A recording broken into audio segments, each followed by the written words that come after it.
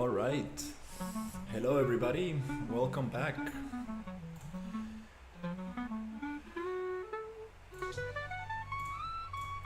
to another session of layout in Unreal Engine.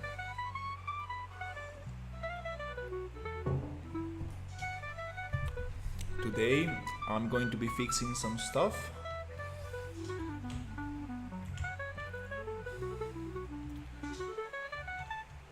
That needs just a couple changes.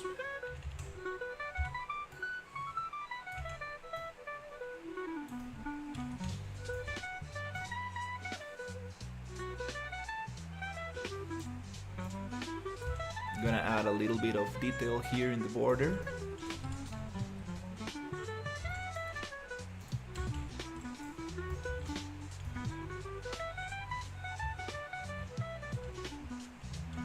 Of this mesh. Let's see.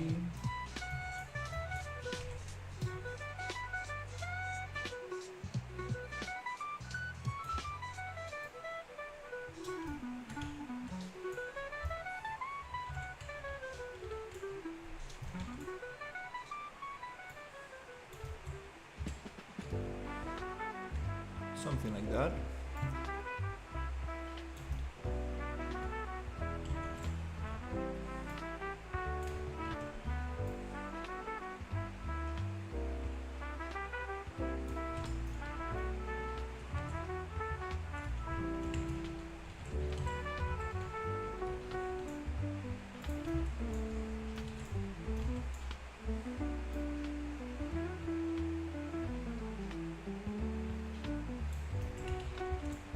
Maybe a little bit more.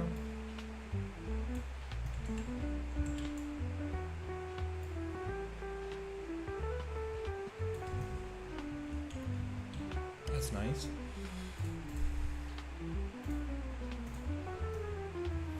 Okay, another thing that I wanted to do is change these stairs.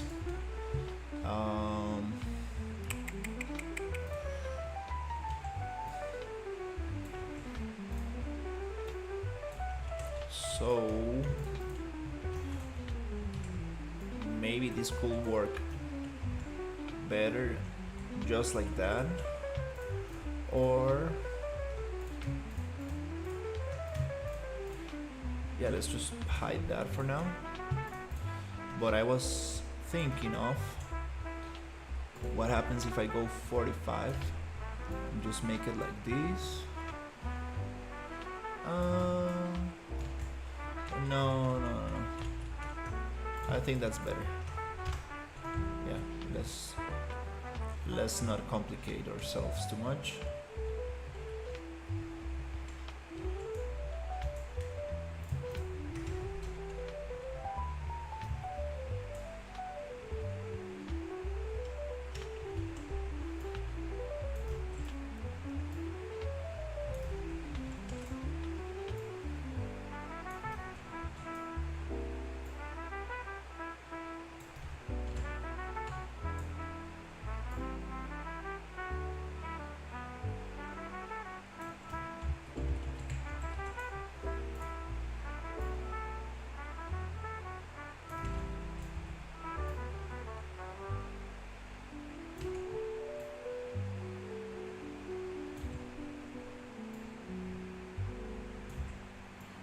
Yep, I'm just gonna make this railing something like this.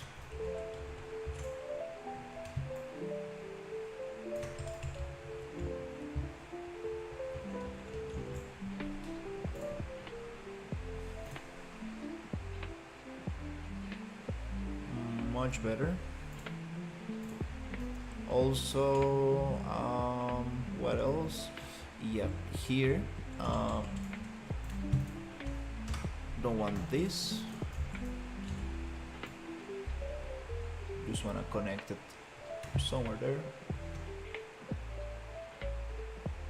I think I'm gonna turn on the lights.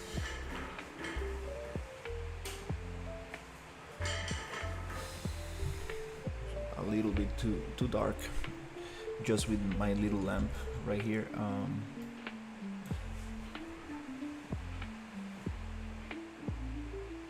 Yeah, I think I can turn that off. I kind of like the warm light behind the monitor. Have a little yellow lamp there. Okay. Okay. Yeah, I think that's better. Just going over some changes Ryu told me to make, which I totally agree with. Another change is like we don't want these hollow areas here, because obviously this is too heavy to be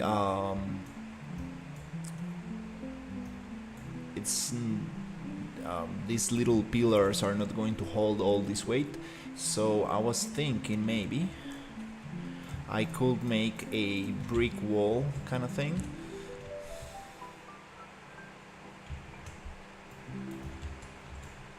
That will go in there. So I'm just gonna make it here.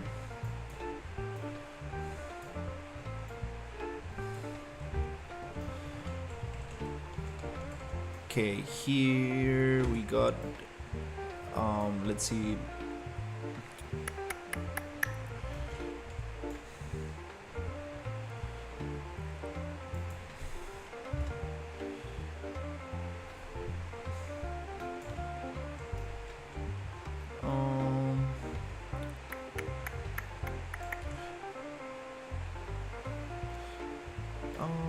Was thinking it's okay, just gonna duplicate a little bit.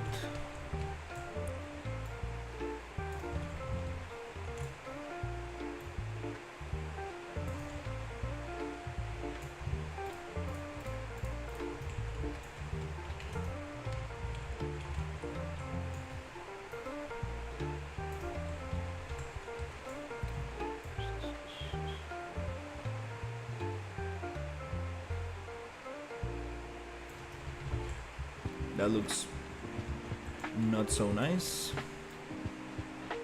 If we offset this a little bit, maybe not in the center because it looks again like boring, maybe just a little bit. It's kind of a little bit nicer. Let's just drop it and offset again.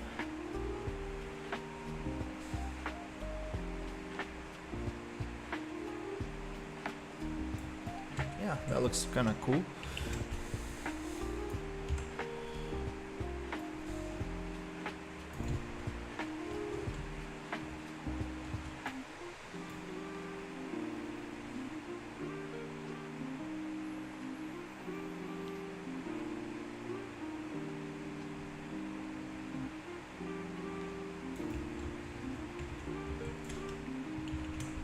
Okay.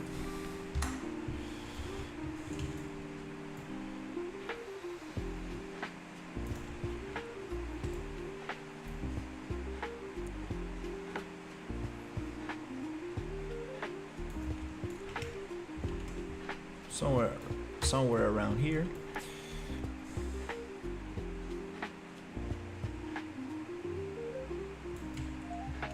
Okay, we need a very big wall, but I think that's enough. Let me see if I can select this.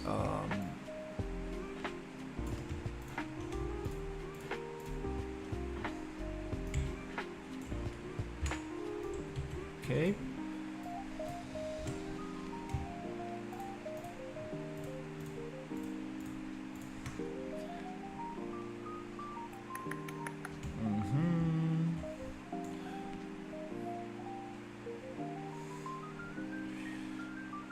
Okay, yeah, I'm just gonna merge these.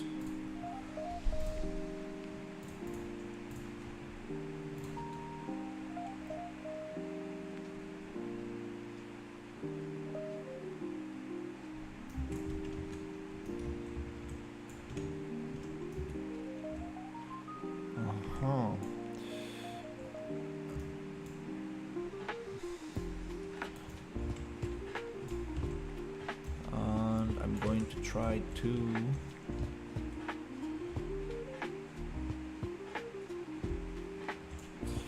Actually, before merging this, the trick was to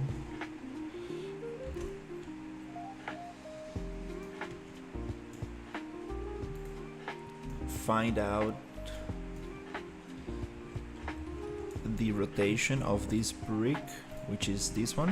I'm just gonna copy that.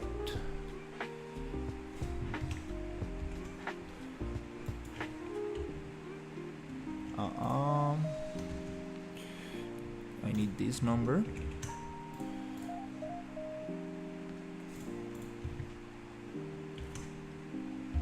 Okay, now I got it.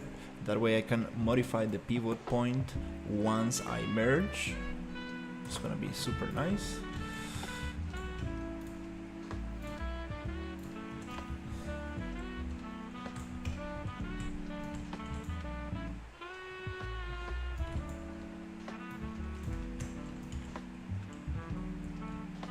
Okay, here I'm gonna merge this,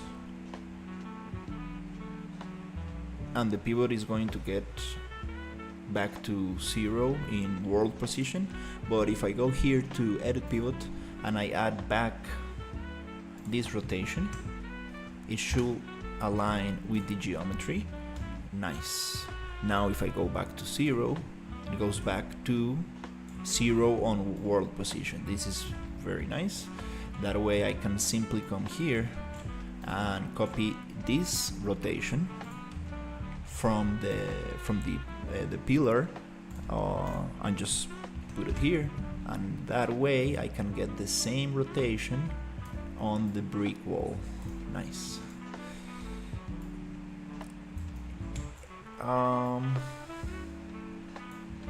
Is it the same? Yeah. Is it on the center? I think so, yes. Nice. So I want to add some bricks in here. We can still have that decoration. I'm just gonna push it a little bit there, so we do get some structure to hold this in place. I'm just gonna snap that and then copy this, go back up.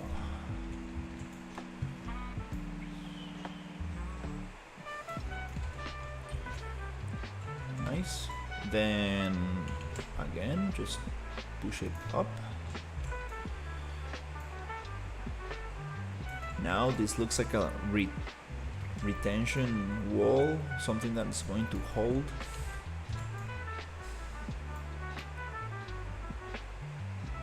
But still allows for something interesting to happen inside in case we need to do something there. Okay.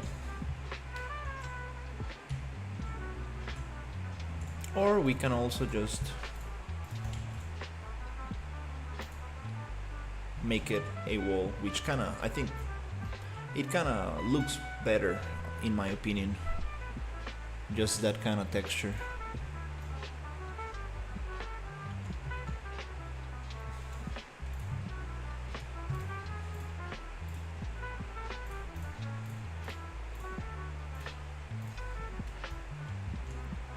But it's okay, I'm not going to give it too much thought right now. Just wanted to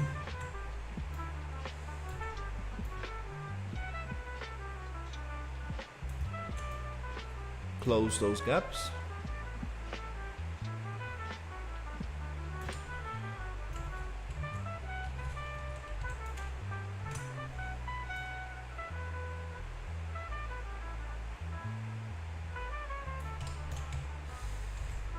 Okay.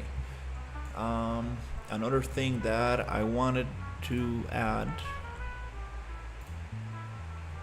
is we need a second level. So let's try to add something like this.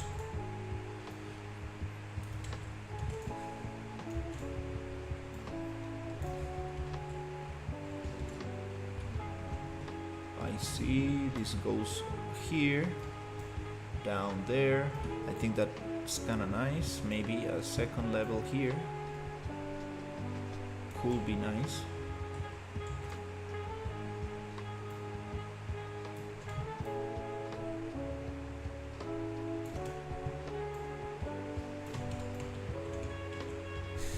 The thing is that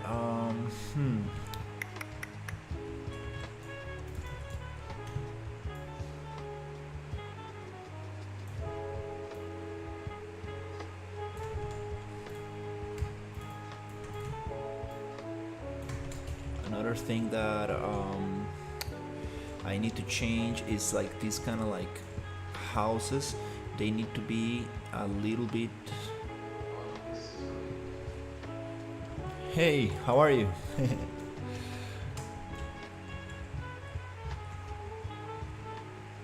This is a Roman villa that is going to take place in 2070. It's going to be a little futuristic, so it's pretty interesting.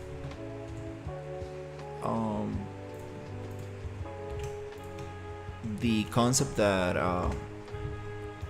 we want to come up with, for now I'm trying to add a little bit of that Roman style, which this still is just a block out, but I do want to. Nice.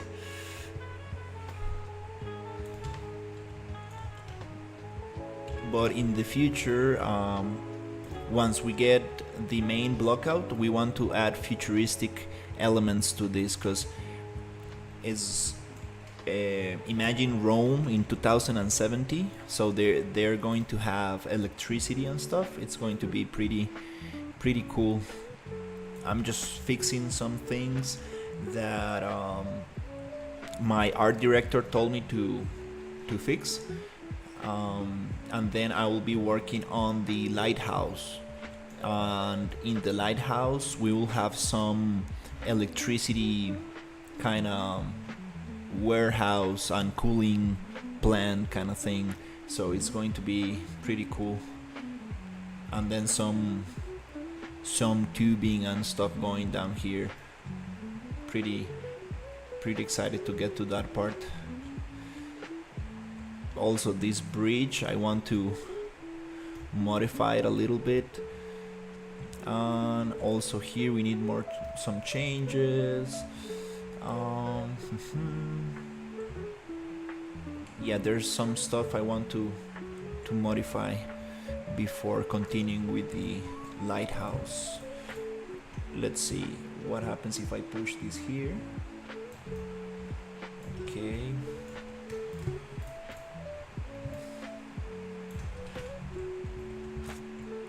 I kind of need to make these houses feel bigger, because this is like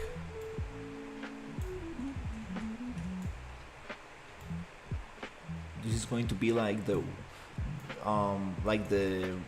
rich people villas, so I need to separate those houses a little bit and think about how I'm going to approach this.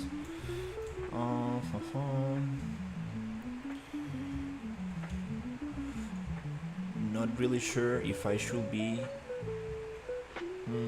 modifying this terrain. Maybe a little bit will be nice. Okay, let's see. Maybe I can try to push this around here, somewhere here.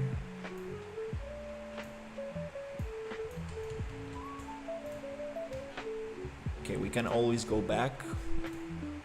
Thankfully, I'm working with source control using Perforce, and that way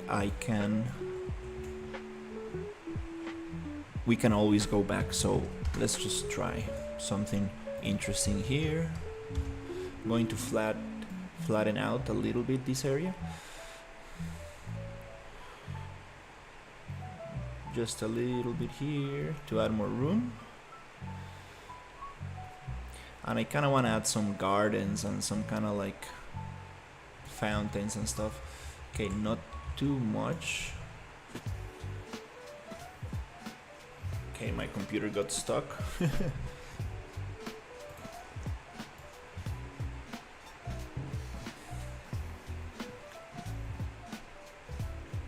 Okay, now I'm just going to rebuild the landscape, so we close those gaps in here.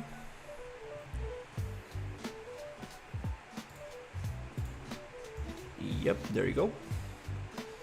And I'm going to paint some dirt in here, because I don't want this vegetation to appear.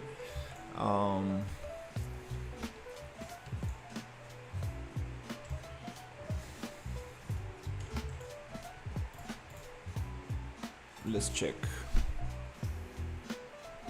Landscape. Flatten. Going to try to flatten this out a little.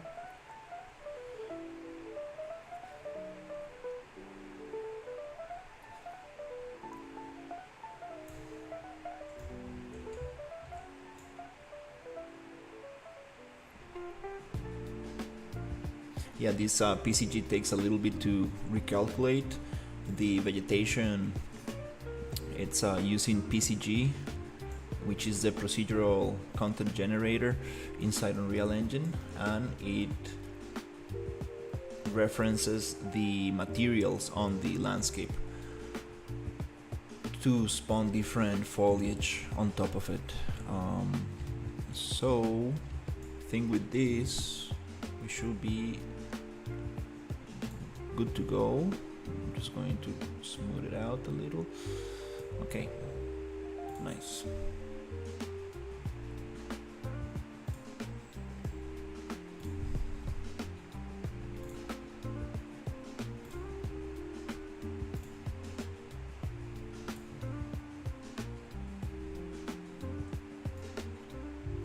Okay, nice. Now I'm just going to copy this.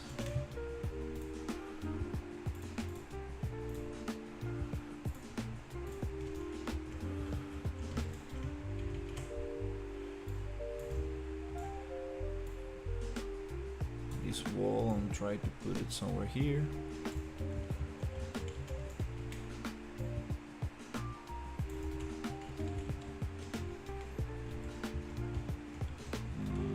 Might be too tall.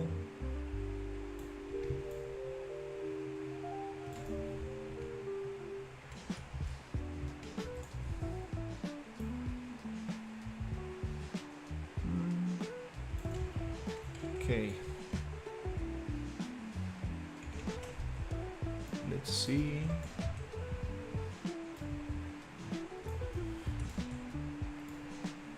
Okay,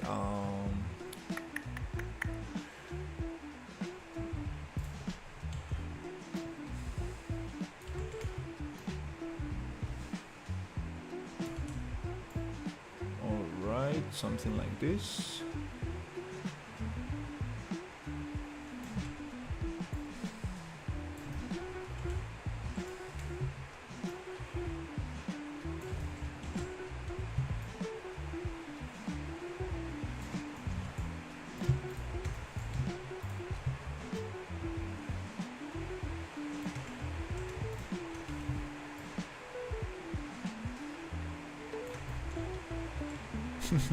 Well, it doesn't matter right now. It's not going to snap super nicely, but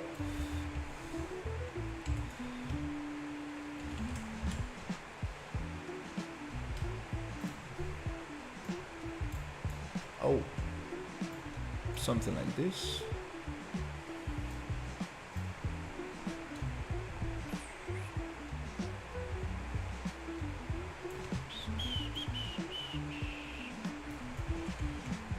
Yeah, we can fix that later. And here, can make this a little smaller.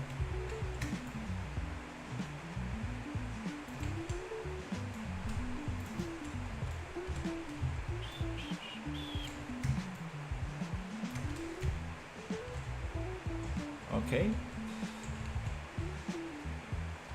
Want to go to landscape and flatten out this area here just a little bit like this. No, we got a gap. Smooth it out.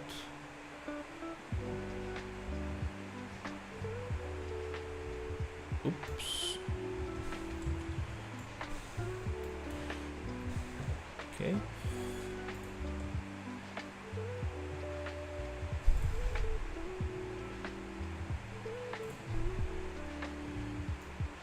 Yep.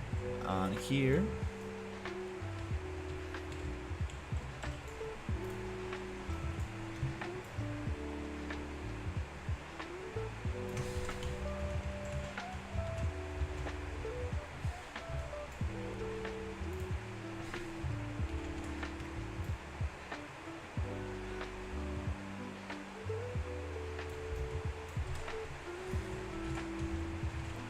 oh, those details are not important right now.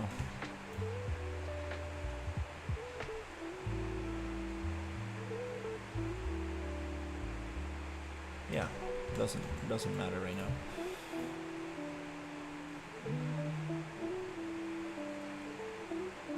Yeah.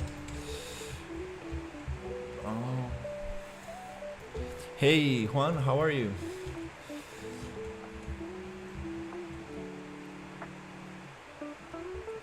Okay, so we got some of these. Let's see if we can actually make it look nicer.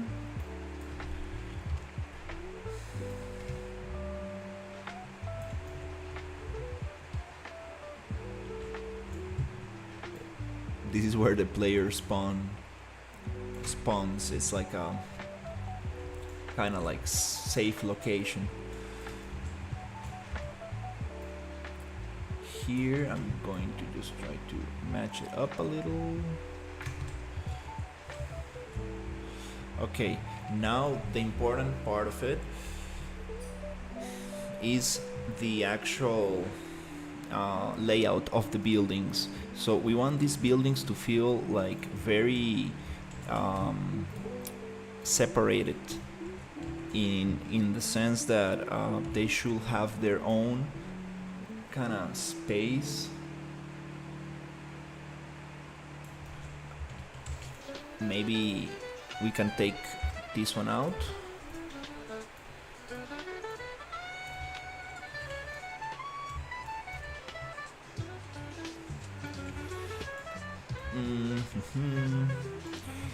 Maybe it could be part of something like this.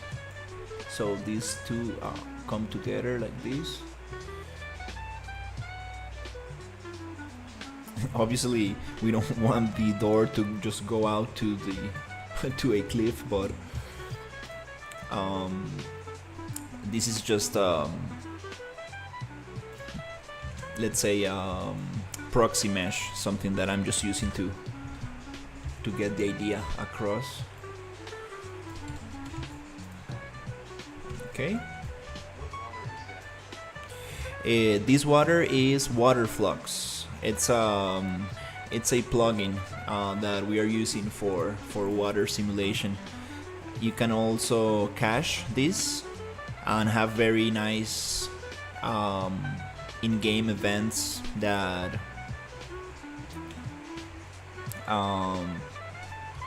that you can do with water flux. For example, here we have this kind of like a river canal, this kind of thing. It's going to get water that will come out from the mountain. There's a dungeon and some other stuff, but we want to simulate this and cache it. It's like saving the simulation so we can replay it, and this is going to, the water is going to flow through here. It is pretty nice water plugin. You can add different how do you call it? You can add a tag called flux hide, and now it will react to the water. So it's going to be very nice. It's a little bit expensive on performance, but it's pretty cool. We will see how we can optimize it. Oh wow, this is very noisy. So yeah, let's see what happens. I kind of want to make this like this, and if I go 45, trying to make this look a little bit different.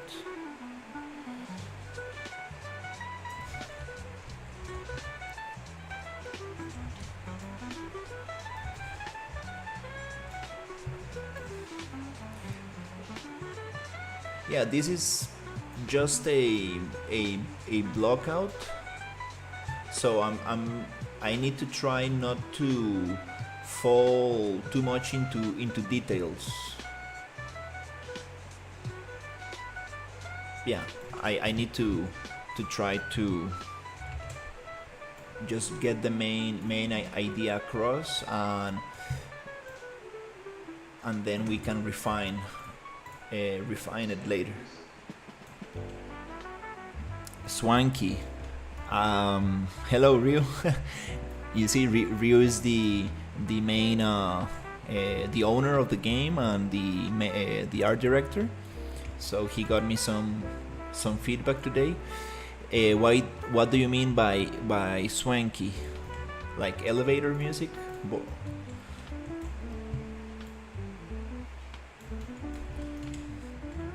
Or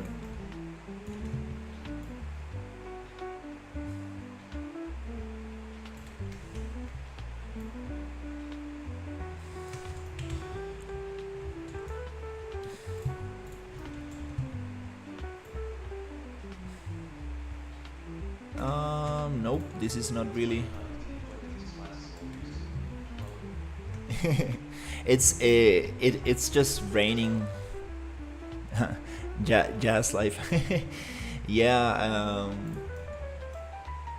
I sometimes like this music a lot too. Now it's raining pretty hard here in Costa Rica, so I said like, well, it could be nice to just play this music.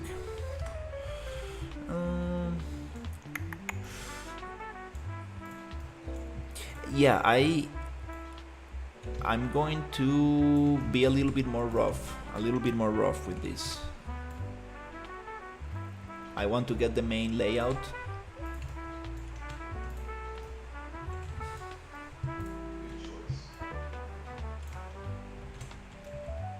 Yeah, I'm not going to fall into details because that's not what we are supposed to be doing.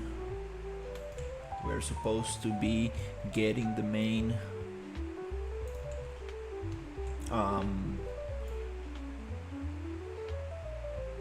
yeah, like the walkable areas, the playable areas, and then we can refine all of that. So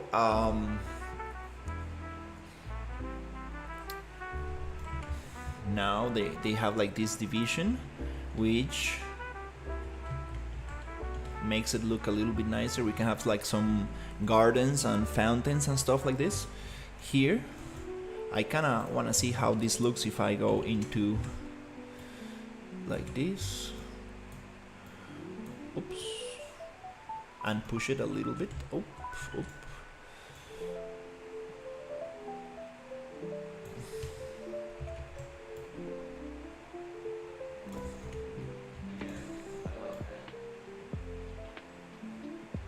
I made this retention wall so it doesn't look like I believe those don't look so nice. I kind of like the wall. We can have like a big wall. Maybe we can have another kind of like pillars and stuff, maybe squared. Yeah, we need to check that out. But it's okay. It's nice to experiment with different shapes and see what looks nice. Okay.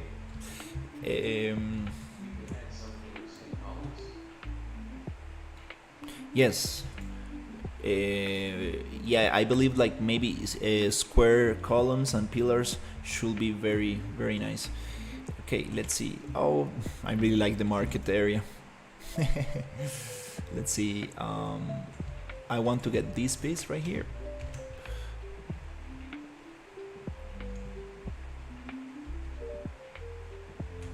And place it somewhere here.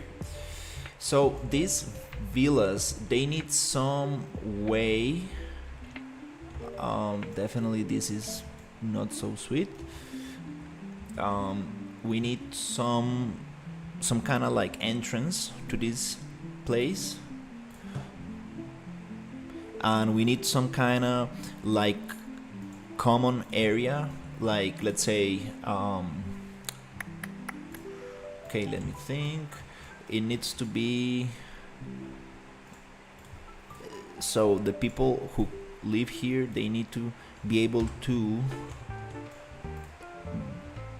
go out through a passage, like some kind of like space here.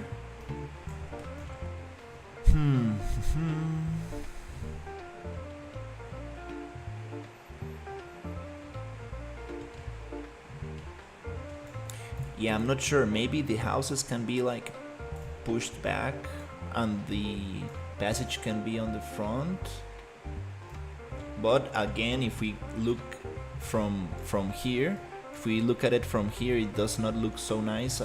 Like the reference that we were seeing, like the houses, I believe they need to be on the edge so they can get the view from here, like a balcony kind of thing, like a balcony view.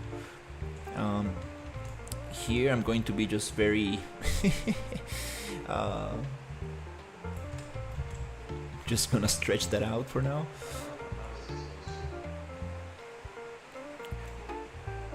You like the houses closer to the edge?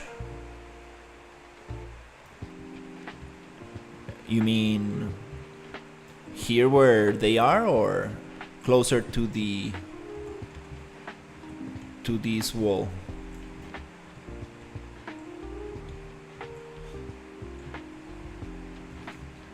Or you mean the houses closer to each other? Okay. It's funny, like okay, let's see.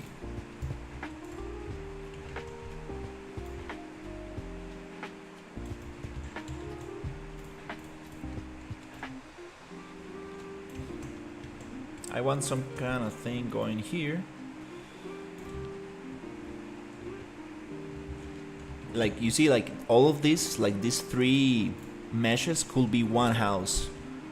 It's just all tight. Or we can change it up a little. Have it like this. Okay, let's see. And here we can even break it. Let's see, maybe like this. Now we're getting a little bit here.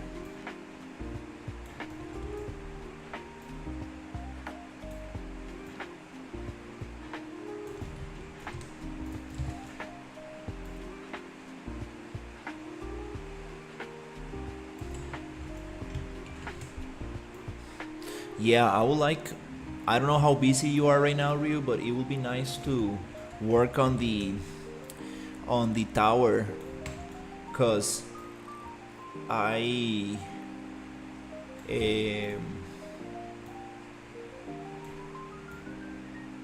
will be nice to get your feedback in real time.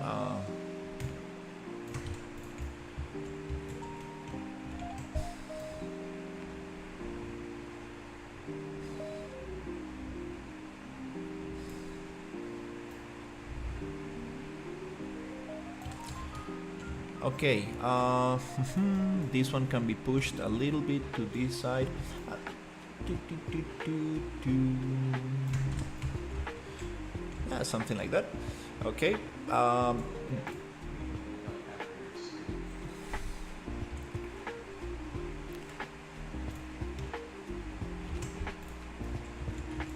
All right. Yeah. I was. Yeah. I was thinking.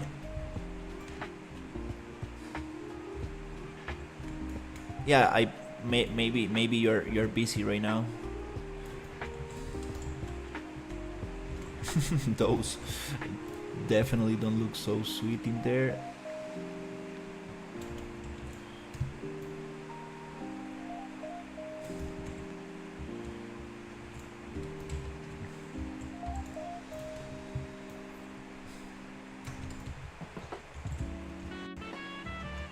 That could be another thing. What happens if I push everything up?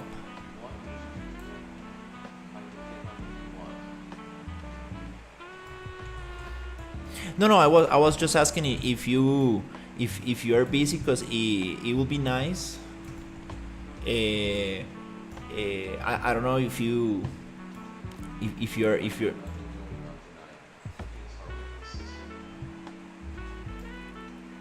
um,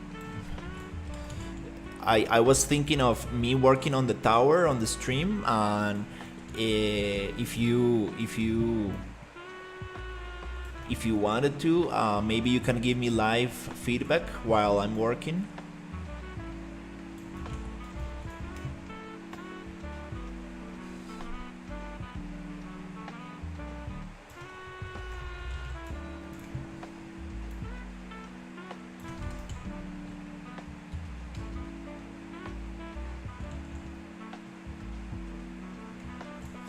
Not sure about having the houses up there, but it kind of makes them feel bigger.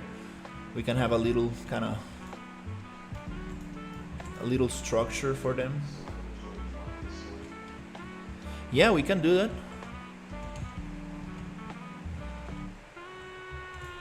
I'll just turn off the speaker bot so we don't get a.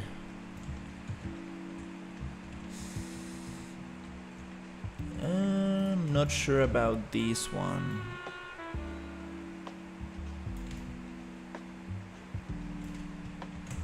Maybe.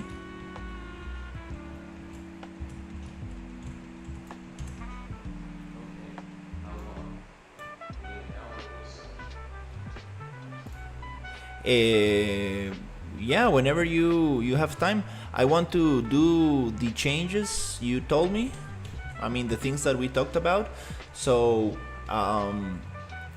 little things like added a little bit of just a little bevel edge here. Whatever works for you.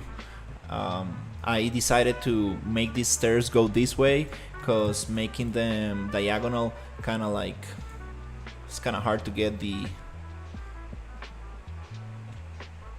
thing. I will need to cut the whole structure here, so this kind of works.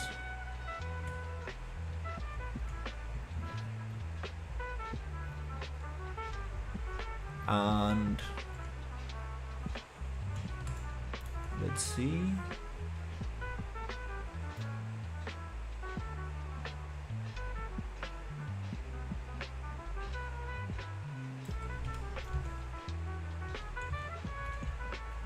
Those palm trees are huge. we need to make them smaller a little bit.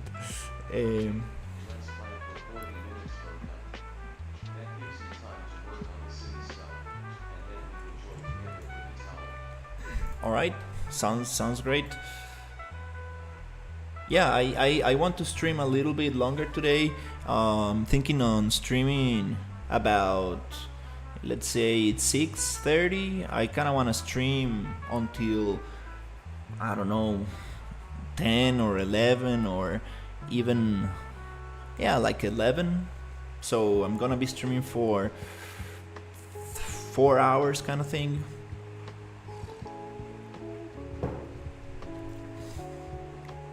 So whenever you got time, that will be nice. But 40 minutes sounds great.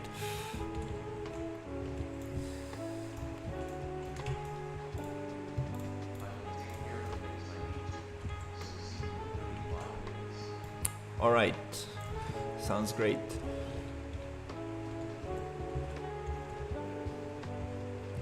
All right, here I want to add some kind of like space.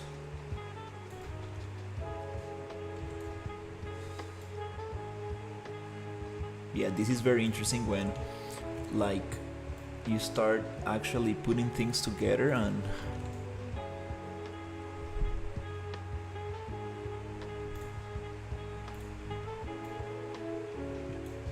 it's time to figure out how things actually connect.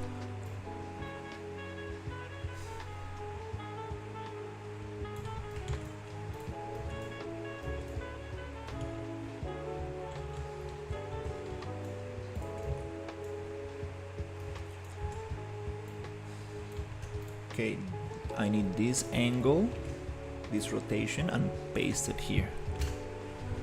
Then go 45 degrees, snap on 45 and push it here.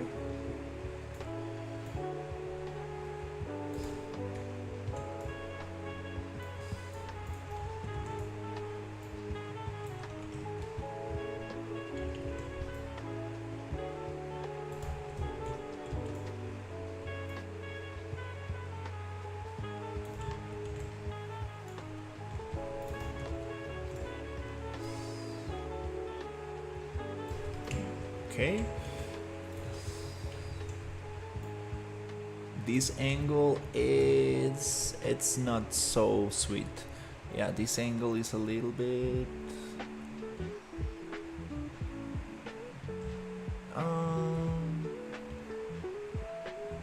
yeah, I don't think that's a nice angle. It's just too squished. Let's see.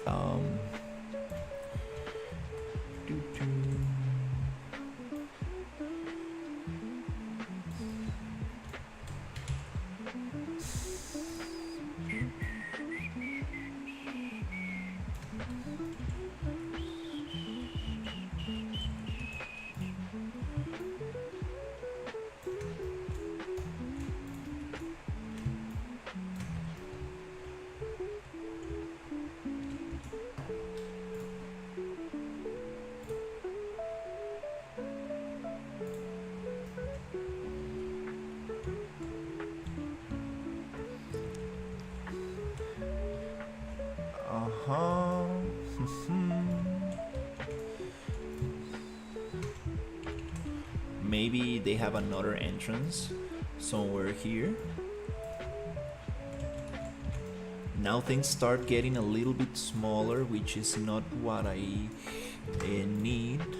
So I'm going to push this one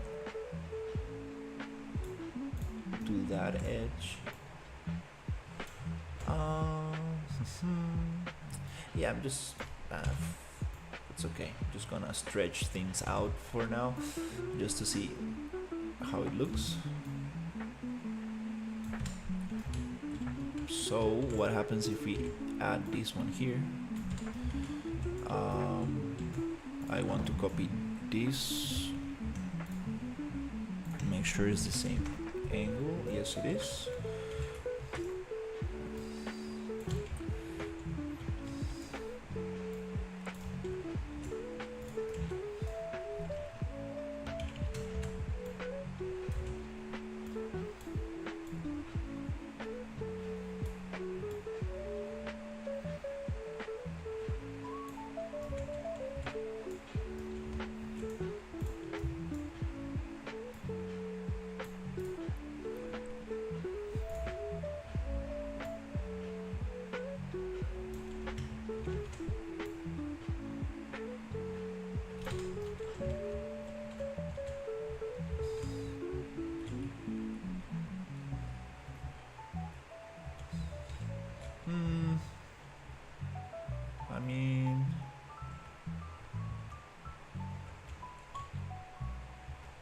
Yeah, we can make it.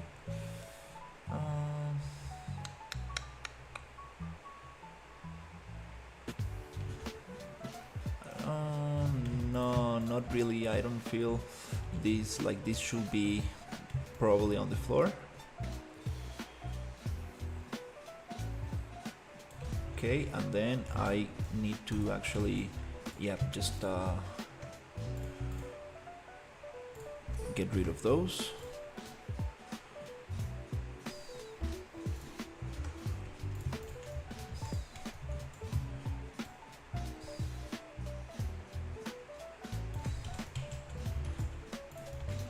We can probably make those something like that.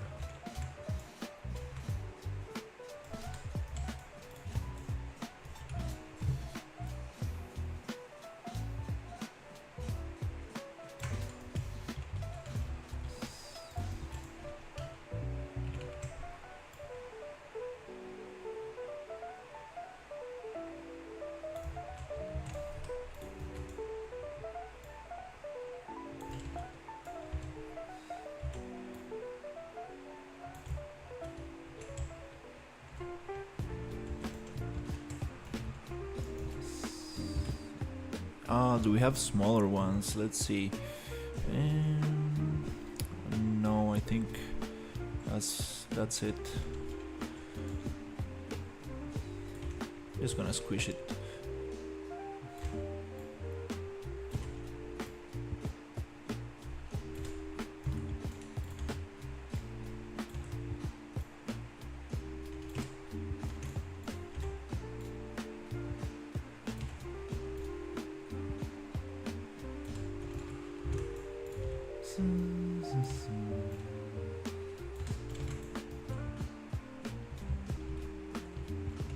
Okay, also this thing I kind of want to close this gap.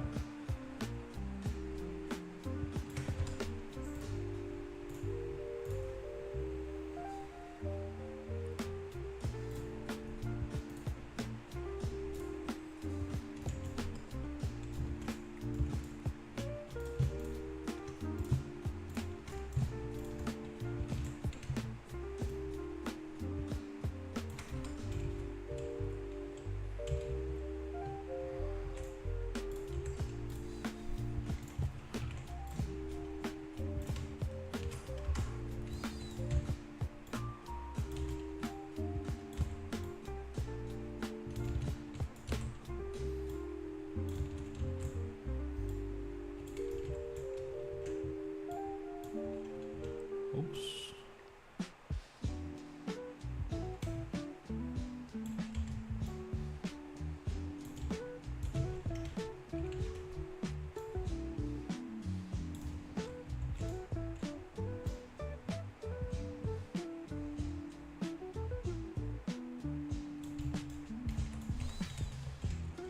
Something like that for now.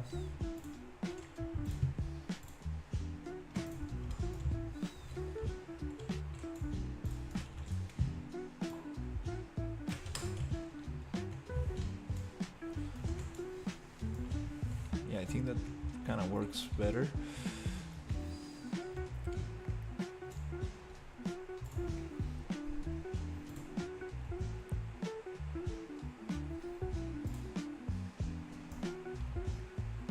Okay, this one also I'm just gonna push down.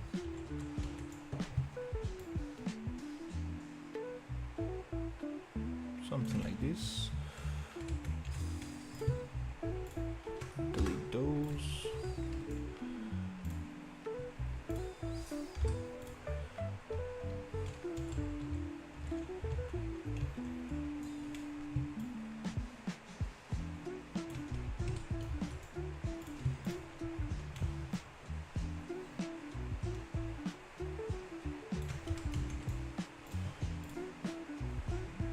Let's see if I can get this angle.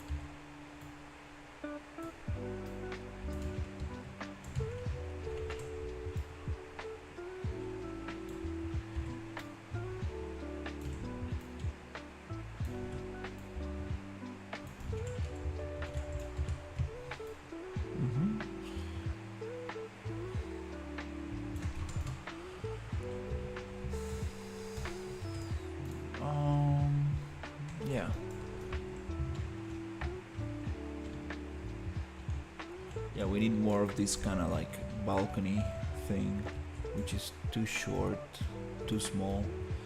Yeah, it's more like, mm, yeah, we need to work a little bit on the houses so they make more sense.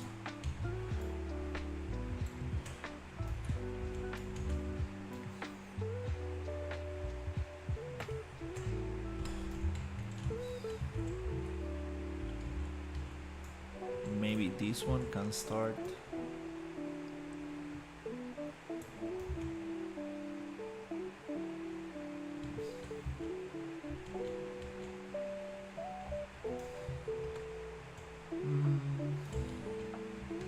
Yeah, maybe this one can start a little bit farther away, like this.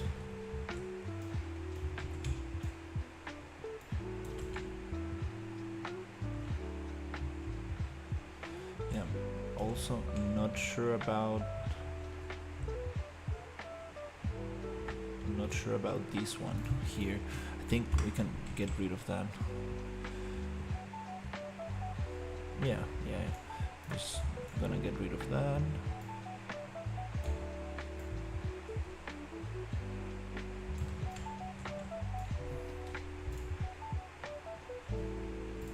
Okay, let's see.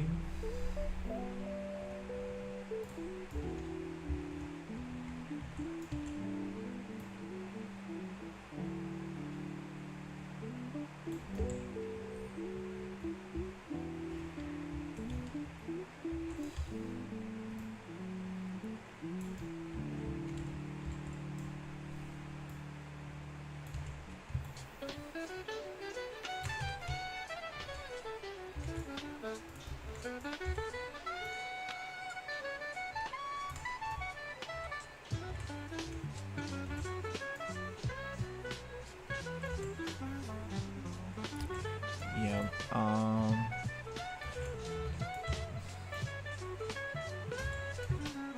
just gonna push it around here.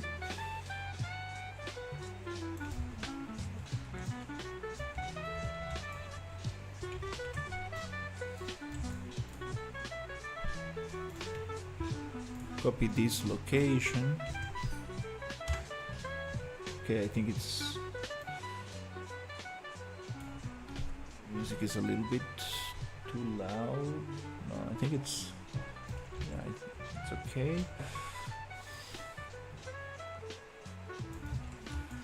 Okay, I'm gonna make it like this.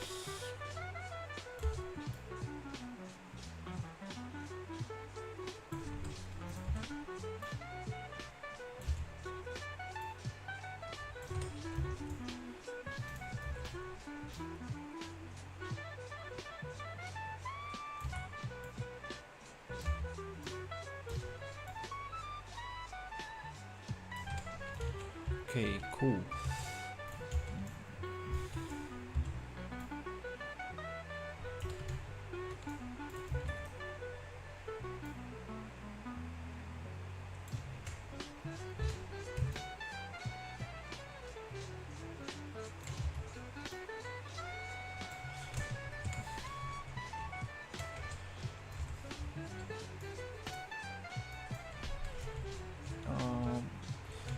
Okay, we have this space.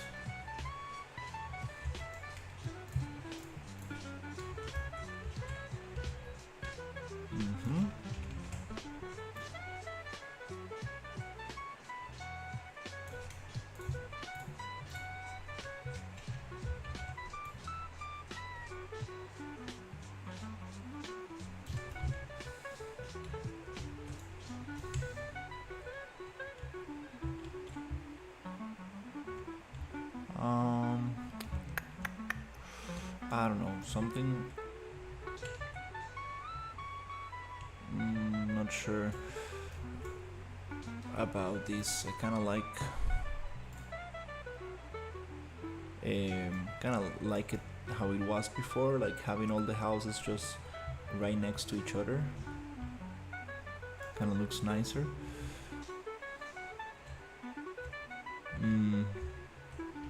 Right, let's try it out.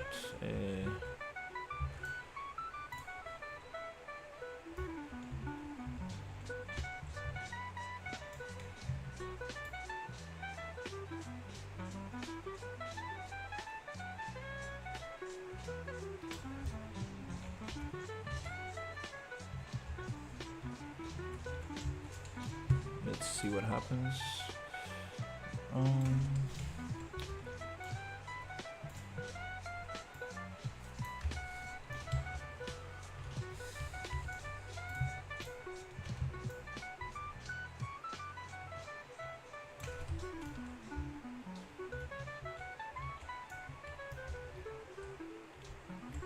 Also, these stairs, we need to make them a little bit smaller. Where's the... Yeah, we need to check it out with one of these figures. Let's see.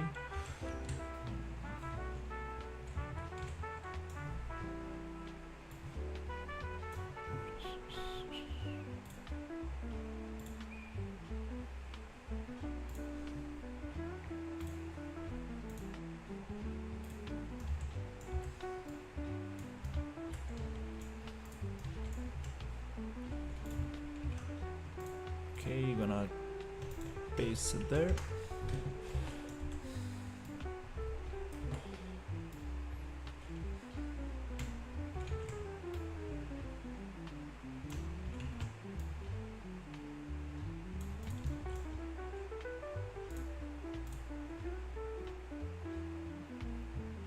Okay, I'm gonna get this location.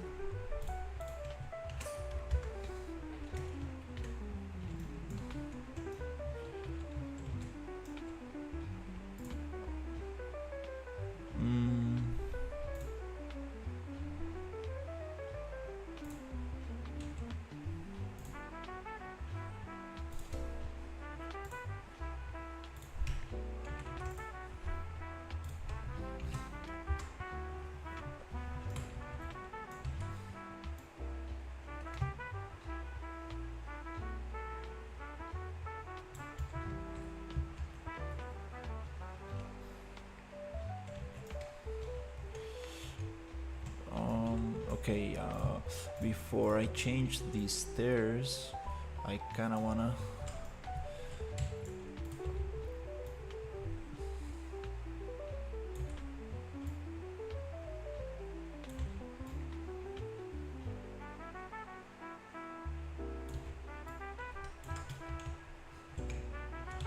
finish these walls. Let's see.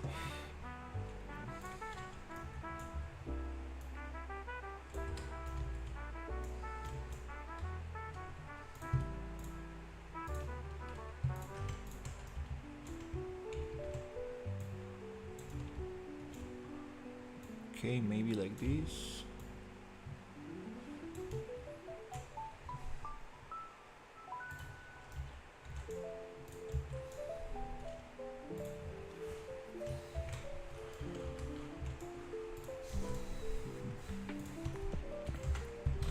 Then 45. I'm gonna snap it to 45 right here. After copying this meshes location for reference. Alright, this is stretching it too much, but yeah, we need to make this door. We can also cut it with a boolean.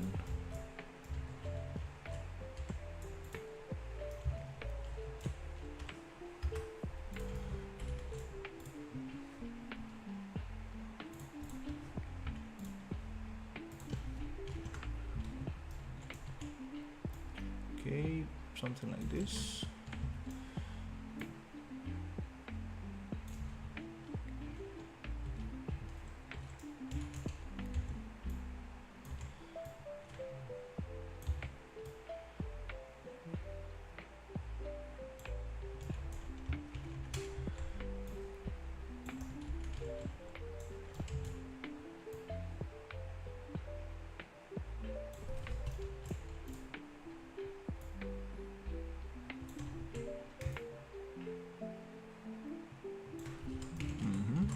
Then I would like to get a box here. I'm just gonna copy the rotation of that mesh, paste it here. and I would like to push this to the same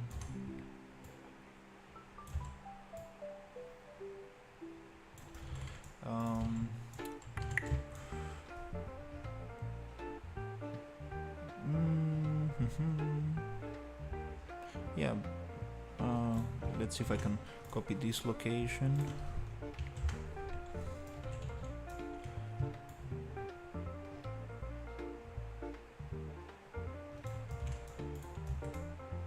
It's another axis, so let's see. I'm just gonna copy the whole thing, paste it here, and this should give me the center of the stairs.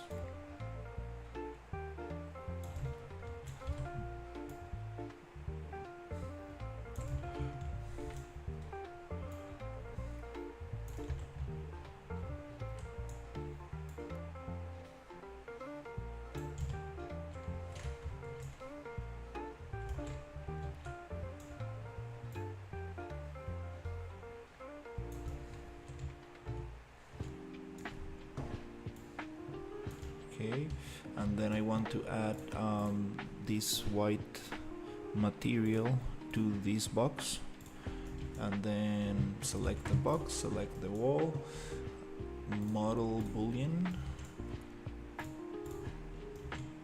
and cut it out.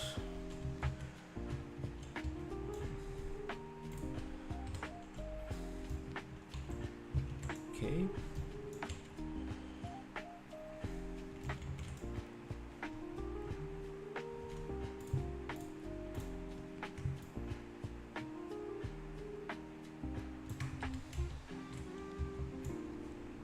Okay, nice.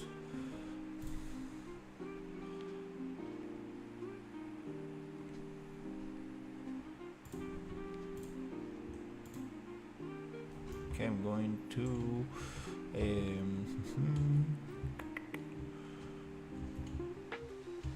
let's see if I can make a little bit, couple more divisions here.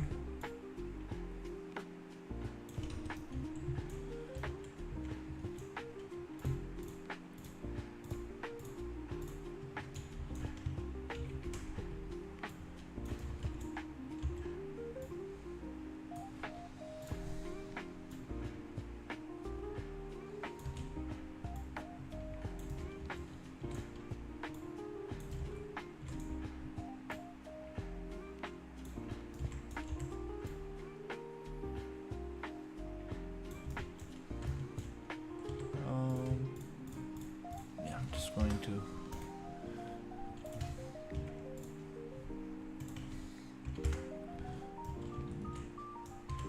get this angle.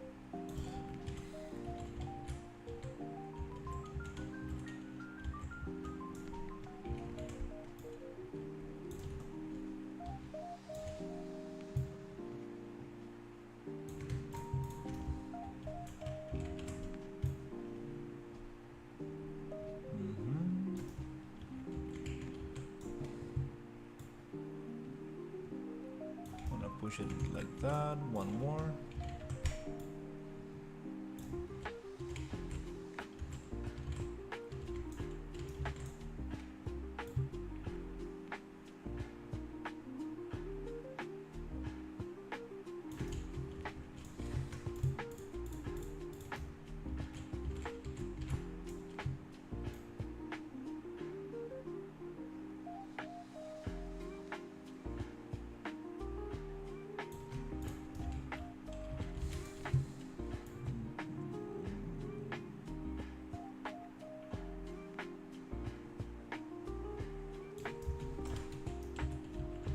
Okay, yeah, these bricks, yeah, I think I might need to cut that.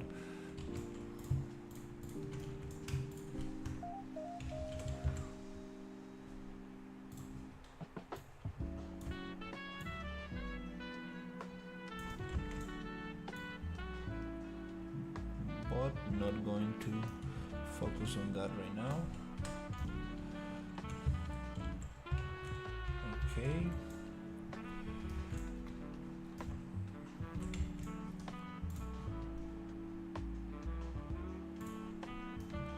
Then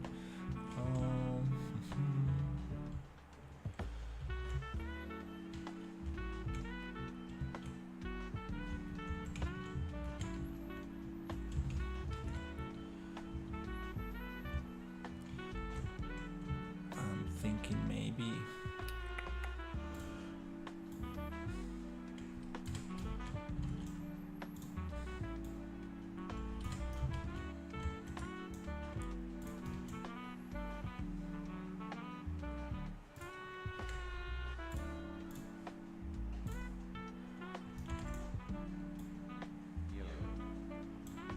hey,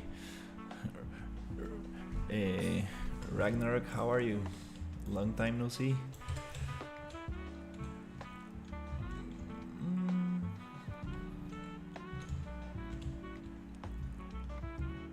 Yeah, this is a little bit too much. I think I'm going to have it like this.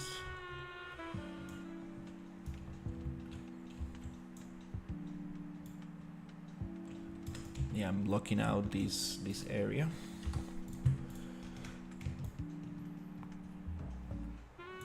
Yeah, maybe we can have it more in the center.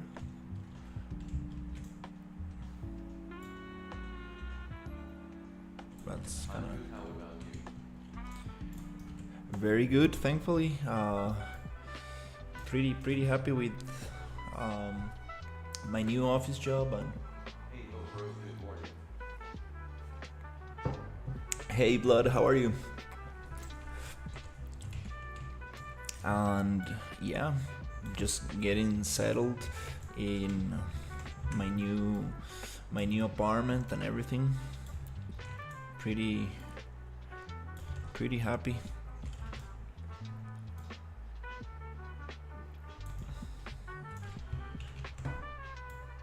Just got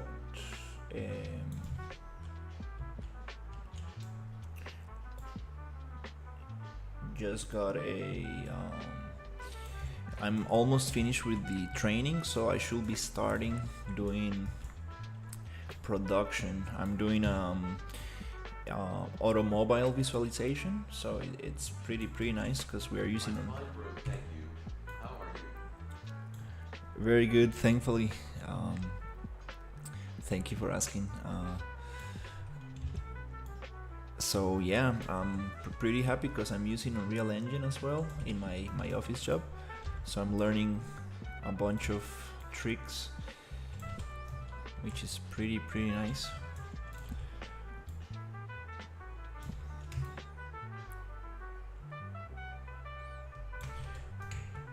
It's a temporary job, but maybe I will get an extension, so that's pretty nice.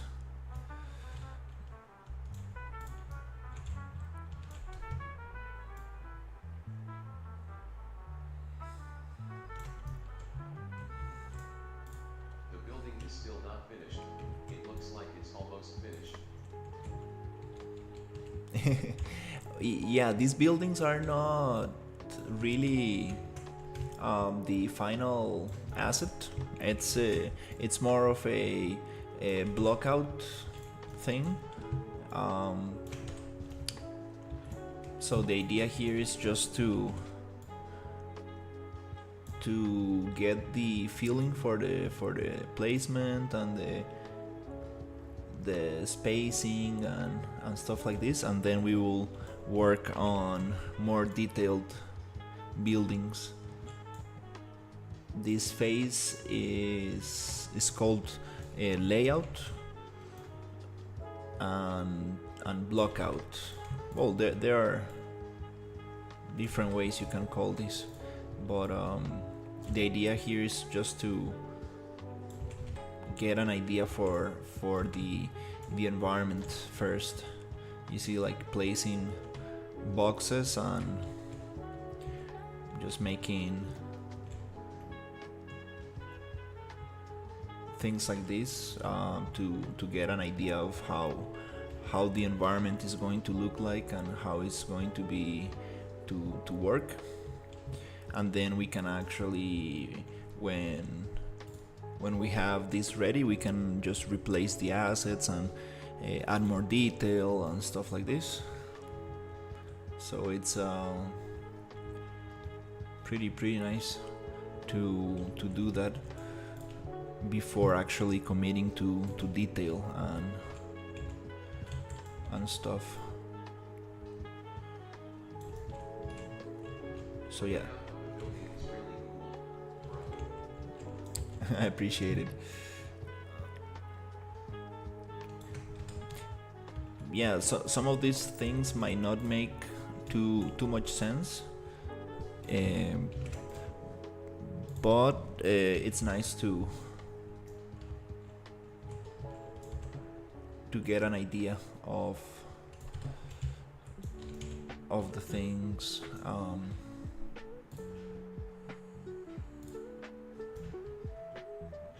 It's kind of nice to test things before committing to detail. I'm gonna change this one as well. I want these stairs to be not so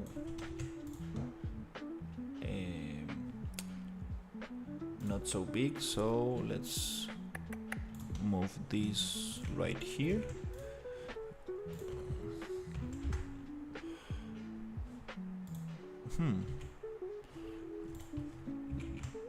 Let's see. Oh, why does it move like that? Huh. Well, maybe I can do it just differently.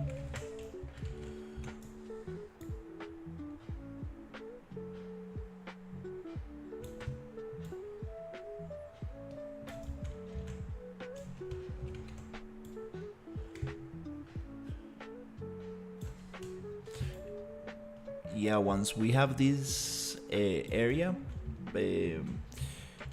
blocked out, I think we're going to actually start modeling modular pieces and start trying to add some textures. We want to finish one area to see how. How did you get the map so large in Unreal? I always struggle getting a large land mass. Hey, hello Ben.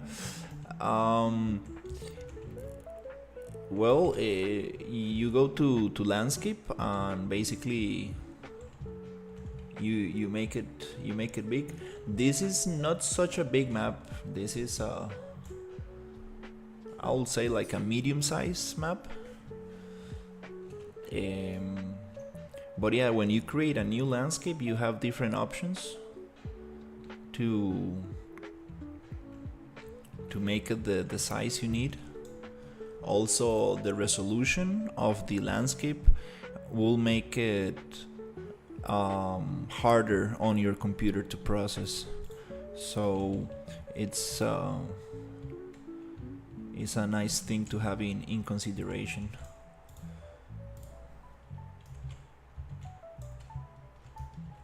So it does not get too laggy.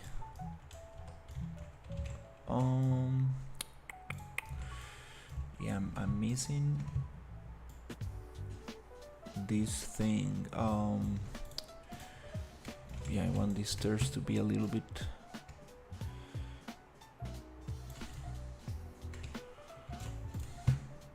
Yeah, it doesn't really need to be perfect for now. We're gonna get all these measurements right once we send this to Maya. We're going to use Maya for this project. Okay, so I'm just going to copy this one, rotate, get this location, paste this location. yeah, I was actually working on another project, which had a very big map, and it was a little difficult to load the map. So we needed to use word partition to separate the map into little chunks.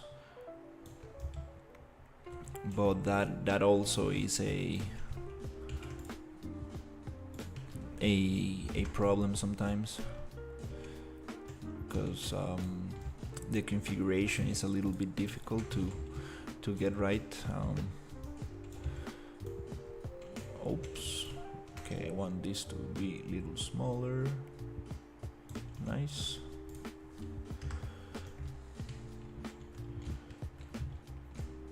Okay, and this one as well.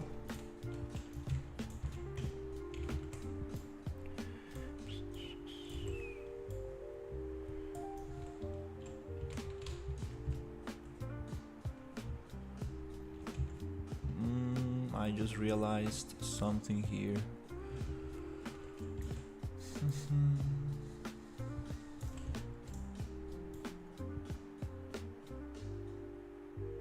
Okay, gonna get it here.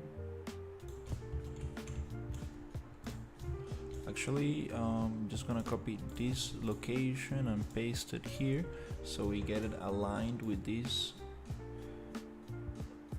thing, and then I should be able to just scale this up a little.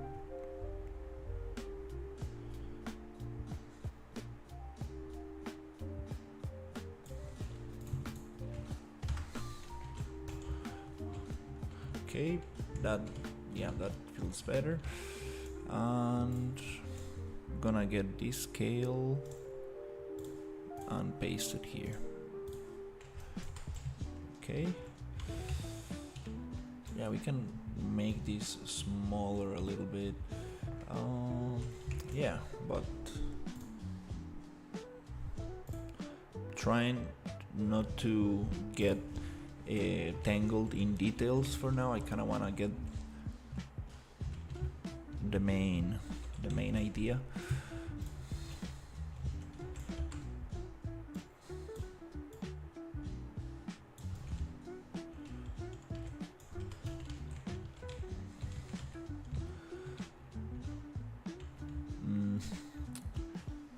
Okay, here, not really sure about this division right here.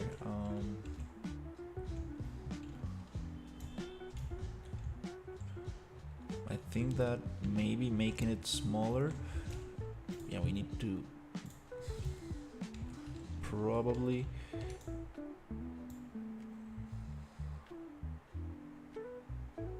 make it a little bit smaller like this.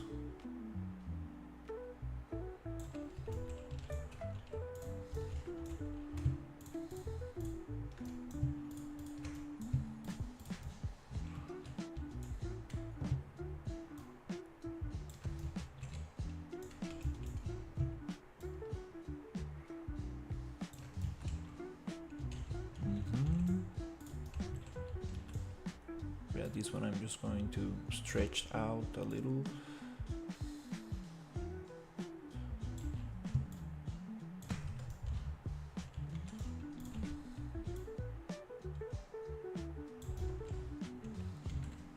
Yeah, definitely not the right way to get this, but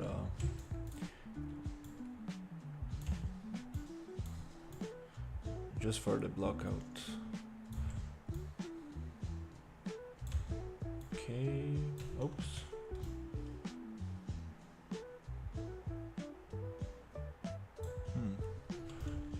It's a little snappy.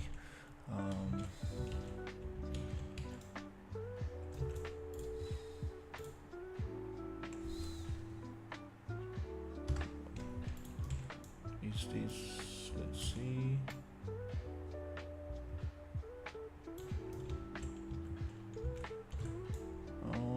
I'll try to give it another angle. Something like that. Weather beautiful. Hey, Samuel. Yeah, Blender is very cool. Very, very nice program. I've been just jumping from project to project, and I haven't been able to use it too much, but I definitely wanna use more Blender. Okay, here.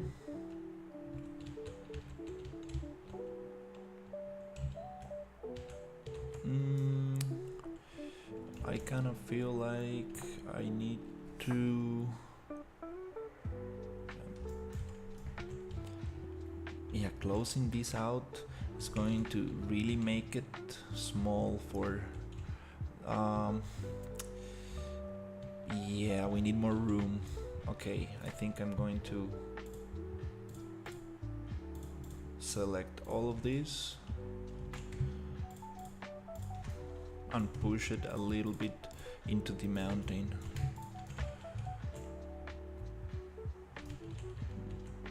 Just need to make sure that I'm getting everything. Okay, let's see, maybe this one as well. Okay.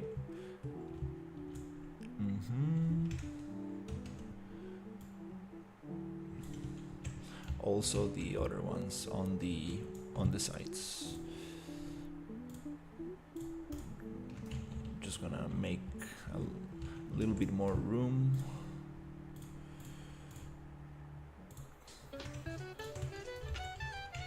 Okay.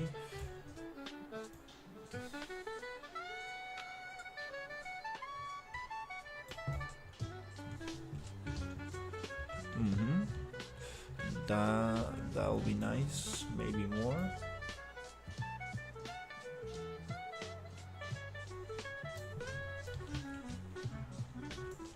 Because this is going to take a lot of space. Let's see how it looks.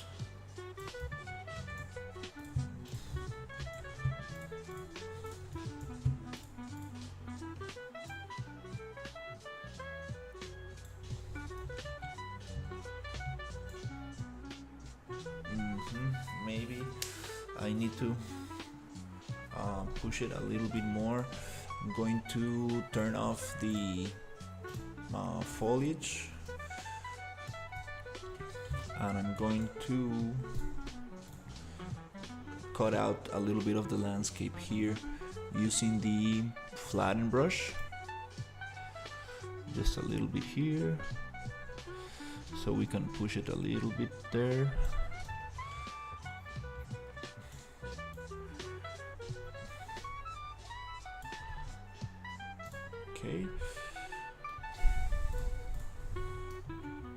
Okay, let me see if I get rid of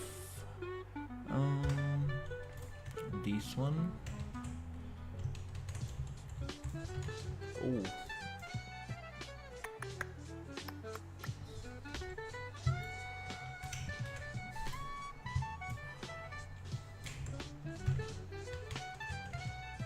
okay, this pivot point is not really helping out.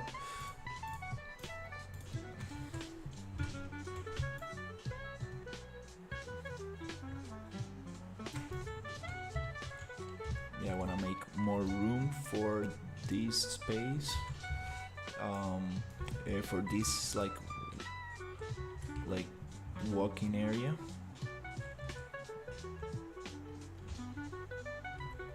Because if not here, it's going to be too close to the house.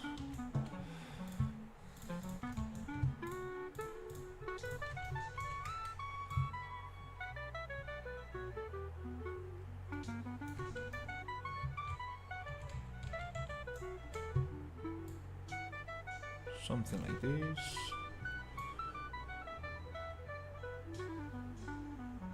Alright, perfect.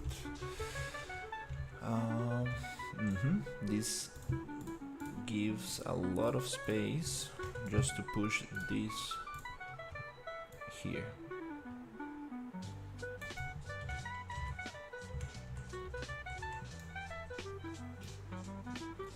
right there. Maybe this can go even. Let's see if we can get the center.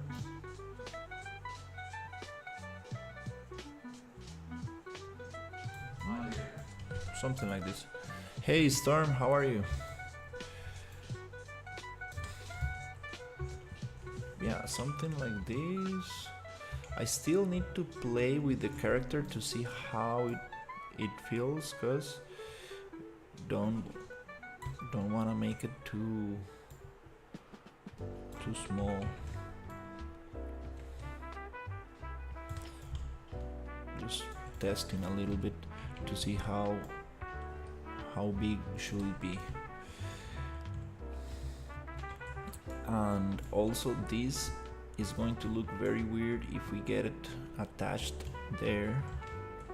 Okay, this is a boolean, so I'm going to copy this angle and I'm going to go to modeling tools, X-form, edit pivot, and go to C and copy this value, and it should snap it nicely.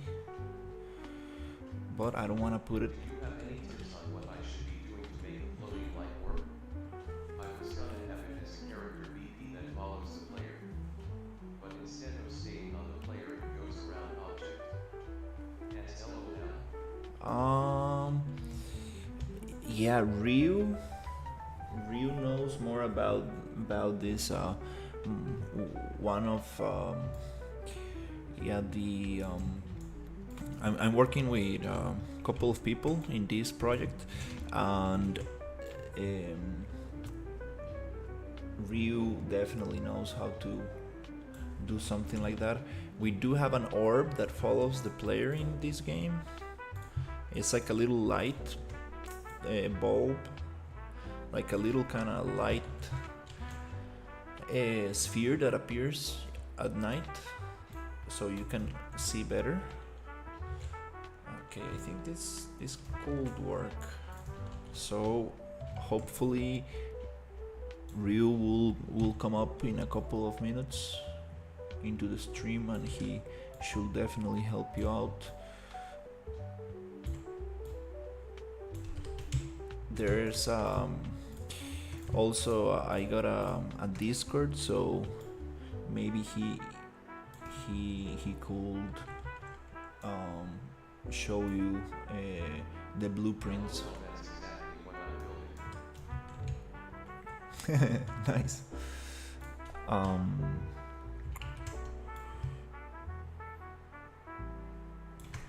Okay, I just want to come here and landscape.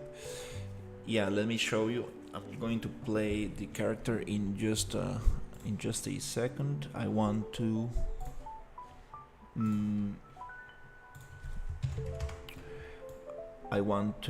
just finish this little area so we can test the scale a little bit. Let me see.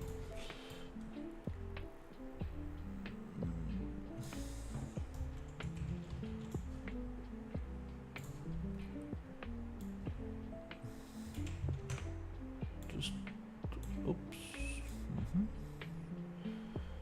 Okay, that's kind of nice. Smooth it out. Oops. That's okay.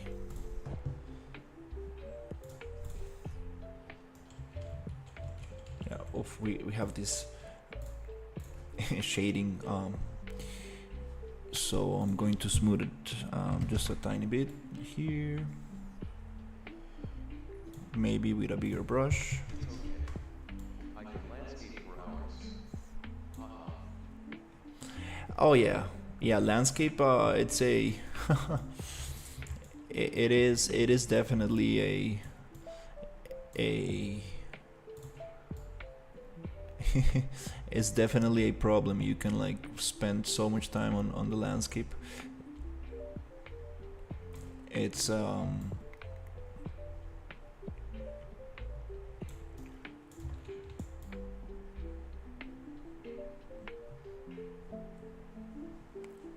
for example, it's better not to get caught too much on this because still I'm just doing the blockout, so this is gonna change anyways. Let's leave it like that. That's it. Oh no, it got worse. It's okay, I'm just gonna leave it there.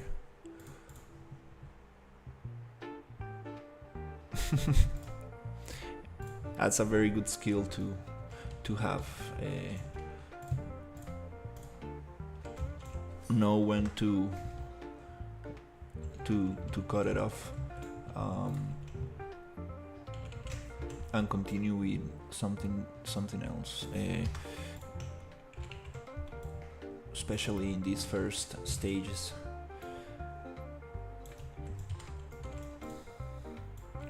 Okay, and then I would like to just copy those.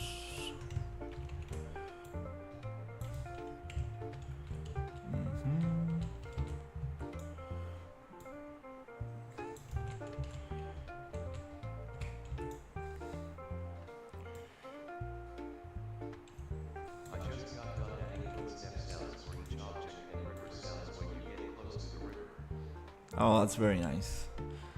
Yeah, sound, it's super cool stuff. And here, I don't really want to cut it out like this, but it kind of makes sense.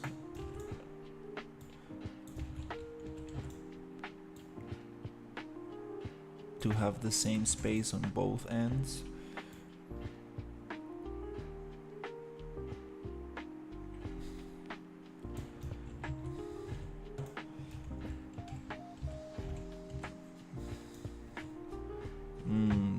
Thinking.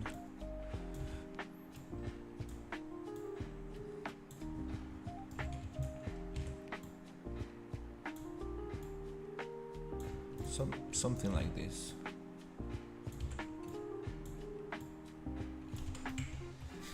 It's like, oh no, we are cutting a little bit too much there.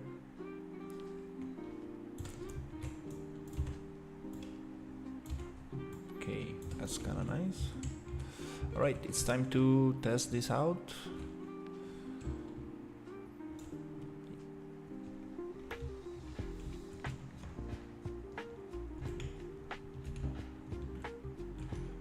This can be, yeah, this angle is too sharp. I think that maybe we can just move this here.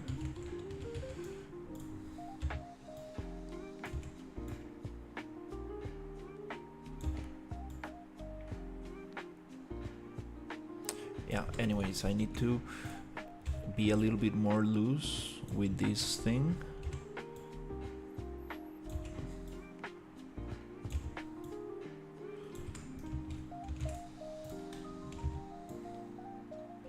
That's a good skill to develop, knowing how when to be loose, and then knowing when to add detail. But you don't wanna get stuck just moving one little leaf to the right, to the left. Okay, so let's see how that works.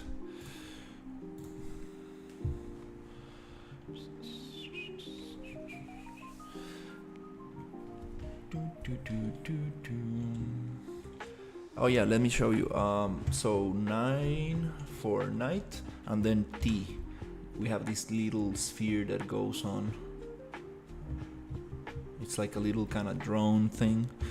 I'm gonna use a little cheat code to go up.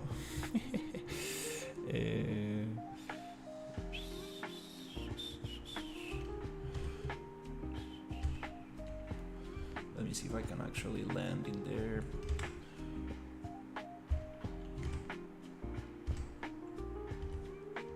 Okay, nice.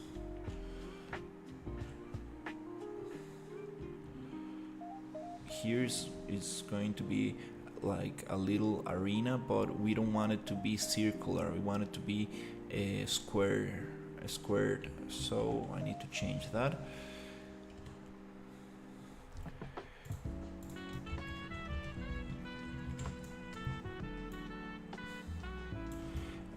this also can be a little smaller. Doesn't need to be super big.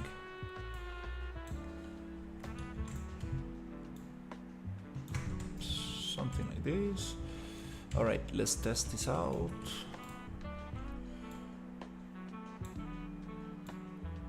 Totally forgot what I was going to test out.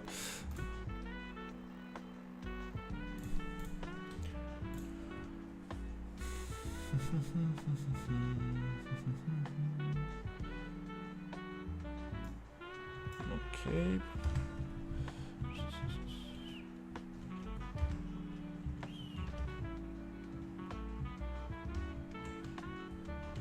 All right, let's see how it looks.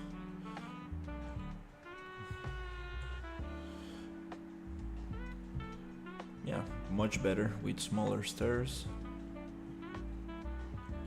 We can also just cut this out a little, make it a little smaller. Oh, this is not aligned. I think, no, it's not. All this landscape is glitching. All right, so let's get into this villa. I feel like it might be too short. Yeah. Okay. Enough space, I would say. We need this to be in the center for sure. We have one entrance, and here we can have some gardens, some fountains, stuff like this. This is like the fancy kind of like rich people kind of villa. So I was told to make it like, you know, have their big kind of like front yard kind of thing, but they still need to get here somehow. So I'm making this kind of like corridor area.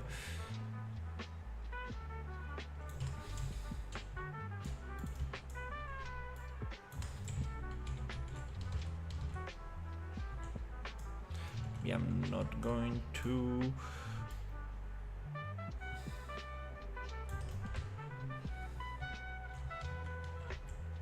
And we need an entrance for this other villa. So let's try to add this one. Maybe we can just find the asset and put it somewhere here or there. I think this is okay. Let's just switch it up and scale it up a little bit.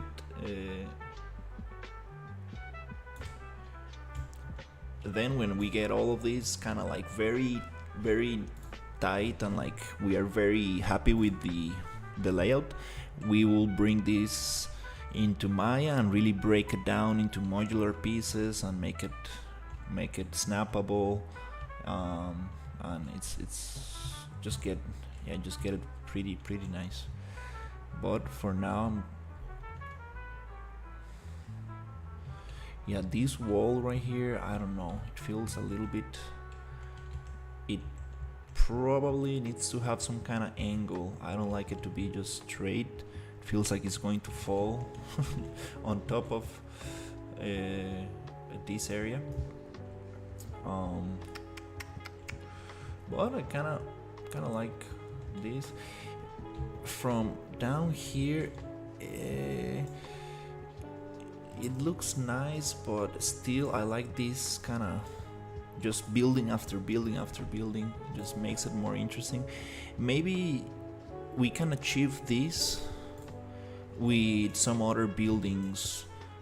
We do have some very nice building designs that I would like to build. It's just that for now I'm blocking out with a couple of assets that Ryu made, which are pretty nice. But we can get those details and like balconies like this and stuff. Get rid of those doors.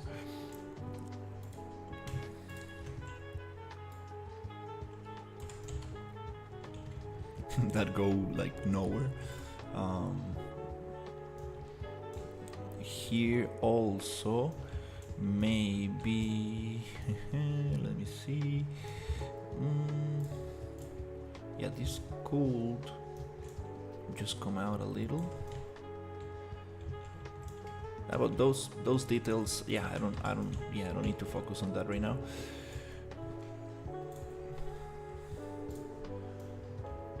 Okay, I would like to add just a little fountain. These assets are from the Cinti polygon pack, so those can be nice.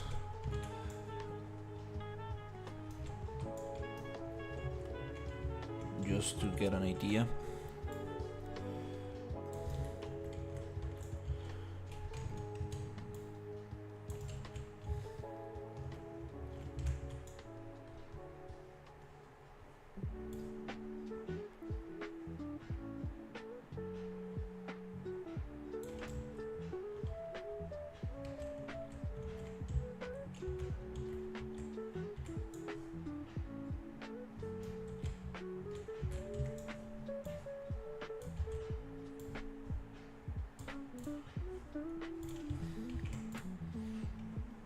Yeah, this is one of the things I most enjoy.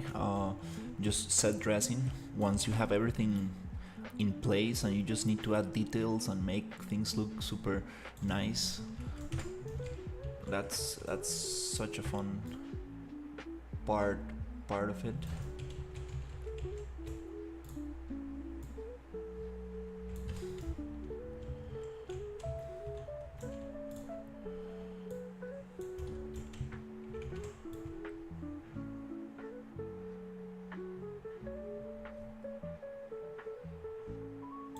Which I should probably not be doing right now, but it's kind of nice to just get an idea where things could be. Maybe not here, but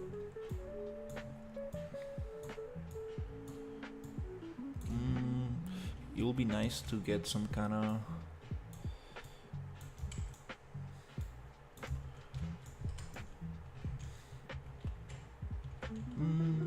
yeah, I'm not sure.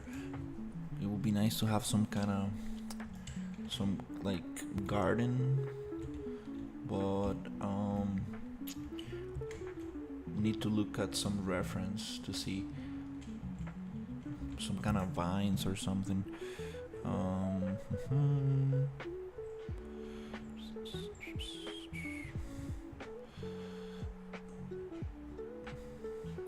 Oh, these come with water.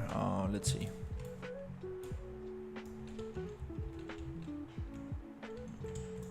Oh, that water is part of the other one. Well, anyways, that's not. Those are always nice. The ones that go in the wall.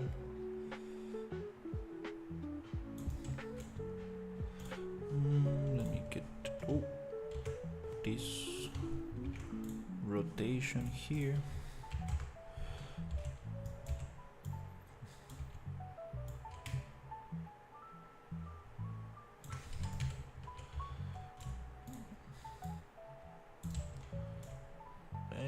It should go way lower for people. This is like a sink kind of thing, like a fountain, kind of like a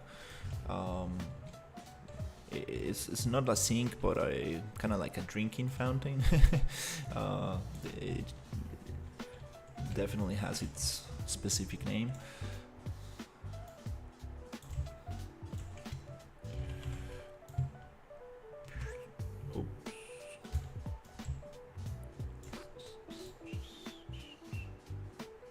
Yeah, just like a placeholder, because we are definitely gonna make all the assets that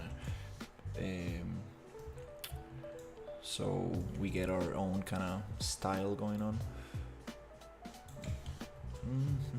So going to flip this. Transform on Y, or is it transform on C?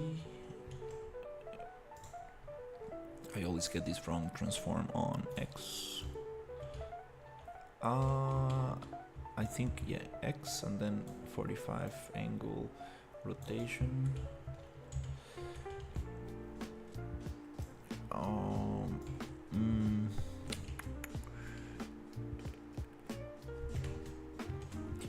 um, no, I think. Make your own assets? If so, what do you use? Hey, Perty. Yes, we are going to make all the assets for this game. We are going to use Maya for that. Now Maya has this indie license, so it's going to be very nice. I like Blender a lot, but since the team is using Maya, we're that's what I'm going to be using as well, and it's kind of nice because that's like the first 3D program I learned, so it's going to be cool to do some modeling in Maya once we get the block out in place.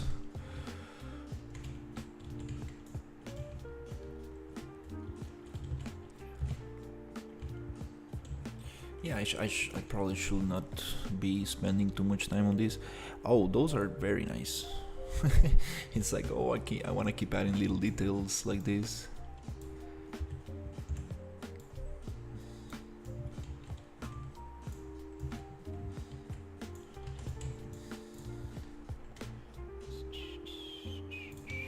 This is like kind of nice as well because you get the location, you get like the placement of things, at least like closer to where you kind of want them, so then you can just replace this with your own thing.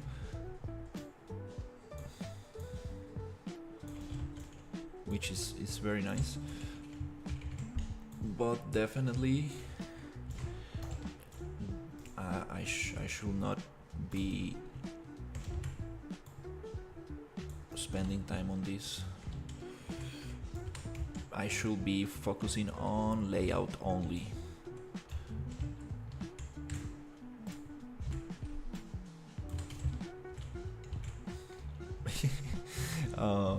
But yeah, this is something I like doing a lot, just decorating.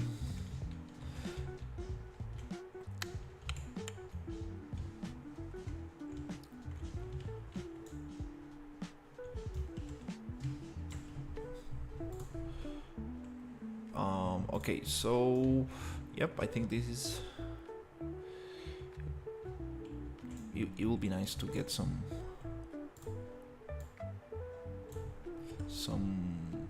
green areas in the floor.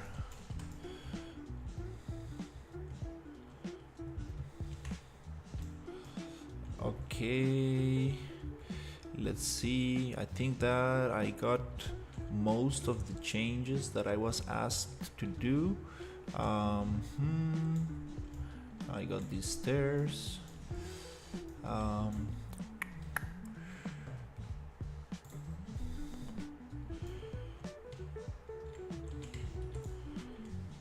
Still, this is going to change a lot.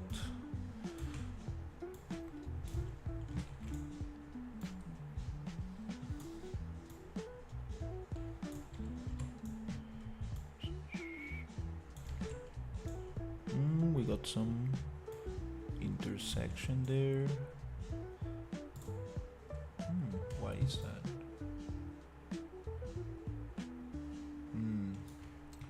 I see. Well,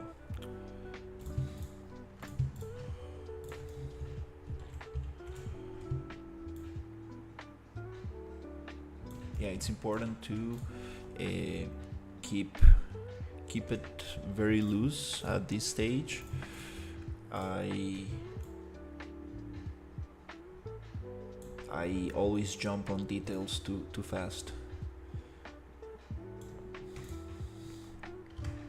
And and the idea is to actually um,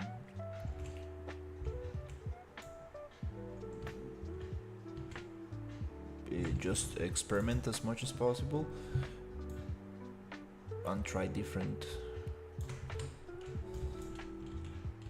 possibilities before committing to the thing.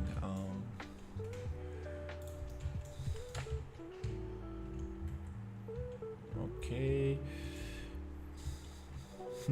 Yeah, this ramp needs definitely some design. It's pretty boring to look at.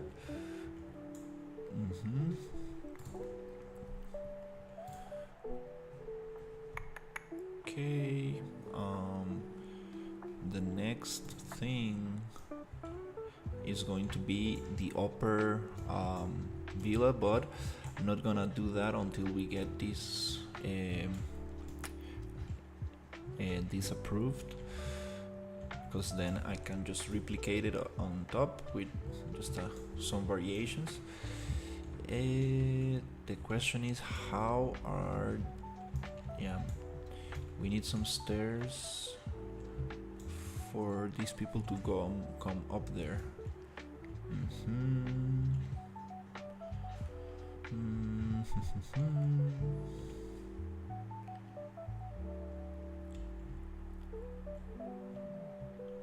Maybe they can. Yeah, need to think about that.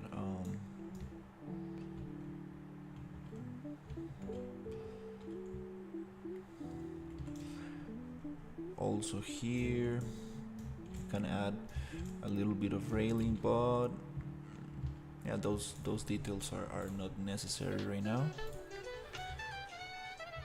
One thing that I would like to change is this arena. We don't want to make it round, we want to make it square. So I will try to something different. Let's see if I can come here.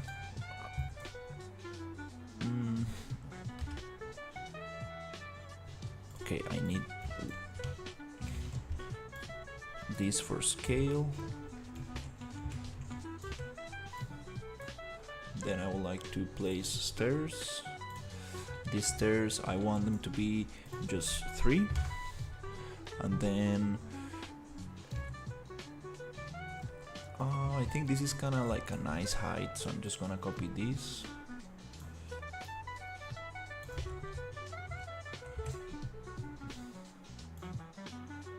Let's see how it goes.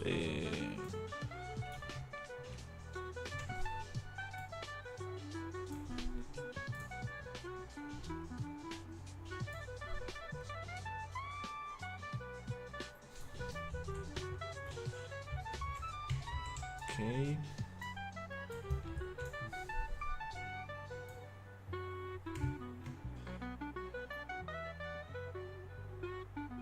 Almost there. Let's say that's okay. And then I need to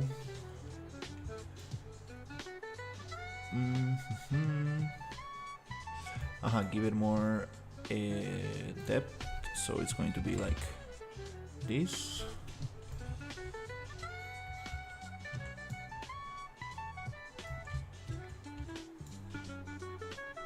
More maybe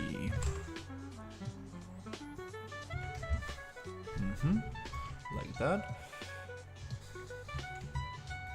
Can I actually select it? No, it does not allow me, but I can see. Okay, let's try something like that. So this mesh, I'm going to delete this one because we definitely don't need that for now. And I'm gonna get these stairs here.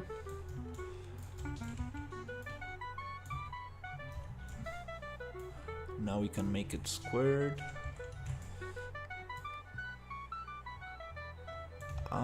Definitely maybe give it more space, something like this.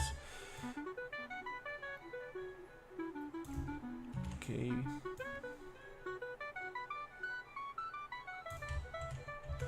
what happens if I go here to model, poly edit.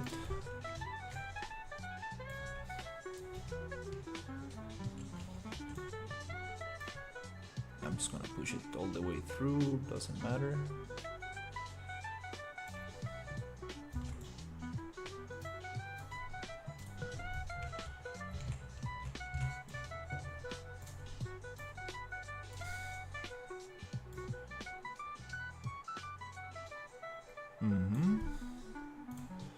And then I'm going to copy this and transform on X, on Y. Right click, transform Y. There you go. So it's gonna mirror the mesh, and okay. Oh, this arena is not totally symmetrical. Which, okay. Oh,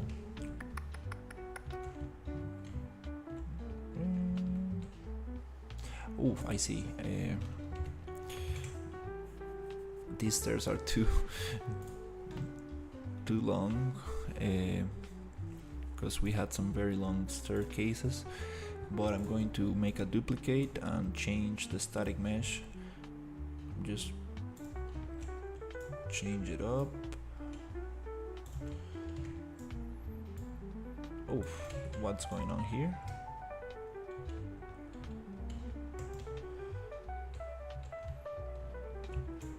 Is it the UVs, or is there... I think it's just UVs that look very weird, because we are like squishing the whole thing. Okay, nice. Let's get this and then go to UVs, project, box, reset, just to get a little nicer UVs.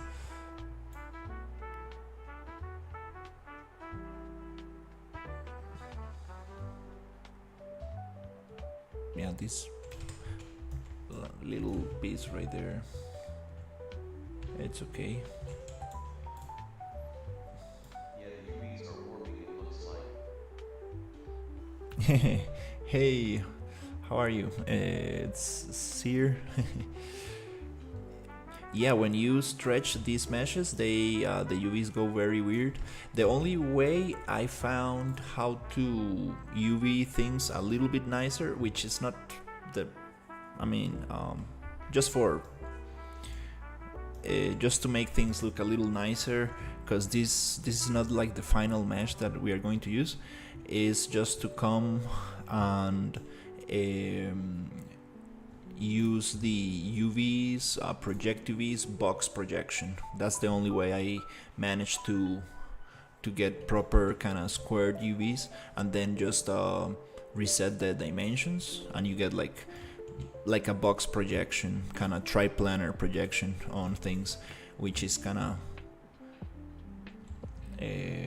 how I make things look a little nicer. But definitely for texturing and stuff, we will need to have a final mesh. Sometimes you know, it looks very stretched, so I'm like, I don't wanna have it like that. I think these walls, yeah, we can just push these walls a little. Whoa, those are a lot of walls.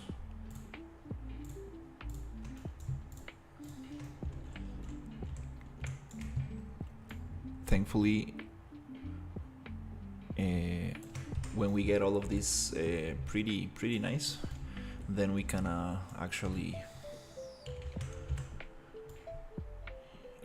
work on the modular assets, like use this kind of like block out, send it to Maya, and then like really break it down and make it modular and very clean.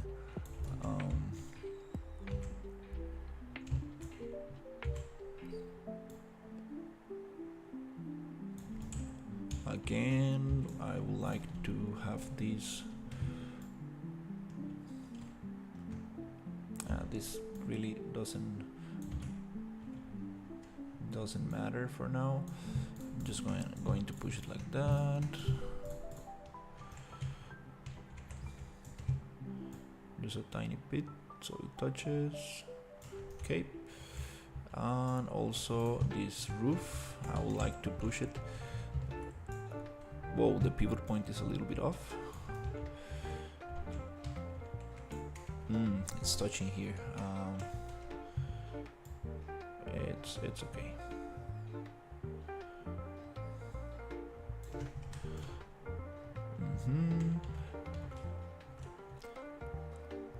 The question is, why are these not on the same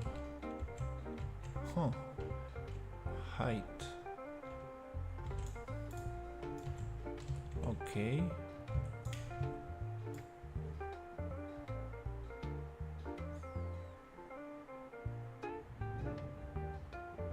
Okay. Oh, it's the terrain. Okay. Yeah, the terrain is not flat enough, which we can go to flatten with a bigger brush, maybe 300, and then just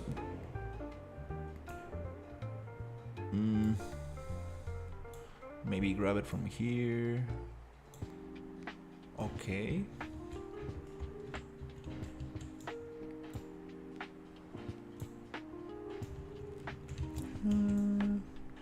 Okay, maybe just a little sculpt.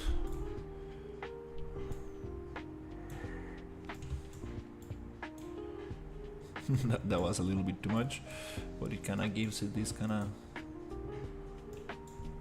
sandy feeling on the edges, which again, these details are not necessary right now.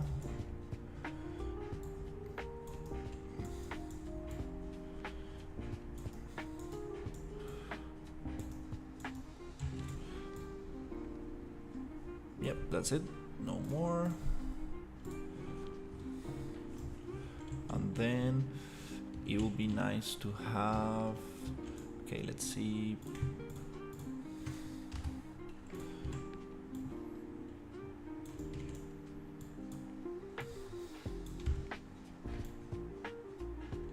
some kind of stairs that go up that area. I think on the sides could be nice.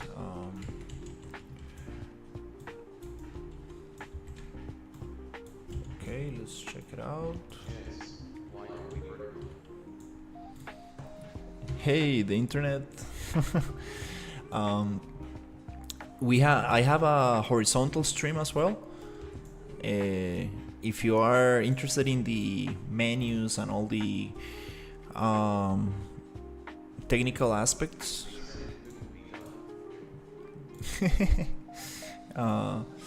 yeah, he actually yeah, I was actually skeptical about doing vertical streaming, but it's kind of nice because you get a lot of people interested in your channel through the vertical streams. I do horizontal streams and vertical at the same time, so you can always jump into the horizontal stream.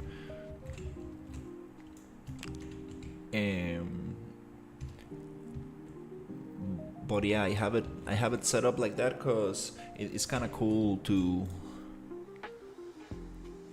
I've been wanting to get deeper into Unreal, but my machine with a 5900X and a 4090 doesn't like to run it for some reason.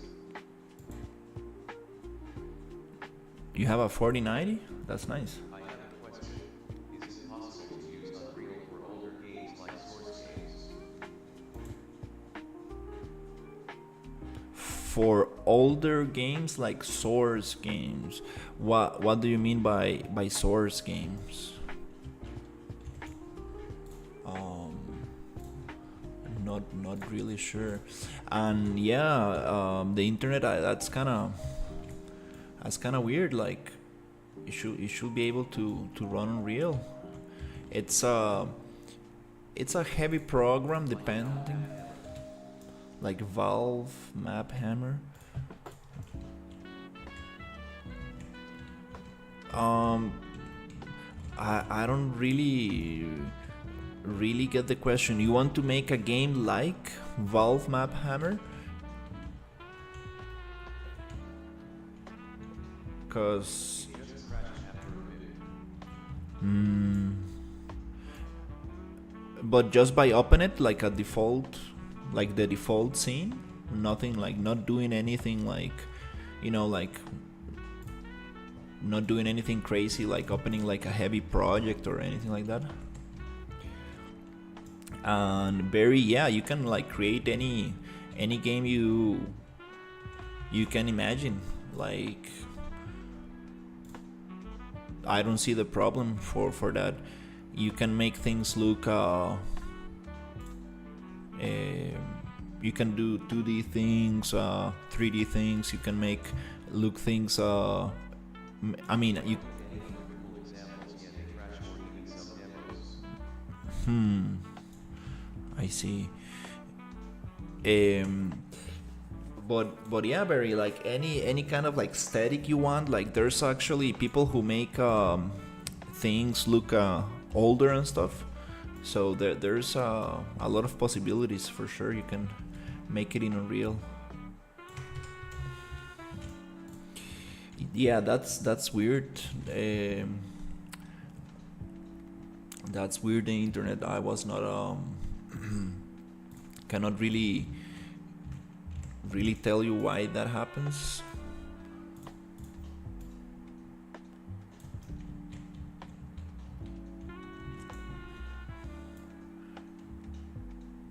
It seems like you have a very good computer, so that's weird.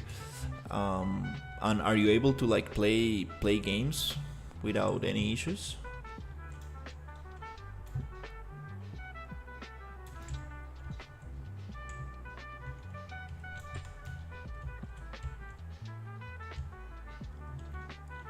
Because if you can play games, there's no problem with running Unreal. Should work fine. Oh yeah, it runs games fine. That's pretty strange. You can always try to make your viewport smaller to like optimize a little bit the processing. There's also settings on the top right of Unreal Engine, which are called engine scalability. So you can push it down a little bit.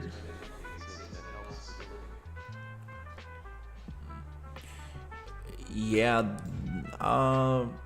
there's something else going on. Yeah, there might be something else going on because Unreal is pretty stable. I will say there might be something going on. There's also the screen percentage. You can push this down a little bit. And also if you have a 4K monitor, it's going to like take a little bit more performance to run. But with a 4090, yeah. Hey Ibrahim, how are you? With a 4090 you should be pretty good. Yeah, it's surprising to me that you get crashes. Let's see what happens if I push these two.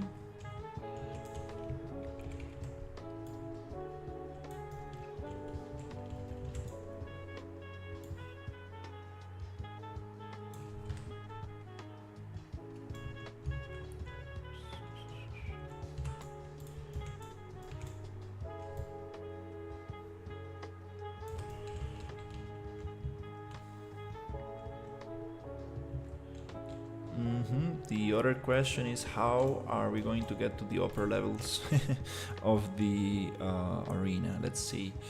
Yeah, looks like this should happen, LOL. Yeah, that's very strange. That's very strange.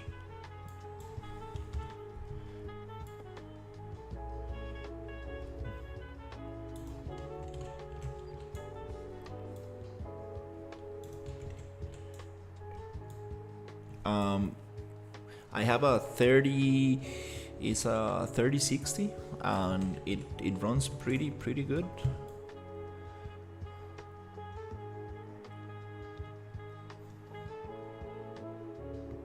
You know, sometimes with some projects it gets a little laggy for sure, but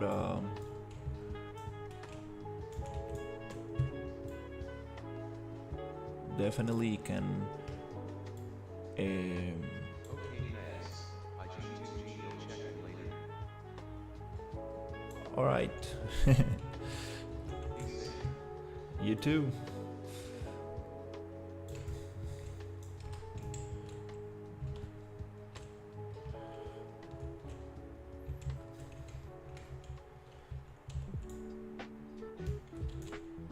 Yeah, maybe I can add another box here.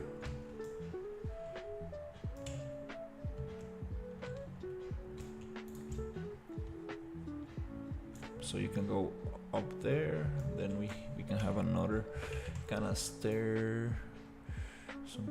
staircase here.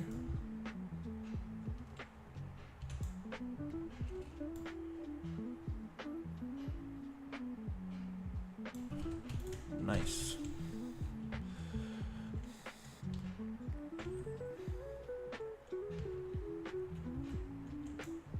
Yeah, something like this.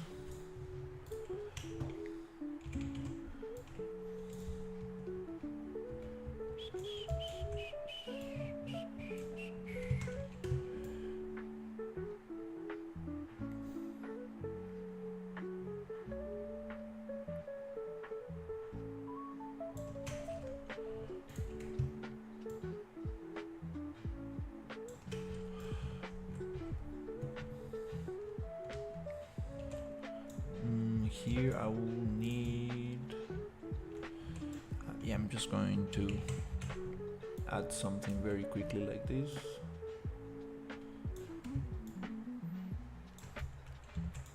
Can the 2060 handle Unreal Engine 5 BCS? I'm thinking of buying one.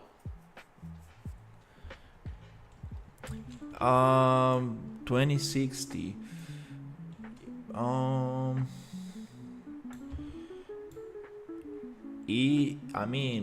It will definitely let you use the program, but definitely is going to be a little harder to do like some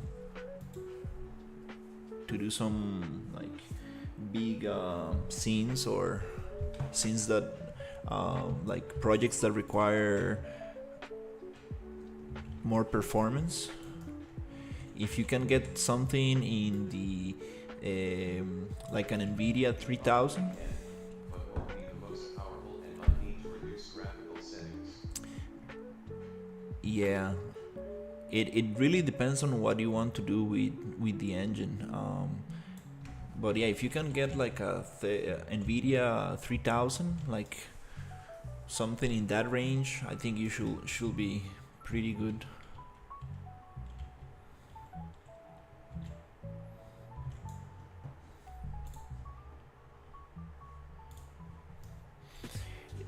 It also has to do a lot with what you want to do with the program.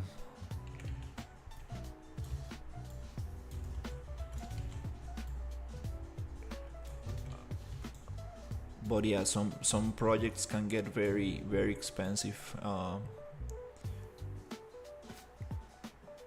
very performance heavy.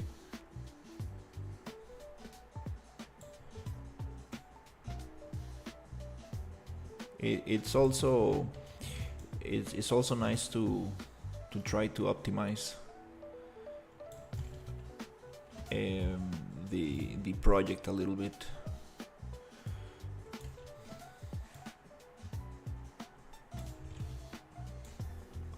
Also your display, right? Like how big your monitor is and the viewport is on your screen is gonna like make it more hard or easy on your PC.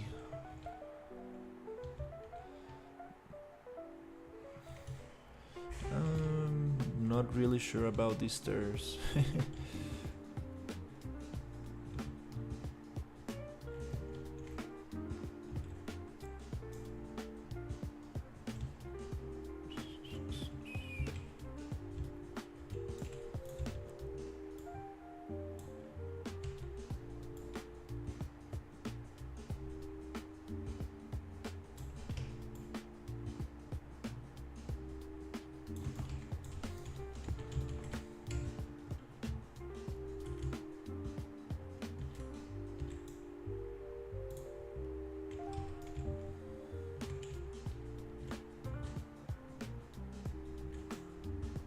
Yeah, I think, well, again, I'm just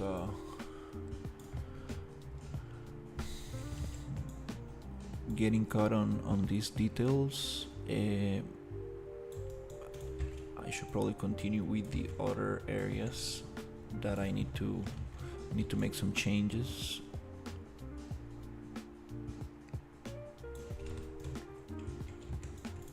Okay, let's see.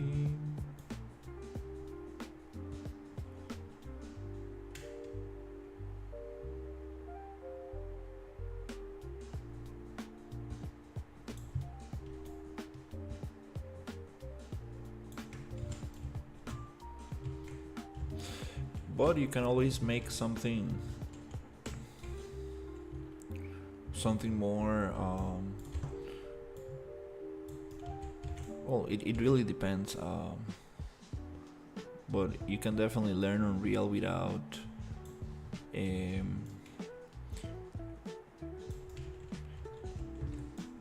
using 8K textures and like super realistic like mega scans and stuff.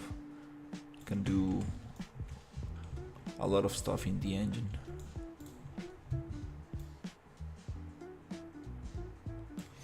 And also having a computer, having not a very strong computer can like help you learn optimization, which is very, very important for sure. Alright, this is kind of nice.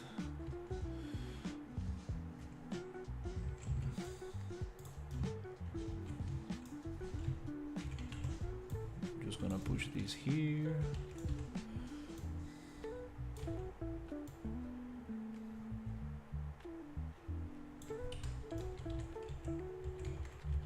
Because, right, if you have a very strong computer and then you are building a game and then you build it and you share it with people and then it's like other people cannot run it properly, it's also an issue.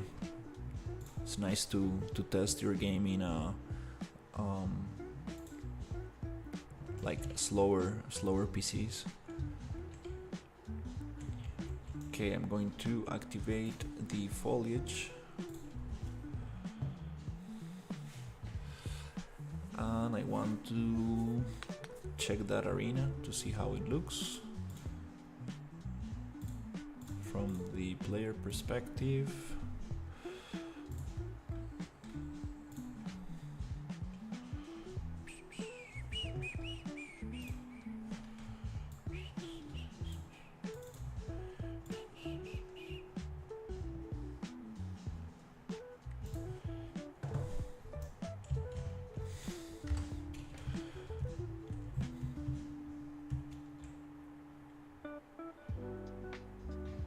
This is a little cheat code. We have to fly around, get two areas a little bit closer.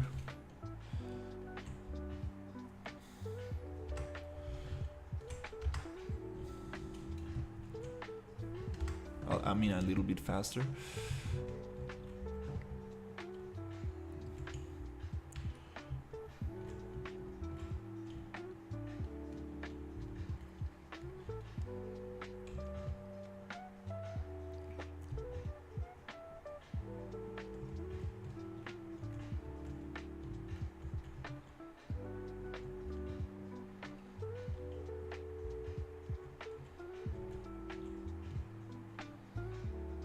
All right, this kind of works. These stairs are too high here. Oh, it's just because the terrain. I see. Yeah, I probably should not worry much about this.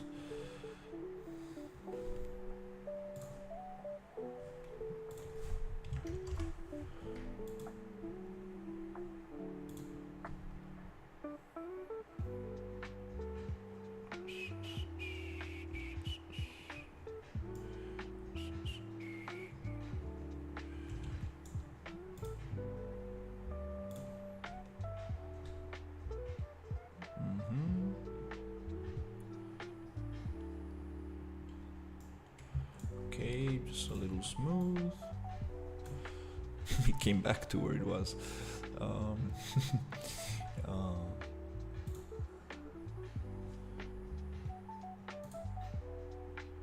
Yeah, it's getting very stuck because I have the PCG, the procedural content generation, activated. So it's going to recalculate all the foliage that we are spawning from the landscape layers.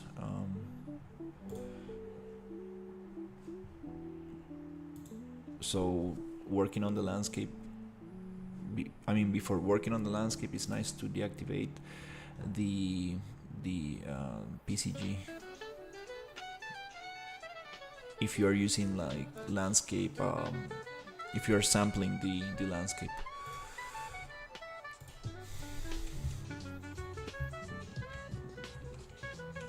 It's okay. Yeah, a little bit too wobbly, the terrain, but it's okay. We got the squared arena. Maybe we can. What's this game about? Hey Luan, this is like a gladiator game where you go and fight enemies. It's like trying to make like a Souls-like game. So it's going to take place in Rome, but in 2070. So it's like a kind of like Rome punk kind of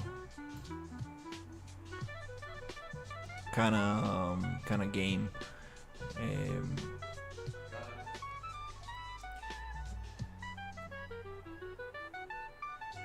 We got some pretty interesting enemies, and right now I'm working on level design. Layout and blockout, and then we're gonna get a little bit more of. Sounds very cool, bro. Yeah, this concept is pretty interesting. Let me see if I can show you a little bit of what we got going on. I'm going to activate the trees.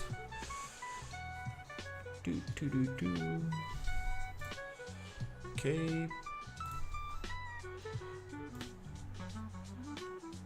Okay, you're gonna hit play.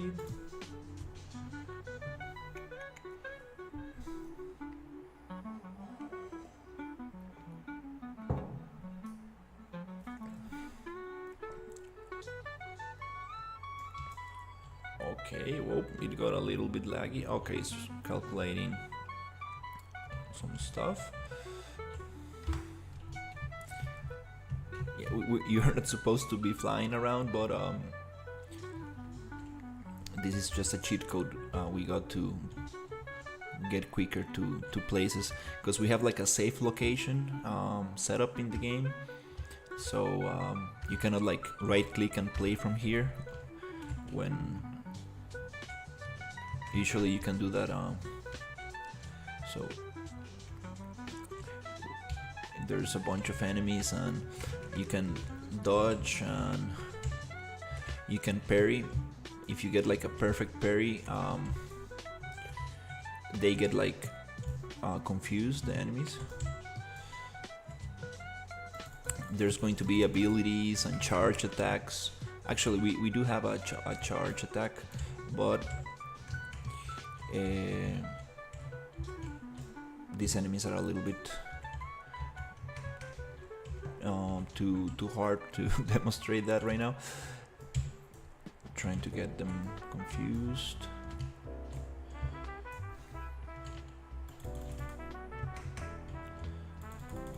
So there's going to be dungeons and you get to gear. It yeah, this is there's a team. I'm working with a team on this project. I was basically I'm working on the level design. I mean layout, blockout, level design, and environment art of this game. So we let's say like the main owner of the game, it's Ryu.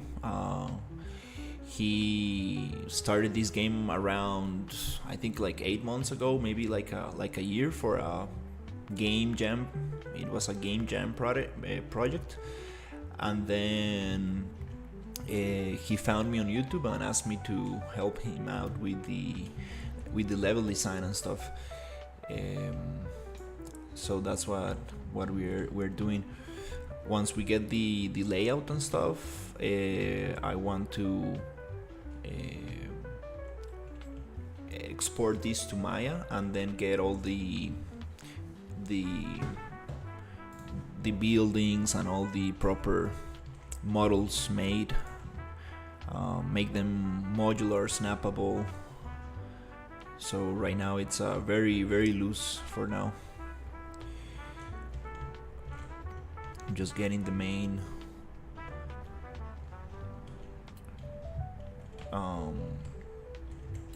yeah, the main layout. Okay, so I got this. We have that. Let me think about what else. Okay, yeah, another thing that I needed to work on is there's going to be an entrance through here. So I need to actually make a little entrance here. And this one probably is not going to be there.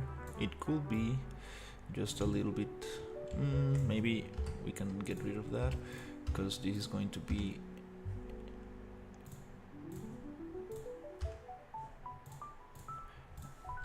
we need an entrance right there.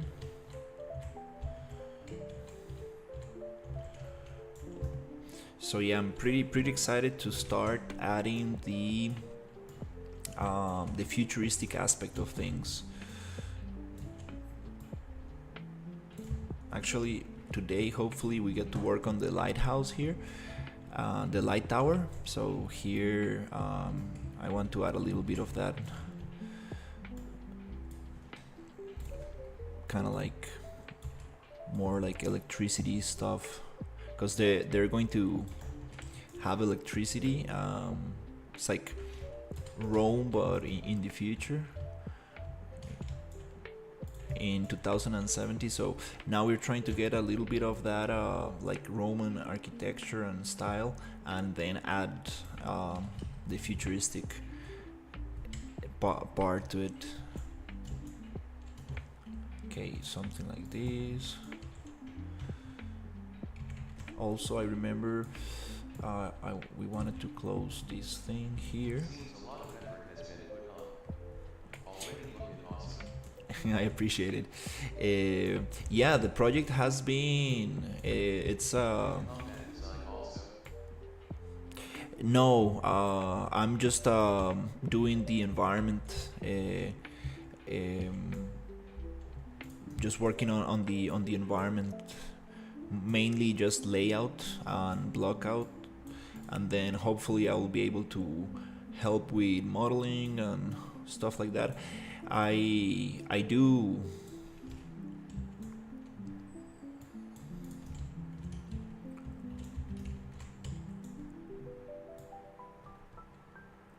I do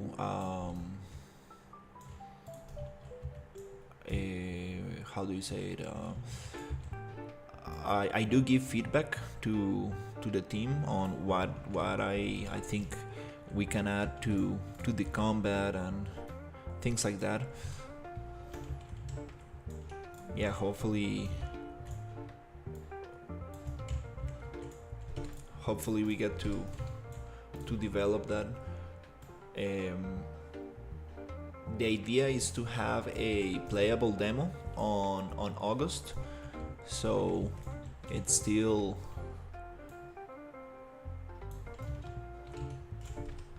have a lot of time until August, but definitely. Oh, let's see. Yeah, definitely want to make that combat as nice as possible.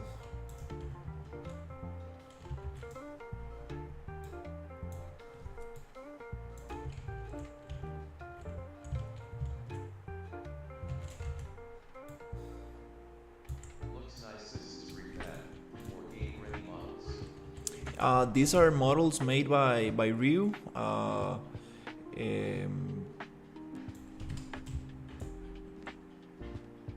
let's say like the main owner and game director.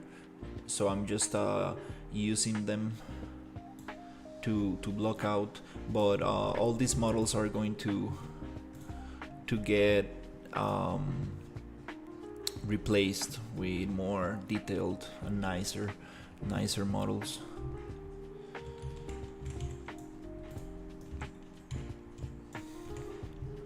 That's the idea.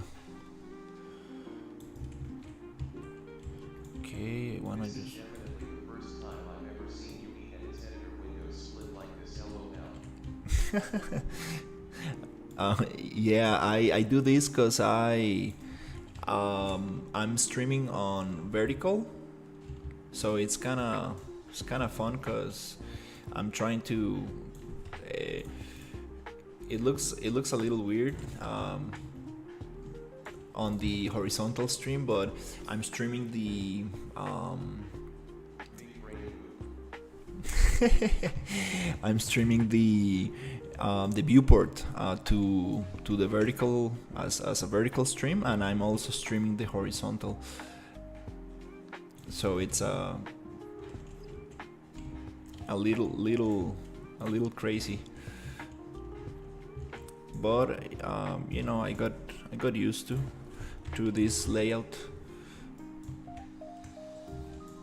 of to have the menus split like that.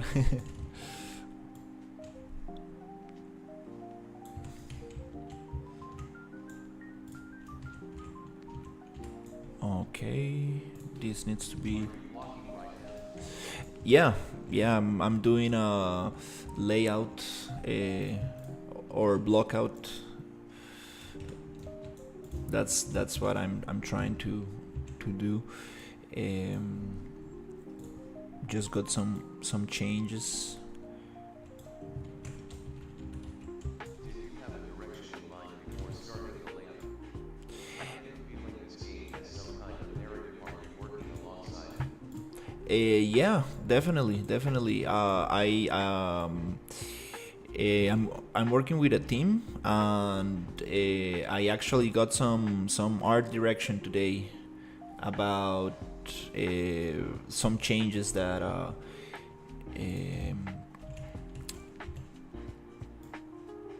they want it implemented, so I'm trying to do that.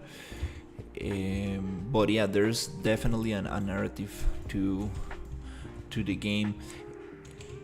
It's like a gladiator game. This is like a market. This is like a little village. This is the harbor area where ships come and the resources get into the island. And this is like a storage, like the storage area. We got a little arena for the village here, and then we have like the upper kind of villas where like the rich people live, and they have access to the arena through here.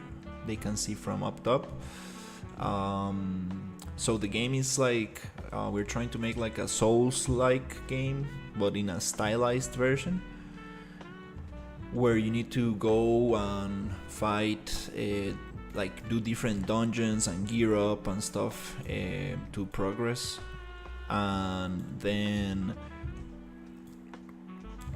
there's going to be like a final arena where you can like program, well, not program, but like set up the enemies as you like, and then you get to like make your own kind of challenges.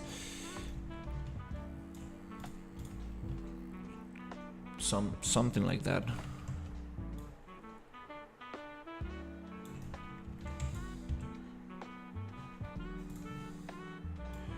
It's pretty cool idea.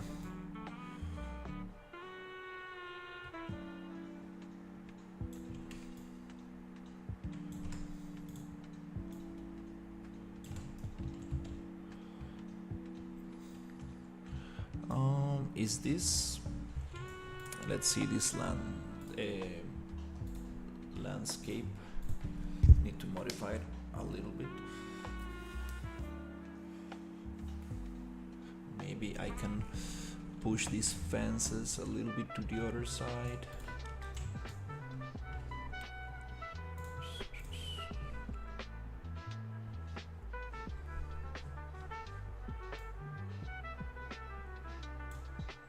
Okay.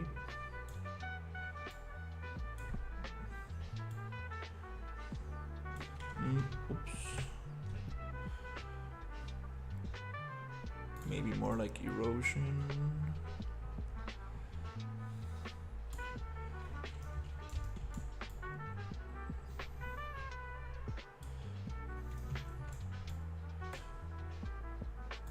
Yeah, it's always kind of hard to sculpt these areas, which is kind of like maybe using the ramp tool could be nice here. Okay.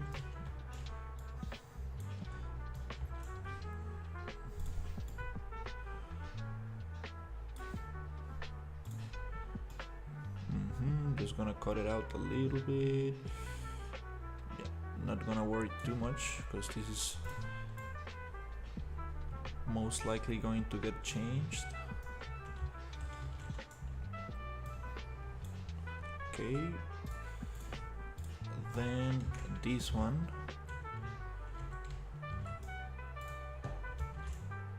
This one looks to be, seems flat, but it doesn't look. Let's see.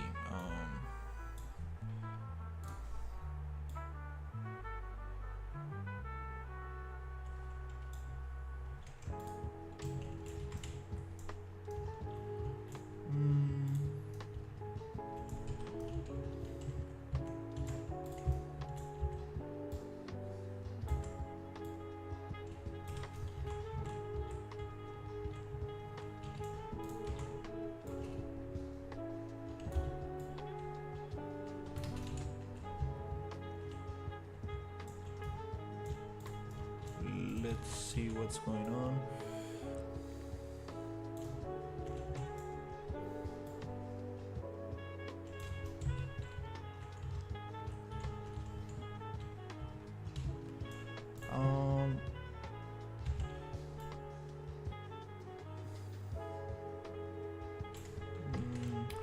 Okay, I think I'm just going to maybe push it just a little lower.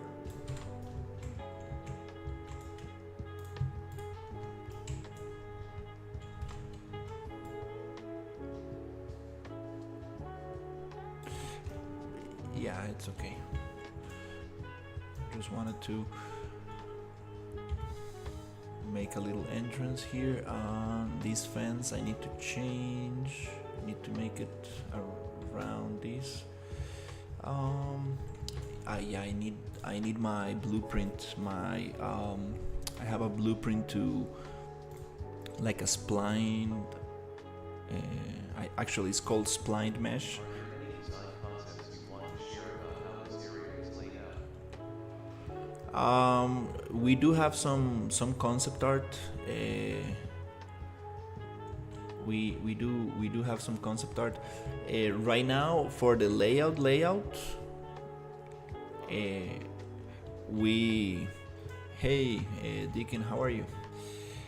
For the layout itself, like we don't have actually a concept. It's more like we have like a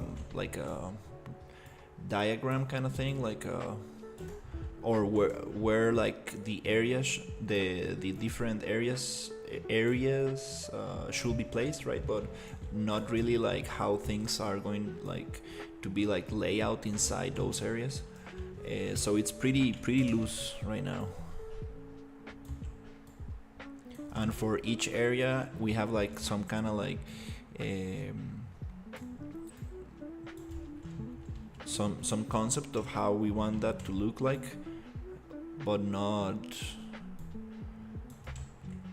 really a very kind of like,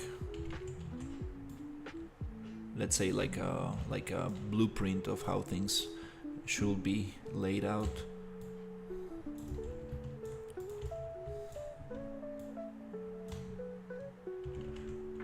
It's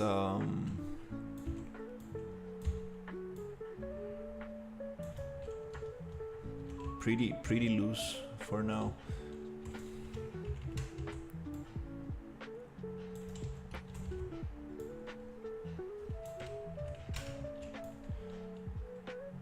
Definitely not the right the most efficient way to lay out to put some fences. I actually, yeah, I kind of want to import that blueprint that I have in. Hey Ryu, how are you? Yeah. I'm a big fan of spatial communication group level design, so I thought I'd be asked. Yeah, that's actually a great question. That's a great question for sure.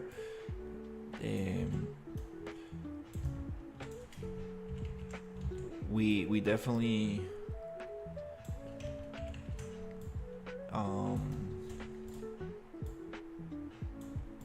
that could be very nice. Taking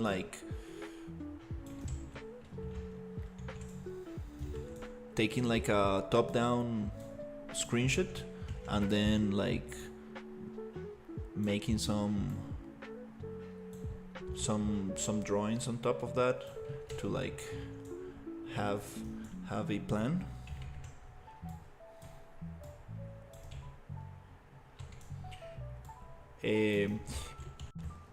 All right, Ryu. Let me go into Discord. Now, I will see you soon. sweet. So right now I want to work on the tower. I'm gonna just get Ryu on the Discord. And here we can just close out as well a little bit. What version of UV5 are you working in? This is 5.4.4, I think.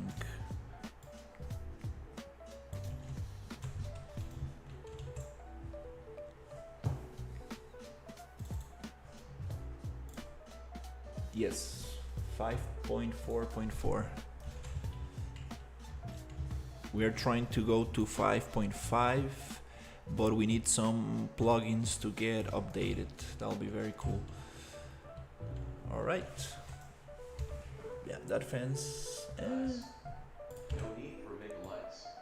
Jacuzzi. Oh, that'll be nice for sure. Megalites. I was trying megalites on another project and I couldn't make them work. Like all spotlights and point lights and everything worked nicely, but not the directional light. I couldn't get the environment lights to work, so that was kind of weird. Oh, you are moving. You guys are bold. Migrating engine scares me. Definitely, it might be a problem. All right, let me join Discord and see what's going on.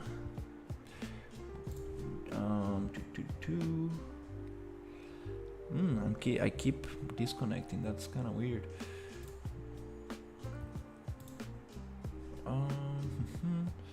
Let me just, before I join Discord, I need to change some volume settings. Here, I'm gonna just go like this,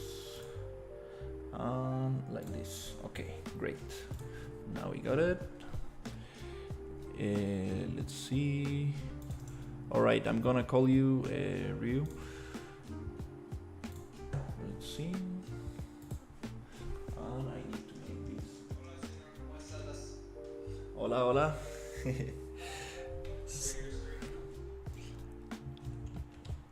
Or how do you want to do this? eh, So you have to stream again, right? Or do you want to watch it on YouTube? I think I can share. Yeah, I can share my screen. Hopefully, I get enough. I can watch your YouTube if we have to. There's going to be a delay, so probably better just to share. Okay. Nice. So yeah, I was planning on working on this thing with you just to like set things a little bit together, so we get like better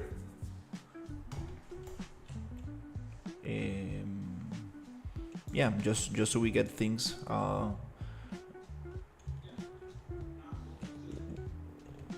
the things lay out a little bit better. Yeah, let me just show you a little bit what I did. Are you able to hear me? Is it still working? Yeah. Okay, cool. Just wait. I want to make sure. Awesome. So I got this thing here, this little kind of bevel there. Then is the stream running nice on Discord? Yeah. Oh yeah, really. You're good, man. Okay. Here I added some walls to block out, to just close this thing. Yeah. See. Yeah, I think you saw that on the. I showed you this before. I got this other staircase looking on this direction. Yeah. I don't think it's as elegant as the one that you had before, but I think this is the good answer. I like it. Yeah, making diagonal, it was like pretty weird. I will need to cut this like here and just make them very long. It was. What happened here? Oops, this thing disappeared for some reason. Hopefully it did not get unloaded. Sometimes things get unloaded and you're like, what?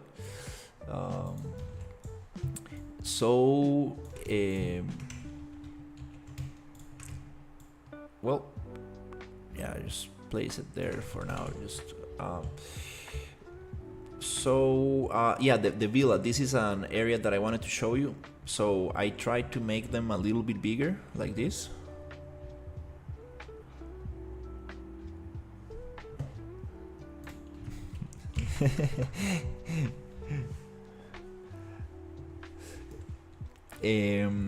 So Yeah, looks good. there's more space in here. It the only thing that kind of like feels a little bit weird is that, well, not weird, but I like having the houses like right next to each other, more like the reference that you showed me. It's like a little bit more interesting. We can probably model some buildings that like look like that have more detail and like balconies and more windows and stuff, and I think that we can solve that. But now they have more space, like they're inside, kind of like.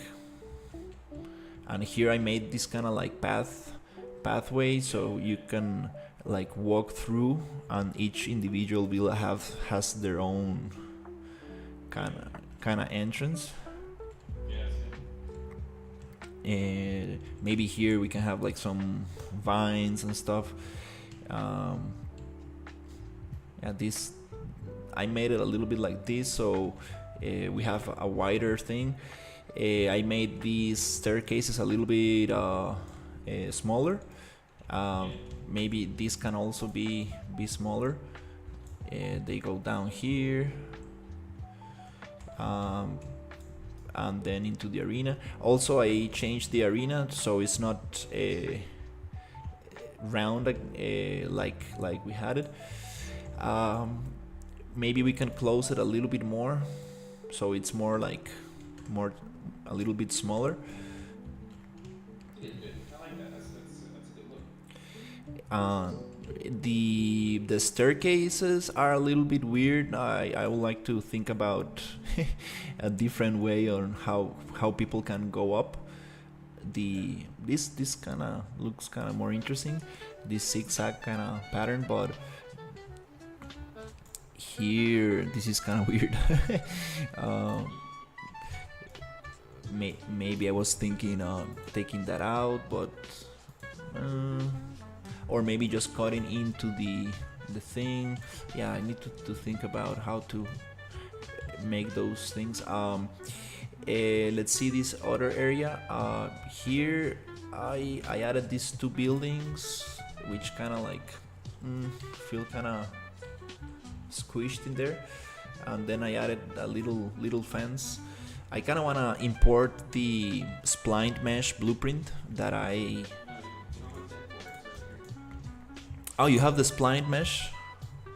Oh, that's nice. I need to start using that for sure, because it was a little a little difficult to deal with that. Yeah, a little bit of terrain there, and then I opened this other area here to go up. Just yeah, it's not not so straight, but try to open a little gap here. Here we can also have it closed, maybe with these things. I definitely don't want to have this pattern. I want to have like a closed kind of wall here. But yeah, I think those were the changes mainly. Also, I added this other level here for another villa on top, trying to not make it so tall, but it will be nice to just enough so we can like look at it.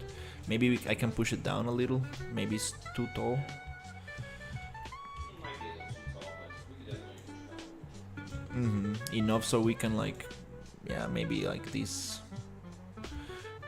height, so we can see the other level of buildings. And then I need to add a staircase, probably that goes from here up there, maybe from here to there, and maybe another staircase that I mean, these people, I mean, the people who live here, they don't need to go down to the storage area, right?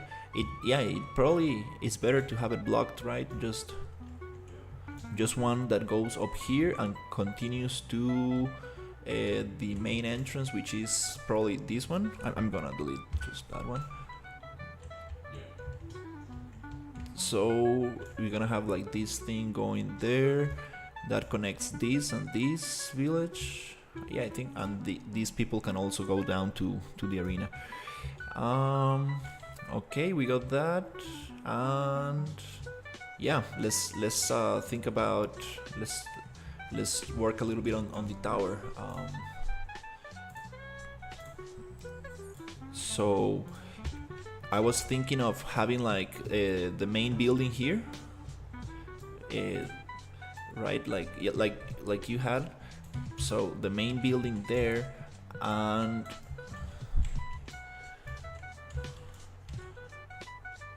I'm just gonna step and go on our location and so with the steampunk thematic. Yeah, there's going to be elevators for sure. But not, I don't think it's gonna be like a teleport kind of thing. Well, no, so he's actually, Lumen's actually kind of on there. It's not teleporting, but it is like Dark Souls, where you step on it and then the elevator will move up. We do have that already in play in a couple of different spots and a couple of areas. We don't have it here specifically, but that is how it's designed. So very interesting in that. And our term is roll fun, right? Rome Punk, yeah. I've been saying that on stream. Is it cool if I play the desktop audio so people can hear what you're saying? And you can mute the stream so you don't get the double audio. Okay, awesome. That's great. Okay. Yeah, we got an elevator blueprint. Definitely, we're gonna have something like that. So here I was thinking, I'm just gonna block this out pretty quick. Just some kind of like thing that allows water to go inside here, and I kind of want to have some cooling kind of system, and let's see.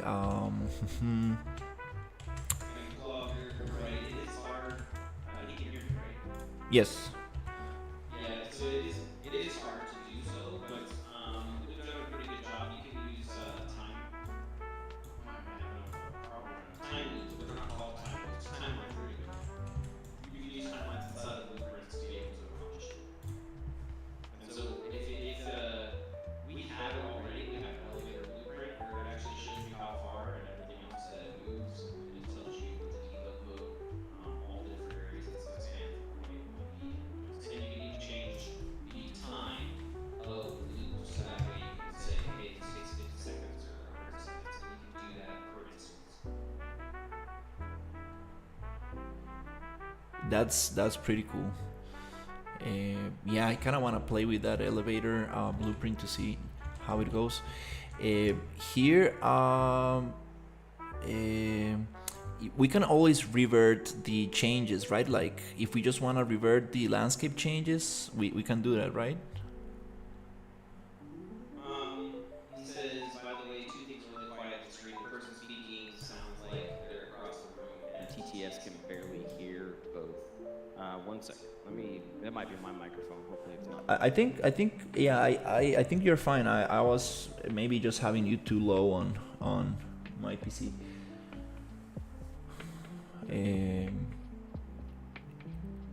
Yeah, just I already probably I can. Yeah, if you talk now, I think it's gonna be super loud. Hopefully not. Yeah. I think I had you too low on OBS. Oh, okay. Well, good. Now it should sound better. Much better. Awesome. Okay, so imagine like having the water coming in there. I was like, for example, if I modify the landscape and I messed it up, we can revert just the landscape changes, right? On perforce? So technically, yes. I wouldn't worry about it though, because like I said, it's landscape, man. It's easy to fix. Yeah. And the idea is to import the meshes to the other map. This is just even just block out Yeah. for now. Yeah, and a lot of this will be fixed when we finalize out and everything else. And so you're kind of playing in the safe mode sandbox area. That way, once you have the good layout, we can bring all of this over, and then I can resculpt the landscape to match what it needs to. That's so yeah, nice. I wouldn't worry about it at all. And cloth, punching a hole through the landscape is really easy. We went over this a couple of streams ago of his. You basically have to do what's called, you make a layer mask, and then inside of that layer mask, you set it to be a visibility mode in the landscape material, and then you can just paint it wherever you want. Yeah, it's super cool. You can make basically tunnels or caves, and it's such a nice thing.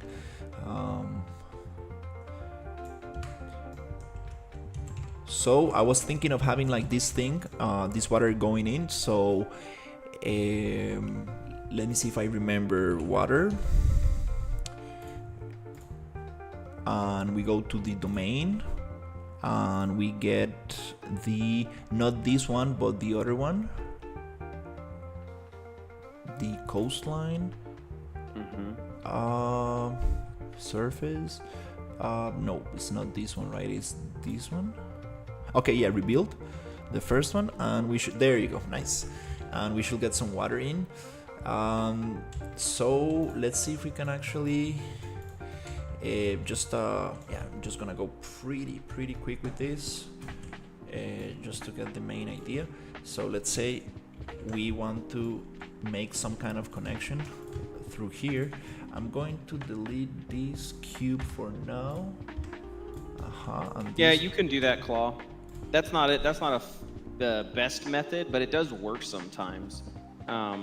Like for example, in his elevator one that he has for the big city, he could 100% just dig down, and then we put some stuff around it that hides it, and you wouldn't know any difference. But the problem is there's no way to actually make the cave entrance from the other side and still keep it super high. So he has to, or would have to, put the invisibility portion on the horizontal edge, so that way when you're walking into it, it's good to go. Yeah, usually when you build caves and tunnels, you need to add some static meshes around the landscape to blend things in. But it's very nice to have that visibility layer for sure. Really makes that much nicer. Alright, so we got this, and I'm going back to landscape flatten. Yeah, I'm going to teach you something really cool if you want. What you can do with this is go over towards the where is that crap at? It's over on the far edge for your harbor. Go to the harbor real quick. The harbor, all right. Yeah, and then right next to the harbor, or in the harbor, press G, because it looks like you have hide at EK. See those big, huge square thingies? Uh-huh. Yeah, grab one, copy that, paste it, and then put it over there. Okay. Yeah, I was wondering what are those? Oh, we'll see here in 2 seconds. So you press F. No, dang. I was going to think F would get you there. Nope. This one did not want it to focus on. Okay. So if you put it, kind of size it and scale it now. So scale it to where it matches a little bit smaller. Scaling for some reason. It's really harsh. You have to do it really far. If you look on the far right-hand side where the scales are, yeah, you see it's super big, it's massive. Whoever made the BP needs to fix themselves because it's bad. Yeah, numbers are crazy. Yeah. So if you drag it now further a little bit in, right? What you can see is it's smoothing out how the waves work, right? So if you put that back where the water is, There you go. No, there's no waves there because you basically have smoothed out and then created a waveless area. So you're not going to see a bunch of waves all in the back end or whatever. And then that inner square is where it's the most effective. The outer square is where it feathers off to where it has waves. Oh. And so you can change how much that abruptly changes inside of the other stuff that's over there too. So the different settings that it has underneath it will change how much you can make it calm or what type of waves you'll allow through. There's a bunch of different settings. Wow, that's pretty interesting. I see now why you have it there in the harbor. Mm-hmm. That's pretty cool. Water ends here cause we need to rebuild. I think we need to rebuild a little bit the domain. Yeah, you have to rebuild. So it's water, water flux, domain, rebuild. Oh. Yeah, Claw, they're talking about I don't know if it's in 5.5 or 5.6, but they're talking about having, what do you want to call it? I'm having a brain fart right now. They're talking about having a new landscape system that allows for caves and allows for overhangs utilizing voxelization. Oh, wow. Yeah. That's super cool stuff. Yeah, so the reason why you're getting the problems that you're seeing right there is that cube above needs to have that tag on it that says ignore fluid flux. I think you were already kind of doing it. All of those things need to be basically say ignore fluid flux. It's very interesting that things above the ocean need to have those. I think it's because of how he does the code. He's doing projection, and the projection is happening from top down. Oh. And so basically that's how a lot of problems are. RVT is the same way. So your real-time virtual textures or anything, they basically are a top-down projection. And so anything that's above it, you get jacked up. I see it comes from above. So there you go. Nice. We got some water. So here I was thinking to have some kind of like cooling system. Let's say something like this. Okay.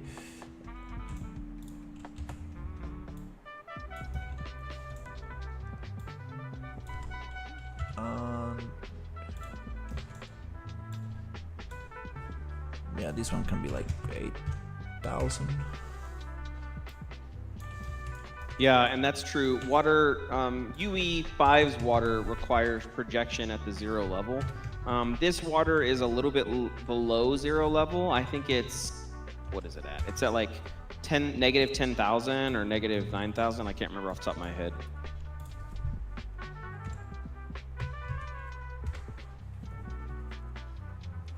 Oh, nice. Okay, so I would add the ignore to those two side pieces too, bro. To ignore to these, is it another tag? Do you already have fluid height? Fluid height already. It should be flux height, right? Yeah, flux height. Yeah. Okay. Let's try to kind rebuild. Of interesting. That means it's pulling the well, before you hit rebuild, just click on the thing real quick and it'll show the no, not that one, sorry. Go where you were gonna grab. You were gonna grab the domain thingy. You can just type in domain, there's only one of them. Oh, okay.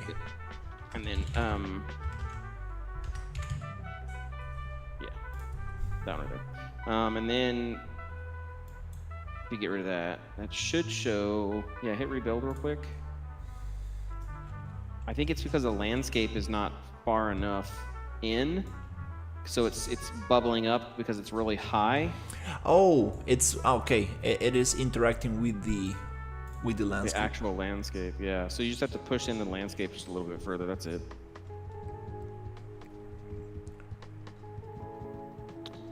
So you can, technically the best way you can follow the project is by giving him a subscription, follow, whatever it's called on YouTube.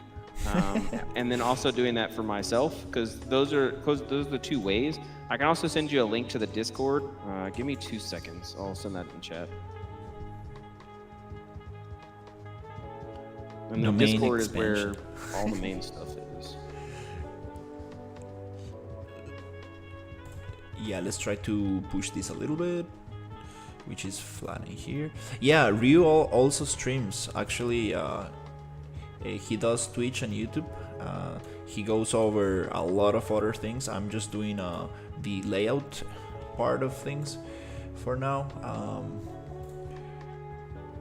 And then we want to just rebuild this a little bit. Okay. Yeah, I got it too much. It's okay.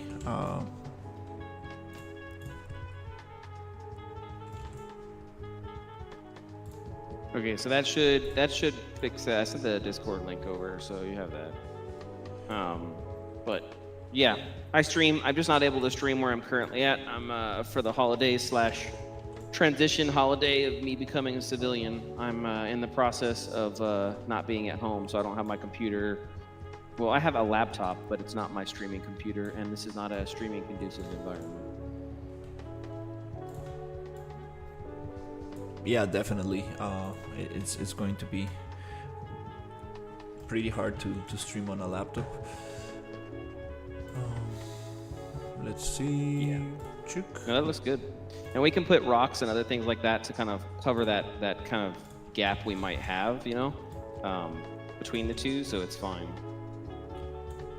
But Yeah. that looks good. Yeah. Right now, I'm not going to try to make it look very very nice because it's gonna take some time. But let's see what happens to the inside. So let's say we have this thing here, and I was thinking of having a, let's say, some kind of like cylinders that cool down. I kind of need to like check out some reference for this. That'll be very nice to see how Here, I'll get you one real quick. nuclear plants work like, and how their cooling system works like. Well, we're not doing nuclear power there. Yeah, but like, I know what you're saying though. just to have some kind of cooling stuff. I was imagining like something like that. Some like cylinders.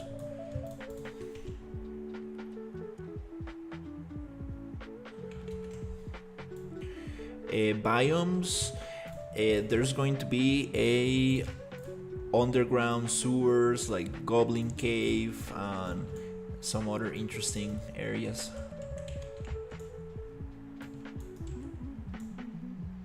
Yeah, we have a PCG biome set up. I just haven't. It's a kind of a small island, so the idea of having crazy amounts of biomes on there is not necessarily. I wouldn't say it's just not going to be something that's really doable. I think there's going to be an arid desert at one point that's over on the other side of the island. We're going to have a densely filtered jungle. That's going to be another part. So those are kind of what we're looking at. I just sent you in chat a picture. Let's see. Nice. And then what I'm going to do is I'm going to go to Twitter and I'm going to use Grok and I'm going to make one that's kind of like more stylized. So I was thinking having something like this on the sides. Let's see. That tubing looks pretty cool.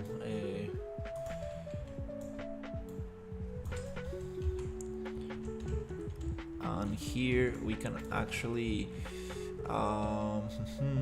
let's see.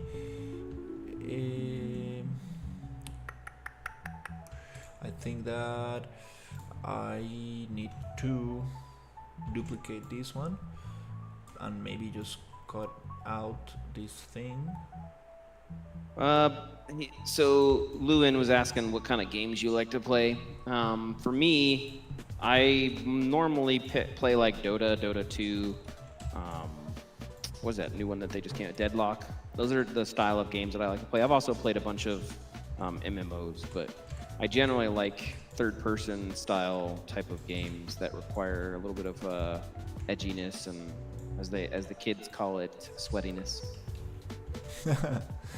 Yeah, the last games that I really enjoyed, like that I can remember, were, well, I played World of Warcraft a lot. I still do a little bit with my cousin. Once in a while, I'll pay like 1 month and just play. But usually, I just play a couple of weeks and then I'm like, I don't know, it gets repetitive and boring. But the games that I really enjoyed lately, I remember playing Alien Isolation a lot. That was very, very fun. I really like that game. I remember playing Armored Core 6, this like mecha game. That was very nice. Yeah, Armored Core 6 is a really good game. Yeah, I really enjoyed that one a lot. I sometimes play Sea of Thieves with my cousin as well. It's kind of fun. Oh yeah, Sea of Thieves is a really good one. And I remember playing Overwatch 1. I had a bunch of skins and I had a lot of fun with that. Using Junkrat, just like in a very tiny rooms. I like to just go crazy. I was not good at all, but I had a lot of fun using that character, just pissing people off.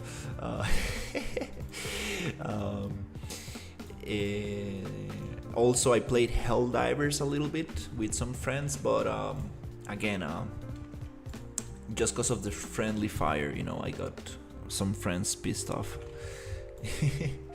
It's just because they were getting like in front of me all the time. I was like, dude, like you're not allowing me to to play. It's funny. So I sent you 2 pictures. The first one I actually like better than the second one, but the second one is what Grok came up with. Oh, It looks like a Mario world. oh wow, that's pretty interesting. The first one, the first one, it looks like a kind of like hydro plant kind of thing. Yeah, right. Yeah. The second one looks pretty cool. Those tubings are It's interesting. a little crazy. It's a little crazy. Like that's too much. But It's- I do know what yeah. Yeah, they take more than 50% of the structure. Well, and they like go all over the place. Like I like the design. I like how it's built over the water, and you can see it, and then they can kind of come down. So I kind of like that. But yeah, I definitely think they're like that old Windows screensaver. The That- tubes are all over the place. That's what that looks like. That's what it reminds me of. Yeah, Windows 98. Yeah. No problem, Storm. All right, so I was thinking something like this, maybe pushed out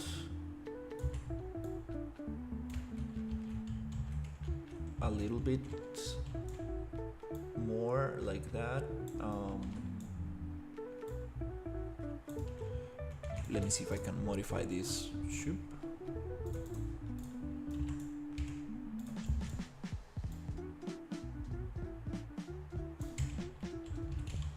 Oops, what's going on here? Oh, I see. Let me just generate. No, that's a good question, Claw. I think he just put it that way. That's not going to be how it is. It needs to be rotated and it'll be moved in the right direction. We talked about that last night. The tower? Claw was asking about the front and back doors on the towers being on the sides instead of the front. Oh yeah, we want to change that. It's just the way that I constructed the tower. It's I got it in that position, but we definitely wanna rotate it. That's a good point. And then Stormy said something about his game being an ancient civilization, so he had to build stuff and then add dirt on top of it for the landscape. And yes, that is a good way of doing it, and that's a really cool way. Sometimes you can get away with, if your landscape was already good to begin with, you can get away with just recessing it, and it'll do the same thing. But yeah, we could have a scenario where what you're talking about, which makes sense, Storm.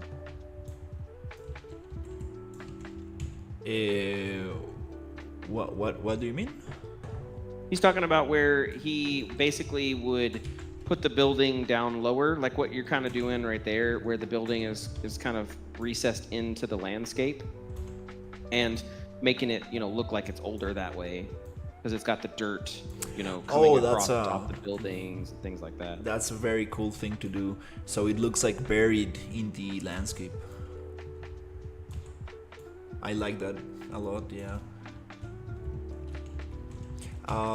Okay, so we got something like this. Just wanna quickly let's copy this one, push it there. Just wanna cut it out. On the other side, nope, like this. Okay, and here. Okay, now we have that entrance. Yeah, I was thinking here having like some kind of like catwalks and some stuff here, maybe that could be interesting. Yeah, so I like what you're doing. I would say for me, that's probably too many tubes. Like, that's a lot of tubes. Maybe they don't go all the way in. You know what I mean? Like that inside sector, like you wouldn't have all 4 of those. That's how they get down to the location using the elevator. And then you have a catwalk that goes in between the tubes towards the center of it. Okay. So if you, once you're done moving stuff, I don't want to mess with you. Just once you're done moving stuff, kind of move all of them above real quick, and then we can take a look at it after that. Ooh, nice. Let's see. Yeah, just move that above. Yeah, there you go. Perfect. Okay, so what I would do is I would get rid of, kind of look at towards the back part of it. There you go. I would get rid of those 4, and then let that be where the elevator comes down into, and then have a catwalk that goes through the middle of those others 2, so they would be easily accessible for service. So you just have to kind of shrink those a little bit, not much, but that way you can have a catwalk that goes through and it's easy for servicing. You know what I mean? And then those tubes can funnel up and inside. You mean funnel up? So what you're doing for cooling is you're pulling the water into the system and running it over top of the equipment. That's how water cooling works, right? So you're basically, so you need to have 2 parts of the system. You need to have an internal, like the intake, and then you need to have an exhaust for the hot water that's been taken over. So that's kind of how water cooling systems work. So I'm thinking if you have one set of tubes on the right to be your cold, that's pulling in the fresh water, and that's why you have that water down there. And then on the left is your exhaust, which technically shouldn't be there because they're too close to each other. So we'd probably want to have to like separate it out or something and have it like go outward for the exhaust ones. Mm-hmm. Maybe. But go ahead. And the exhaust can go like through. I mean, maybe that's just too crazy going through the mountain. No, I would go through the same path you're going, right? But we can have it go out and to the left. Oh, right here? That's or right. But down the tower here. Yeah. Oh, that looks nice. Down the tower, or off the sides of that little building or whatever, and it runs off the side of the mountain, so they don't care about it. Whatever. But the point should be is you have all those 4 there. Those are your intake. They're sucking up the water that the ocean provides inside there, and that's your fresh cold water. They get sent through the system, runs over the equipment, and that's what causes the cooling, and then they get exhausted out from there. Yeah, just like computer water cooling, it needs to go Correct. out somewhere. like here. Now I wouldn't do that on that side. I would do it on the other side. Oh, okay. So it goes underneath the tower. Yeah. Yeah, because all the equipment is over there, you know what I mean? So like you don't want to have it be in the same path, and you don't want it to be close to where the water that you're pulling in either. So on this side. Yeah. That's kind of cool because. Yeah, and you may not have to cut in. I don't care. I don't mind you cutting in. You can cut in. I'm just saying you may not have to cut in. We could make just the pipes come out the edge of it, and they just run down the side of the mountain. Oh, I mean, they don't care. That's cool. Yeah, and then I can use fluid flux, and we can do a little tiny simulation so we can poop water out the side of it, and then it'll see water coming out the side of it.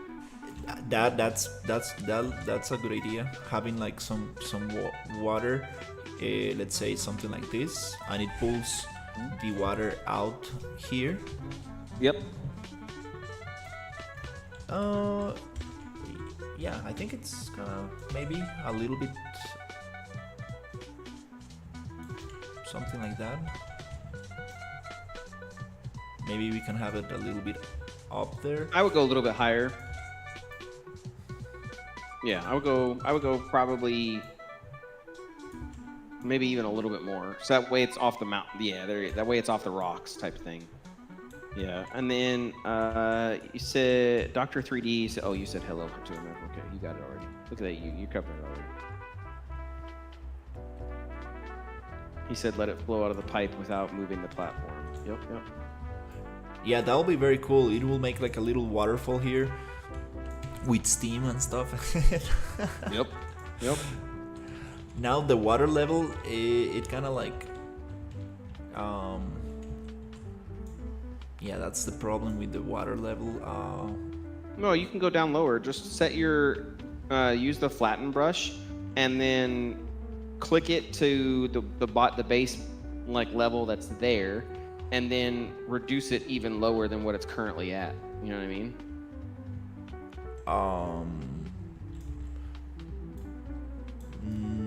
Not really sure if I Okay, understand. so go to landscape. And then go to the flatten. Flatten. And then click on the eyedropper on the right hand side. The eyedropper.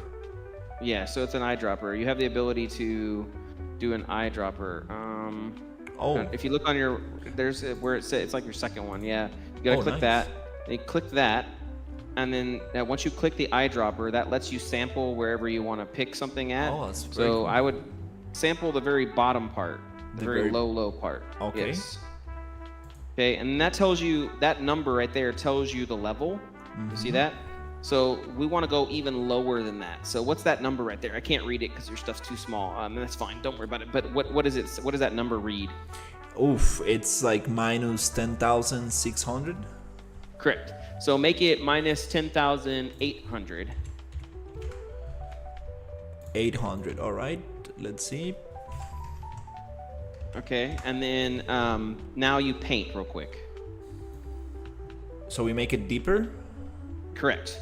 So that way you're pulling more. You have more water to pull up.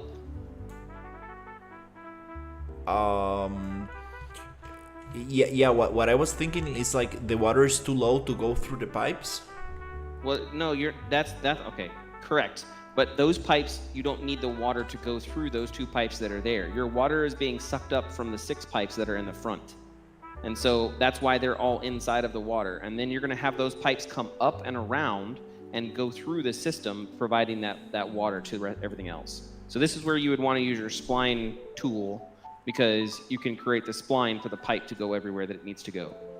Oh, okay. I see. So basically, like, let's say, for example, let's say these are going to be connected somehow like this. Yes, they would have an angle tube or whatever, and they would be connected, and but it doesn't need to be right there specifically. In fact, those 2 tubes shouldn't be coming through this portion at all. All right. Because those are part of the exhaust. So if you think about it, right, you're pulling all the water up. You're going to bring it into the facility. Maybe at some point you need to regulate it or make it do something. Then it's going to go through the facility and it's going to pipe outside somewhere. Maybe it goes around a different corner or somewhere else. and then it goes through the lighthouse area, and then out from the lighthouse area down into the exhauster. Yeah, the idea is to cool off the batteries inside the lighthouse. Yeah. So you All don't right. need the exhaust to start from where you're pulling everything, because that doesn't, it's not needed there. I see. Okay, so let's get the just pretty quick catwalk, and then I want to see the broken parts of the tower. So something like this. Let's just try to get it there. And you said maybe having a platform. What are you talking about? A platform somewhere here. Oh, Gabriel said he admires that you can do it, so good job, Gabriel. Thanks. Yeah, I think that's too big. I would think, let's think square-wise, right? So, because we want it to be a square. And then I would pull it. Yeah, that's probably good. And then down. Yep, all the way. Yep. Perfect. And so the elevator will actually bring you all the way down. And then now you're down. And then you can walk out on the catwalk to do the repairs to the pipes or whatever else you need to do. Okay. That's pretty nice. Maybe we can have something that goes like this around them. I'm okay with that. Make it shorter, not all the way. Like half the. Yeah, there you go. There you go. And we need to check the how big it is. What's the scale of it? Yeah, that's what I wanted to just check out, because I haven't checked scale in a. Well, no. What's the scale parameters? What's the scale values? Scale values are 3, 11, 3 by 11. So 11 is how long it is, and that's fine. 3 is how wide it is, and so that's 3 people wide. So I would make it 2, because you're not going to need 3 people to get in there. So it looks more like a catwalk. Nice. Okay. So we have an elevator somewhere here.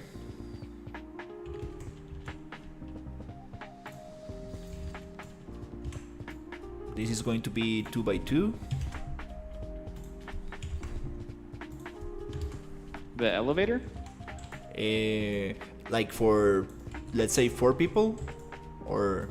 Oh no, you need it bigger than 2 by 2. Here, try this out. So get rid of that one real quick. Let's put the actual elevator mesh in there for you. Oh, there's one. Go to Yeah, the one. blueprints folder, and then go to props. Props. And there should be elevator somewhere in prop. All right. Let's look for elevator. This one. Yeah. So just drag and drop that in, and then on the right-hand side, it tells you show debug, I think. Show debug. Let's press G. No, it's on the right-hand side. On. You have to click it. Yeah. You have to click it. It's checked. Show debug. Okay, perfect. So then, what does the height say? Like, there's a bunch of parameters over there. Look at the parameters. 800. What the heck? Okay, so try negative 800 and see what happens. Okay, negative 800. That's What the hell? how much is going to go up. Well, go under the water real quick, or go underneath it real quick. Let me see if it's showing anything. Oh, the debug's not working on that. That's really weird. Do I need to press G to see No. the debug? No. Well, you might press G. Did you turn G off already? G. It's there. You go. It's on. Okay. Interesting. Go to the right of it. Go to the right of it. Okay. Oh, so that's the height. Okay. So pull it up real quick for me. Okay. and then you have debug already on. We can just measure the height. Yeah, it's supposed to automatically work. You keep just keep working a little bit and play around, and I'll get it fixed real quick. Sorry. Yeah, I think we can just get a box. Yeah, I mean you can do it that way, but I had a tool automatically in there. Would Control R do anything? I know that hides light attenuation. No, that is also another good suggestion. The issue is it's supposed to be spawning a debug. Oh, there you go. traits. It's here. Oh, there you go. Yeah. Okay. So it's supposed to be doing a debug trace. Wait, no. Wait, what? Where do you see it? It's a red box. No, that's the spawner. Oh, You want to get rid of that. That's the old spawner. all right. Yeah, you can just get rid of that. Let me see if I can get it. I'll get it. It's loading up right now, but do what you're doing right now for in the meantime. Okay, the scale. No, it's not gonna. We cannot measure it with this. We need to. Lewin, I'm actually the primary artist guy. I actually started this whole project by myself. I just added our friend here to the team because he's a level design guy. I was watching his stream and I was like, oh my gosh, he's really good at level design. And I could use somebody else that could help me do that because that way I don't have to do it. And so he's super qualified and super awesome to deal with. And that's why I was like, hey man, you want to work together? And he was like, yeah man, I'm cool with that. Or, well, I don't want to speak for you, but that's kind of a paraphrased version of what we said, right? Yeah. This is a reuse project. So this was originally created for a game jam. Is it like 8 months, one year ago, something like that? Yeah. So it was about a year ago. We did it for Mega Jam 2023.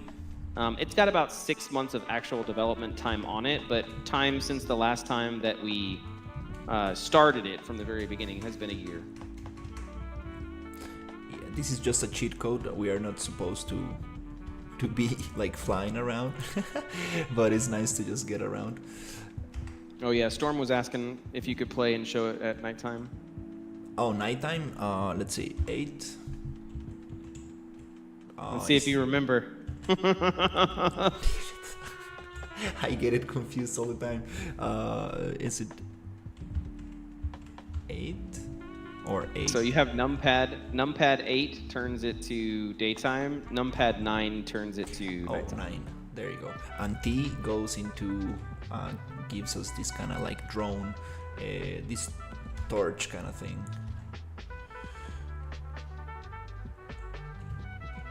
Okay. I think we got. Oh, we have some collision issues right there. Whoop.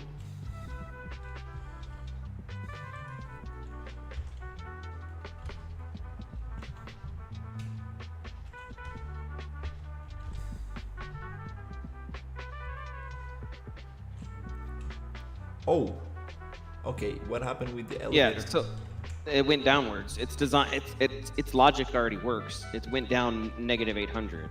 I'm trying to see why the debug stuff wasn't working because that will explain what's going on with that. But I don't, like I said, it's gonna take me a second. I just loaded the editor right now, and I'll get the debug to work, and then I'll tell you what to do for it. But it just went down 800 is all it did.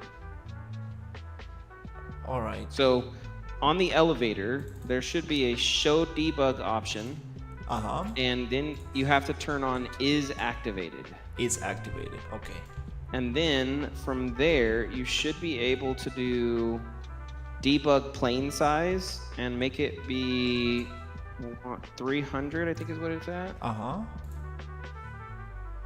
And then you need to turn on the distance, right? So we're gonna say the elevator location is 800. Second, sorry, pushing it down. I'm just testing real quick. Okay, and then from there, let me try it real quick and then see if it works. And if it works, then cool, and if it doesn't, then we'll deal with it later off stream because I don't want to waste your time with the stream. Oh yeah, Storm was asking how to do the light following the player. That's a good question. It's complex logic. But the short version is, okay, that does not show debug. So that's not a you problem, that's a me problem. I think it changed whenever we made an update to the live link system. So I'll play with that here in a minute, off stream. So good question. The light following the player is what's using physics. And basically it's using Unreal Engine's physics system to do that, and that is how it's following the player. Yeah, I created a socket on the player, and then you tell the physics system, follow this socket, and so then it will work through the world flying using the settings you've created to get to where it needs to go.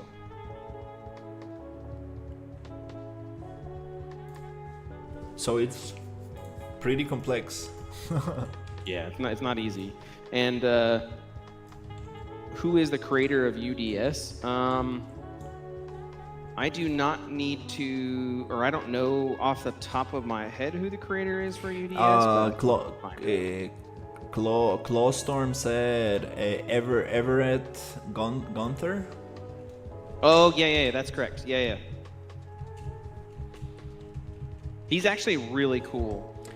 He's super cool. Like, his plugin's not super expensive, and the amount of support that he puts into it, oh my god. It's ridiculous, bro. It's ridiculous. Oh, it's going down. It's going down. Yeah, it'll once we do it right, it'll go down or go up. The only problem is I don't think that this one has the parameter enabled for you to choose the right thing. I don't know. We'll get it working. I was thinking we could cheat it real quick and have it in there, but I don't know. I don't know why it's not showing the debug. It's so weird. Because it's supposed to do a line trace,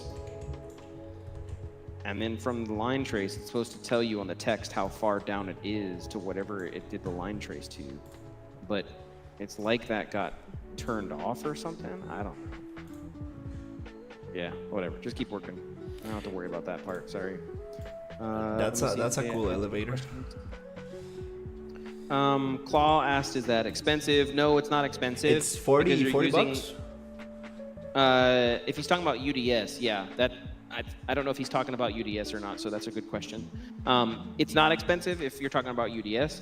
If you're talking about the light following the player, that's not expensive either as per memory and the cost of memory, but you also have to be very careful on how you deal with it. Yeah, that's what I thought you were talking about, Claw. And it's not expensive on resources, but you can't do that a billion times. Like the more physics things you're running simultaneously, and the more that the engine is ticking on physics, then yes, that does become exponentially more expensive. And then he says, did you know there is a similar concept to UDS in Udemy in the course that lets you make it your own UDS, and it's $5? I wasn't aware of that, Doctor, and I'm sure. So I used to make it myself as well. We made our own day-night system, and it's really easy to do. You basically just put 2 lights in there, and you put one to light channel 0, and you put one to light channel 1, and then you create the offset for them, you put them in a BP, and then you tell the BP to rotate. And you basically created a full day-night rotation system, and you can tell how long it lerps and everything else. What I like about UDS is it's already packaged, and somebody else is doing it. So I don't have to manage it or deal with it or worry about it. Yeah, UDS is pretty nice. Definitely a must-have.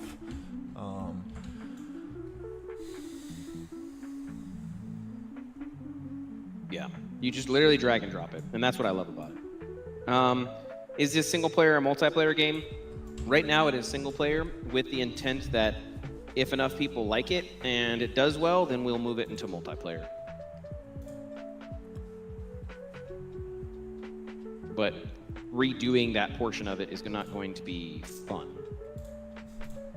Oh man, you have other people talking all over on the other side too. Dang. On the other side? I'm watching both of your streams. Oh. So you have like. Go ahead. My chat got like messed up. Yeah, something's going on with my streamer bot. I'm getting this message that I got disconnected from the chat. Now I'm connected back there.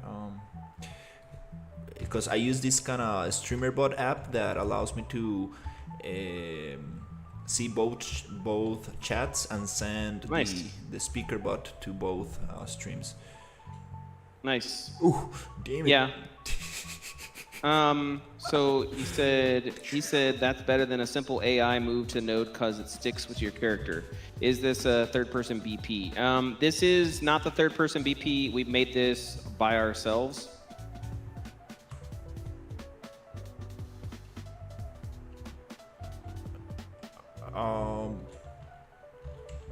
Are you reading the horizontal stream chat? Let me check. I'm reading the vertical one right now. Sorry, I was just answering his question. He was talking about the thingy that flies past you, and it was talking about, is it the third person BP? And I was like, no, it's a custom character that we made. And then he also said, would you have basically what is going on for? It's going to be like a ferry that hovers around. Correct. It's not a ferry because we're not using that type of logic. It's actually a drone. We are future. This is Rome 2070. So it is a drone. And the only way you can actually use that is by finding a backpack. It's a quest. You find the backpack, and then once you find the backpack, then you have the ability to spawn the drone. And that's your torch. And you can actually tell it where to go. You can right-click, or sorry, not right-click. You can middle mouse click, and that'll tell it where to go. And then Storm says, good job on implementation. You answered single player already. Lon says, you guys run some sort of campaign to see game analytics. We don't have game analytics just yet because, again, it's not released to the general public. So we're not there yet.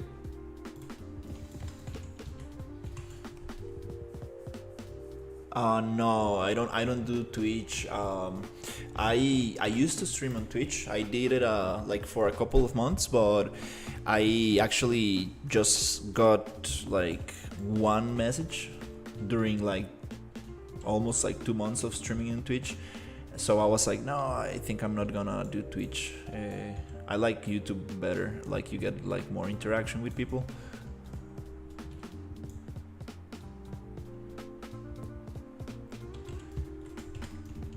Yeah, the idea is to have some futuristic stuff. He said increasing exposure instead of just going unlit and diabolical. Yeah. No, I agree. So that's another good point that you made up too, by the way. Going on Twitch, because I stream on Twitch and YouTube, and I'm the exact opposite. I get no interaction on YouTube, like none. So for me, and I think the major reason why is I have 2,000 plus followers on Twitch when I used to be kind of popular. So I have a little bit more of a audience on Twitch, and I want to move over to YouTube because Twitch is, I don't know, man, Twitch has got issues. So I commend you for having an audience on YouTube. It's awesome. Flashbang. So you rather go on lit or you rather change exposure? What's your recommendation, Chloe?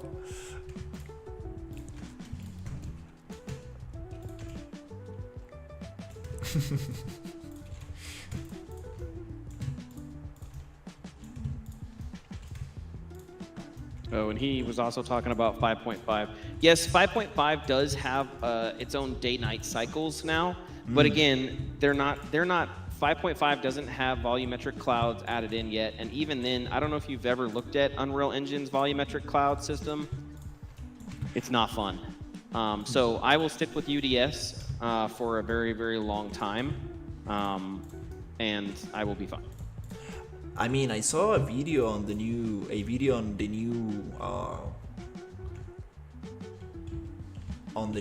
clouds, volumetric clouds. They look pretty nice. Yeah. But the ones they do good, yeah. The ones that we have now, they're not so nice compared to UDS. Oh, you're talking about? I thought you were talking about ours. I was like, what? Ours look good. No. But you're talking about the ones you have, yeah. Like the default Unreal Engine 5.4. Yeah. They're kind of like stretched out. Crap. But no, like the clouds that you got, it's super nice. Like you made them look like kind of soft, like um, how do you call that candy? Like Yeah, cotton candy. I want to cotton make them candy. fluffy. Yeah. And yeah, Claw, I'm 100% on the same page as you. I cannot wait until 5.5 when we get access to megalites, because yes, I will be abusing the hell out of those. And no, that's not a story. I'm not trying to take over Homeboy's stream, so I appreciate you asking all the questions, and I apologize if I'm taking over the stream. No, don't worry. It's I'm nice. just trying to answer as they ask. It's nice for people to get the questions asked answered by the owner and the creator of the game, because I get a lot of people asking like, oh, how long have you been working on this project, like and I'm like, well, I'm just doing like the level, a little bit of level design, how do they call it, a block out. So Yeah, that's true. Okay, so the quick answer to that is basically it is Rome set in 2070, assuming that Rome never fell apart, and you were basically in the arena as a gladiator and you died, and in the process of doing so, the three fates took your soul and they grabbed it to make it their own. And so when you create your character, you're going to spawn inside of the dream realm, and inside of the dream realm, you'll actually talk to one of the three fates, and they'll kind of explain all this to you. And then basically they're going to tell you that they control whether or not you live or die, and then basically they're not going to let you die. Every time you die, they're going to re-put you back right exactly where you were, so you're basically going to have to do whatever they tell you to do anyways. And your purpose and your goal is that humans have they've figured out a way to kind of basically avoid death altogether by utilizing the aether crystals. And so your job is to restore balance, if you want to, and that's following the fates. Your job is to restore balance by destroying the aether crystals and the corrupt regime according to the fates, who manage that process. And so you're going through the entire game. The entire story arc is you're supposed to go to each one of the arenas, which gains you notoriety, and that notoriety gains you the ability to gain further and further until you get to the final arena set, where you can challenge the big people and gain the access to do all this stuff. There's going to be the basic storyline, which is just going through and doing the gladiator stuff, or you can actually go through the actual storyline, and that's where you'll actually try to go through and become kingship and do all the other stuff.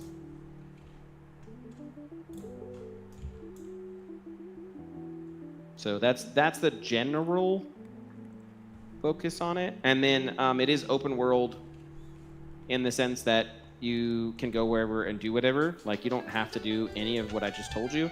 You can literally just go to the arenas and kill things.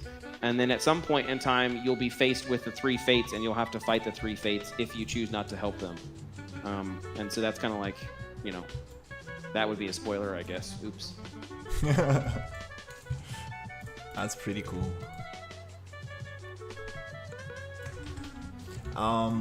So I read something about ruins. Let's see.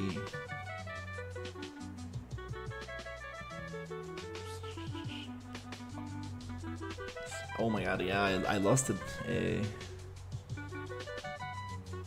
are you looking for? Somebody said something about ruins. I don't see anything about ruins. I guess I'm gonna keep looking. Maybe I missed it. Oh, well, no, he was talking about, we talked about this. Storm was talking about his ancient system, and he was making ancient buildings, and he recesses them, so that way they look like they're ruined and like ancient. Oh, okay, nice. I think maybe that's what you were talking about. Nice. Yeah, we wanted to have the front broken, right? You had a mesh for that, right? Like the broken pieces? Just made something real quick. It's a breakable, so you can just drag and drop it in there to do it, but that's not going to be the final mesh at all. So if you go to blueprints, props, and then underneath props, it should be like explodable or something. I can't remember what it is. Destructible or something like that. No. Hit X on that. It should be like one of those first categories. Let me look at my own. I've got the editor open. I thought it was a static mesh, just like the broken thing. No, it's called breakable. It's props and it's called breakable. Oh, breakable? Oh, those ones. Yeah, and then you drag and drop those. And so that's breakable, but you have to explode them open. But in the game, we're not supposed to be able to break this, right? No, you can't break it by punching it, but you can break it by throwing one of the batteries on it. We're not going to tell the player that. We're not going to let the player know that that's something they can do.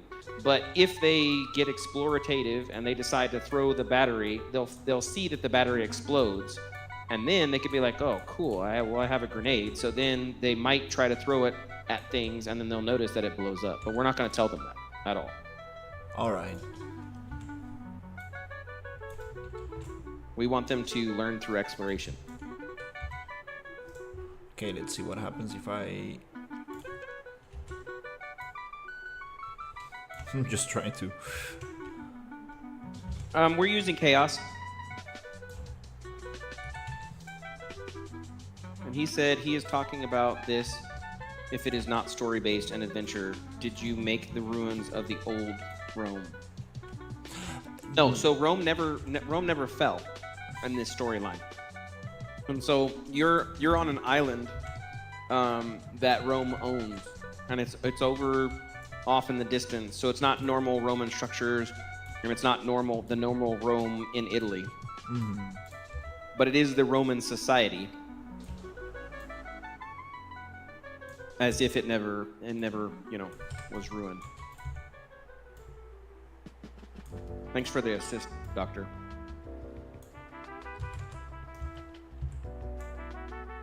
Yo, bro, you going crazy with those destructibles. Maybe too much.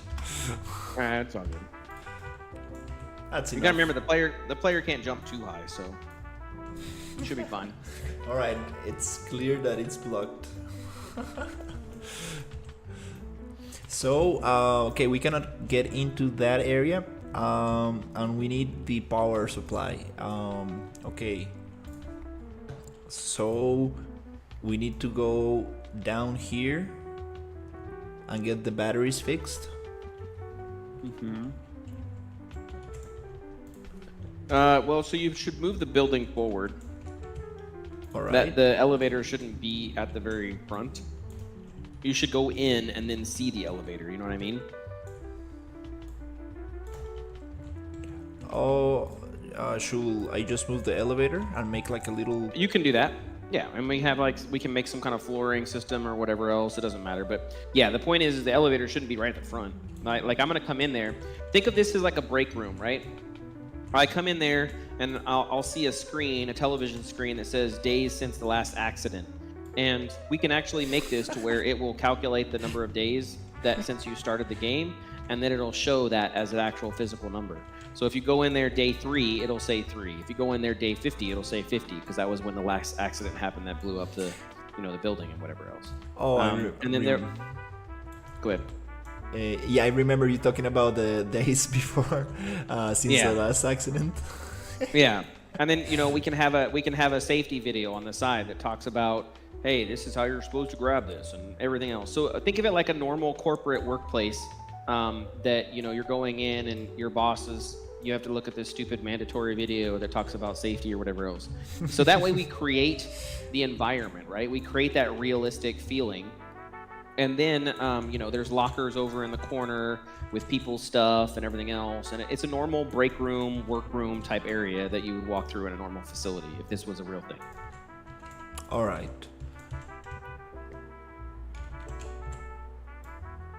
This is like the main... Uni, hello. How you doing, Uni?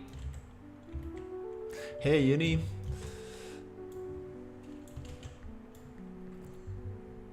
Alright, so we got the elevator. Paul, there's a bunch of tutorials online that you can watch that show you. It used to be very, very, very lackluster. There was like no way of really knowing how and what to do with the chaos system. But now there's a bunch of them that will tell you, kind of really how you can set it up properly. The biggest thing is anchors. Once you learn how anchors work, then you can really create a good structure for destruction system. And then if you're not going to use anchors, then basically you have to understand how weighting works, and that's really the big thing there for the chaos system. Chaos is horrible on your GPU/CPU if you don't optimize it, and you have to optimize it. If you don't, then you can't use chaos. And then he said, tricky to learn when videos. Had to learn myself how to make collapsible floors. Yep. And then Clawstorm talked about Caesar. The lack of resources in UE systems has set me back an infinite amount of times. Yep, that's true. You have to have a very beastie computer. That's why I don't do a lot of it on my laptop, because my laptop is 5 years old. How about making the room all eerie and steamy, like in some punk always the gears moving? Well, again, this is Rome, not steampunk. So Rome really, we're gonna go with Aether. That is our power source, and Aether is basically electricity in crystal form. So they utilize the Aether to be able to power up their stuff. And then he said, but what happens, I get into something really specific and my smooth brain can't figure it out. Oh, well, you don't have a smooth brain, don't be mean. And then he says, or the theme of the game is futuristic. It's a marriage between the two. Again, we're doing Rome punk. So it's half futuristic, half, Roman. Like, you got to think about it. In today, right, in our normal culture, I don't know about Costa Rica, but I can tell you from America, there are buildings that were made in 1910, 1920 that are still up and running, and we still utilize them and live in them. So it is possible that, structures and stuff like that doesn't change. Now, there is also a modern style, but that's normally in, non-rural type cities locations where you get that super modern style. I like how you added the light there. That looks really good. Yeah, everybody wants kind of like to go back to those kind of like classic buildings, because that's like, probably the coolest architecture.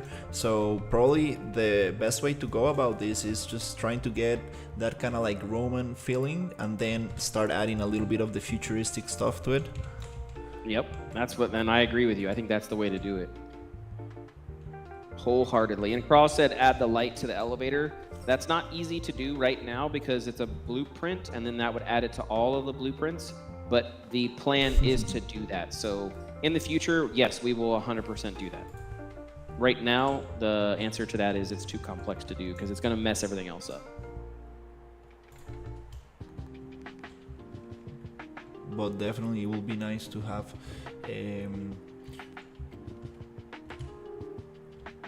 some lights inside. So yeah, this can go down. Maybe we can have another floor. Yeah. Or you can have pipes there too. You know what I mean? Like we can create it a couple different ways. It doesn't need to be that way. Or maybe the elevator breaks down on the way down, like it breaks, right? Because it got part of all the things that happen. And so then you have to jump from the pipes to get to the bottom without taking damage. Oh, that's nice. Yeah, this area can be like very filled with like pipes, and that will be very cool.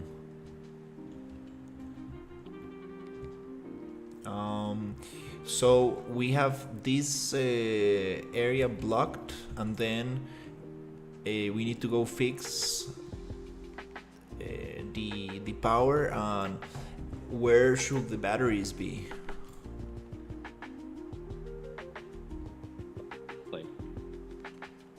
If you go to, hold on, let me see if I can find out where the batteries are.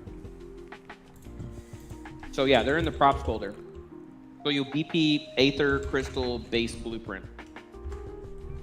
It's a glowy thing. It's under the B prints.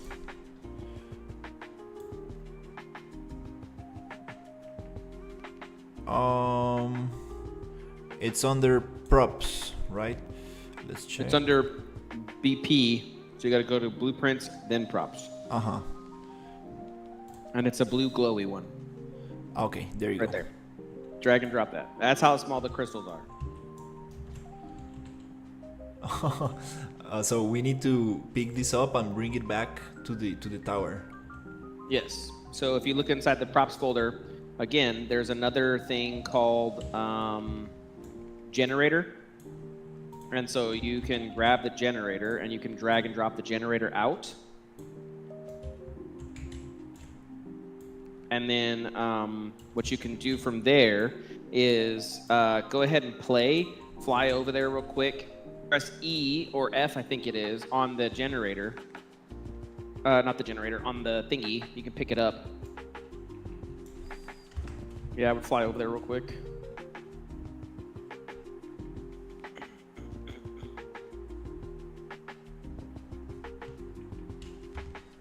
Yep. And then you can just kind of look down at the little battery. Should press F to pick it up. You have to look at it. It doesn't. It has a really shitty hitbox right now. Should be able to do F. Oh, maybe it's not set to active. Crap. Or maybe it's too below the surface. Let's see. Well, click. Yeah, it might be that too. But I would grab it and then see. Is there any tick thing on there? No. Okay. Is there a reason right-clicking and choosing play from here wouldn't work? Yes, because we have a save system that's in place right now, and so the save system saves your location. That is to include inside of the editor. So I can circumvent that if we did a check for is in editor or not. We haven't done that right now. So as of right now, it only picks from your save location. And then he says, I can easily see the area lit by illuminated aether dust floating up from the pumps or something. Yes, Caesar, that is a good point too. So these We actually do that. Go ahead. Yeah, so these are the safe location things. Mm-hmm. Here you can like save the location, the spawning location. Yeah, that's a great idea. The aether thing.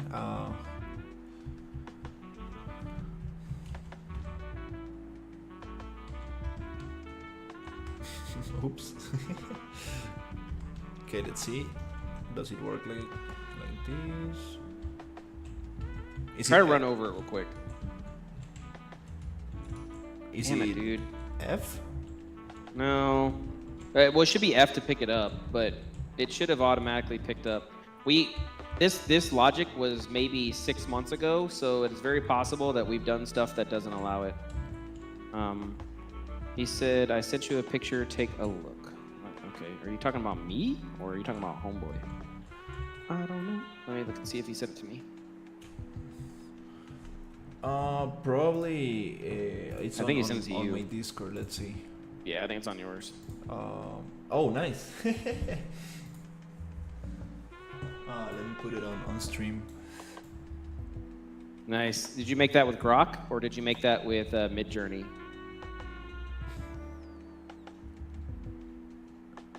Water.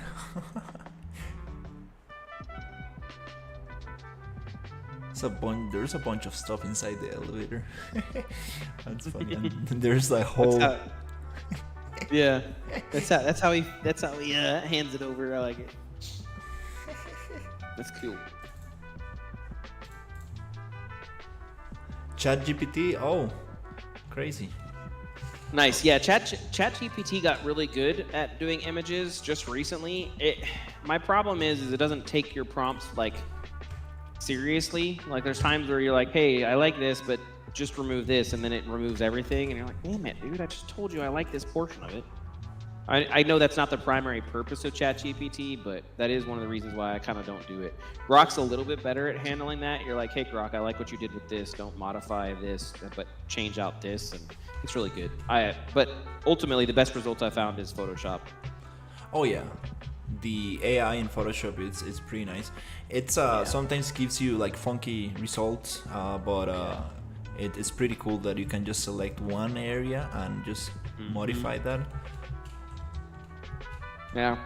Okay, well, anyways, I won't waste your time with that, but long story short, you're supposed to take those grenades, and those grenades are supposed to be thrown or used. So. The blue cubes? You put those inside the generator, and you do that like 5 times, and then that turns on the generator, and then that's what turns on the light. Oh, all right. So where should we hide these cubes? I mean, we can hide them wherever we want. Good question. I would think that. I don't have a good answer for you. I have to think about it.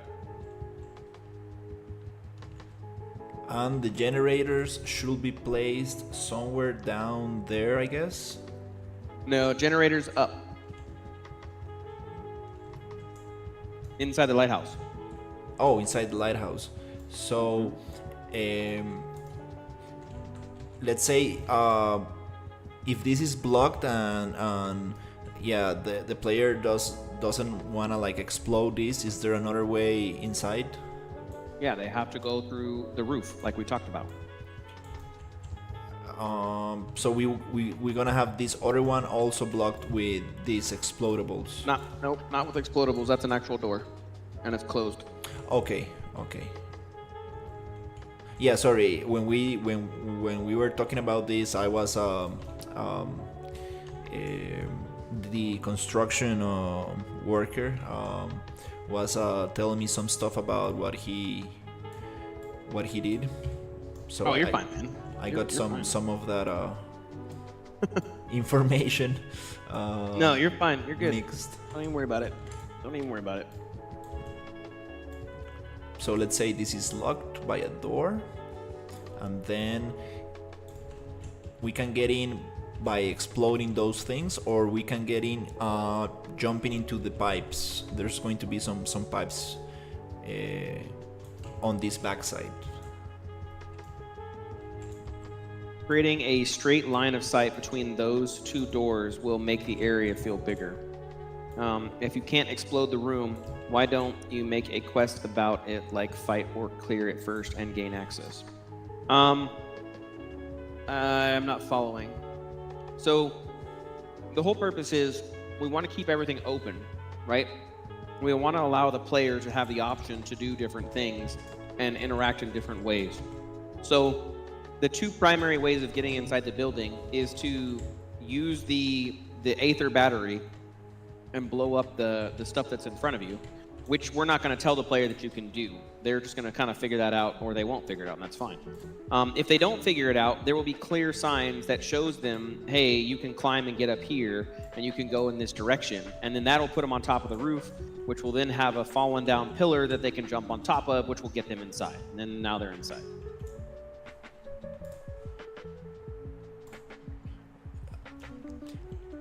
But I also like the idea, now that we've been talking, it might be cool to have different sections, right?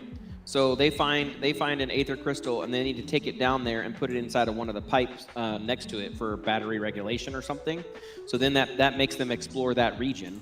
And then they get another battery, and they have to take that and put that somewhere else to get the door working, or they have to get that to get the elevator working, or things like that. That might be kind of cool to do too. What do you think about that? That sounds interesting.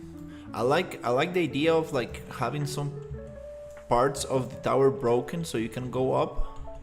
Mm-hmm.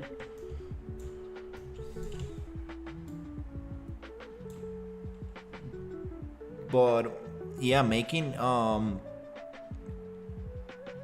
there's going to be probably a reward on this lighthouse, right? Like the So when you turn on the lighthouse, that allows you to go to other islands.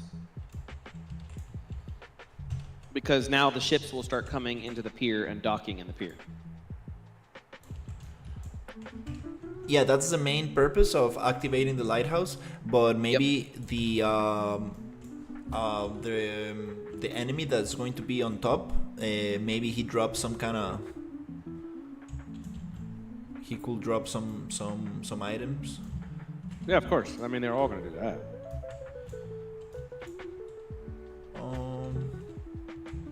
Yeah, maybe we can have something broken here, and you can go up.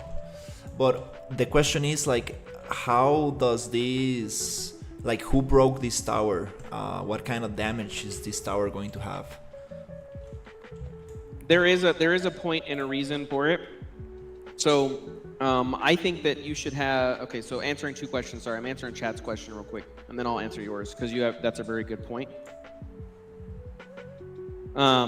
So chat was asking, why would I care about having the explodey front door? And the reason why you're supposed to care about having the explodey front door is twofold. One, if I always just have something that blocks my path and I can't do something, in most video games that's an annoying thing, right? You're like, man, that's stupid. I could climb over this log. Why does this log stop me from being able to go forward, right?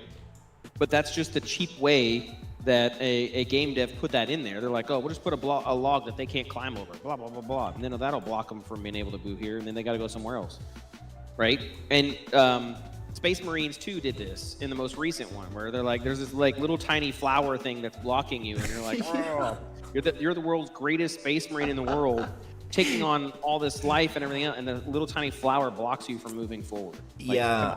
I actually had that feeling when I just played like an hour, like the first level, and I was like, the level design was a little bit odd because there were spaces where it's big enough for the Space Marine to like go through, and you just simply run into an invisible wall, and that's like, that's not so cool because it gives me the impression that you can go through there, but not really.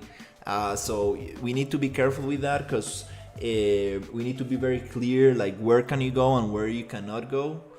Well, to that point, right? For most people, they're not going to know that, hey, I can blow up this wall. So that will act as a deterrent, which makes them do other things, right? And so they'll go and they'll explore and they'll find the other things. Where is if they can blow up the wall, maybe they're that crazy mad scientist who's like, yo, I have this thing in my hand. Can I throw it? And then they throw it and then it blows up and they're like, oh shit. Okay, well, I can throw this and I can blow things up. Can I blow up that thing that's blocking my path? And then they do that, right? And now it puts inside of their brain, oh my gosh, I can do some crazy stuff in this game. And so that opens up the avenue and the doorway for us to do that throughout the game. Elder Scrolls and all of those type of Souls-like games, they do this very commonly. If you've ever watched somebody do a playthrough, they're always attacking walls. Like, they're always attacking walls. And the reason why is because FromSoft put in secret hidden walls. And so now, every time you go to a corner, you'll see somebody like attack a wall to try to find a secret hidden wall.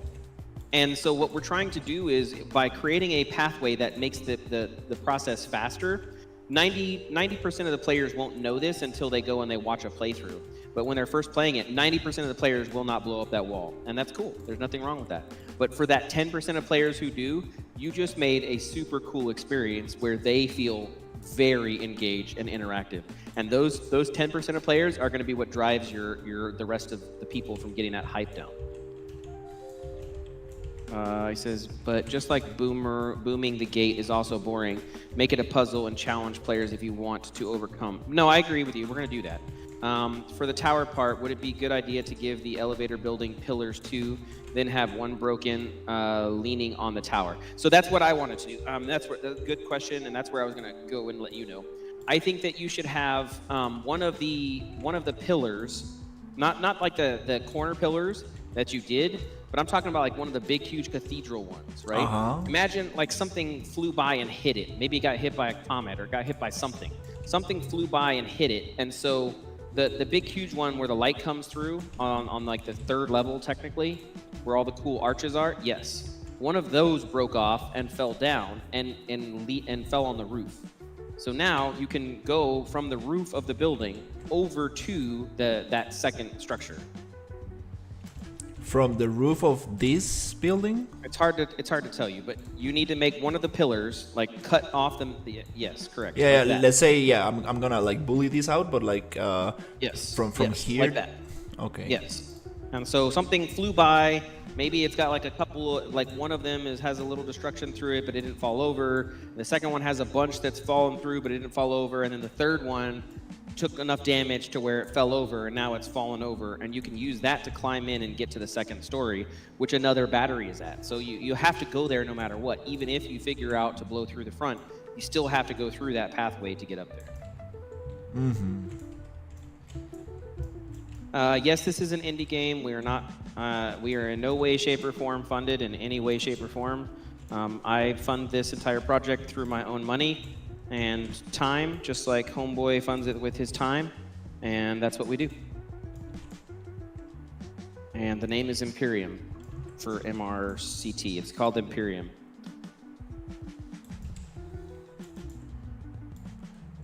And then Yeah, somebody said, I made some hieroglyphs in my game that say what to do in picture form. That's pretty cool. What were you asking, buddy? No, I think it's very nice to give player options. It's pretty cool having like different options. Of the Aether Crystal. So, yes, that's actually the dungeon is a mining facility, or not a mining facility. The dungeon is a refining factory for Aether. And then there is a mine. That's actually going to be the next thing that I have him working on, is the mine for the Aether crystals. That's in the mountain near the first area that you start at. And so there is a mine where you get all of the Aether crystals from. Is that the goblin mine? No.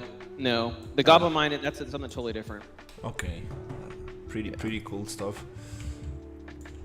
The goblin area really caught my attention. Yeah, it's gonna be fun.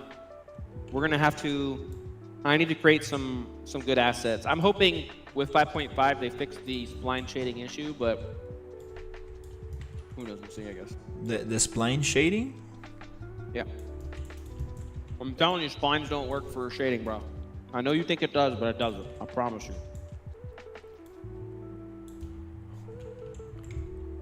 Oh. If you can figure it out, I will hug and kiss you, and I'll call your baby, my first baby, your firstborn name. Because I can't figure it out. Spline shading. I'm not sure what do you mean about like with spline shading. So I showed you in our chat. You may not have read it, but I showed you in our chat, and we can go over it later. I won't waste on the stream, but the short version is spline meshes do not get lit by lumen properly. Oh, the cave problem. Correct. So I would love to make spline meshes for my caves, so that way I don't have to create cave networks and do it the normal way. It'd be so much faster if splines were lit properly with lumen. I'm hoping in 5.5 they fix that bug, but don't know yet. So I'll find out when I play with 5.5. Yeah, I remember. Well, yeah, we can. Yeah, you know, a quick solution. No. Select Well, all what do you on got? first, convert to blueprint. That's very nice, converting the thing to a blueprint. The solution I will suggest is just making like modular pieces. For a cave, we can just like get two rocks kind of like clustered together, and it's not going to like really look bad. Because remember the other project I was working on, the Dragon Island. Yeah. I got away with that, and it looked pretty nice. So the answer to that is yes. If you go to the other side of the island, you can see where I've done this already. Look over towards the, no, sorry, not that side, my bad. I'm glad your brain worked that way, because I thought the same thing when you did it. Go to the main town real quick. And then from the main town, sorry, you had it right. Turn towards the left. Left? Yep, and then head towards the beach. Keep going. Right there. See that? That's a big, huge cave that I made. And this is all made with rocks. And so, this uses what you're talking about, where it uses static meshes and rocks to kind of block things out. Yeah, that's the placeholder for the goblin boss. That's and nice. so this uses rocks and everything else.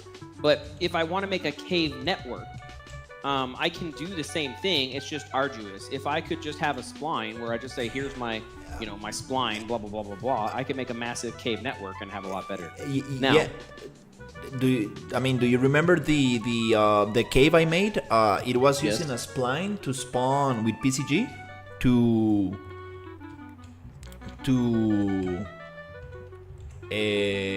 it was using PCG to create a spline and spawn different like rocks on it. So like we can do this by using that thing. So I was actually going to suggest that.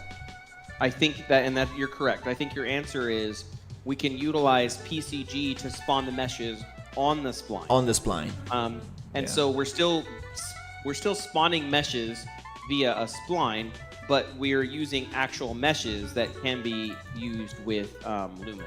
Yeah, that's how I got that result on the other project, and it's pretty cool because you can just move the spline and it modifies the rocks, and it's very very cool stuff. Yeah, I agree. He said I got a cool idea for boss fight phase 2. Make him dope on the crystals and electric and sparky balls. Try using dash. I've used dash before. Again, that's not going to solve our problem. Yeah, Plug dash. in it's free for a month and it's super good. Dash is very good. I like dash, but it's still not going to solve our problem. PCG is the answer. I do think that that's actually that's a really good suggestion. Very smart. Yeah, PCG is probably the best way for now to do it, and it gives you just like a lot of control and variation, and I think it's a good way to go about it. Yeah. No, PCG is good. I like it. We'll definitely have to mess with it. I have the spline graph. I need to share that with you so you can use that as a starting point. It's actually pretty simple graph. Yeah, we'll definitely take a look at it. And the MRT, no, this is not co-op game. Although, again, I think this game would benefit from being co-op. So when we release the demo, if there's enough interest, and we can maybe do a Kickstarter from the demo and get the initial seeding funding that we need, 200,000, then we can then we could easily turn it into a co-op game. Well, okay, I'm not going to say easily. It's going to take probably about another 6 months of development to convert some of the systems over. But we already planned on multiplayer because normally all the games that we make are multiplayer to begin with. So there's just a couple of changes we have to make it like work with multiplayer. But yeah, it is possible.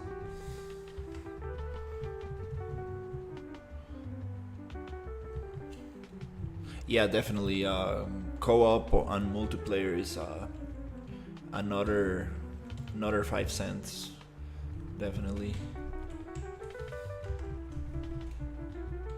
Let's see if that ramp works.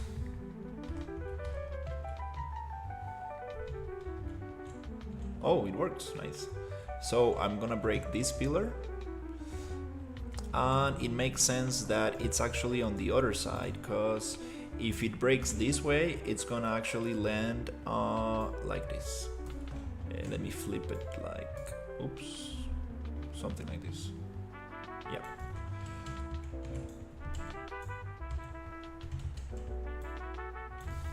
Yeah, that sounds cool. I appreciate it. I'd love to take a look at whatever you got. He says, want a tip, loading BPs, then you can add more of them, undamaged and damaged cutscene. Yeah, that's correct. We use data layers for that, but you are correct. You can do that. That's actually how we load our dungeons. We use data layers to load our dungeon and unload them.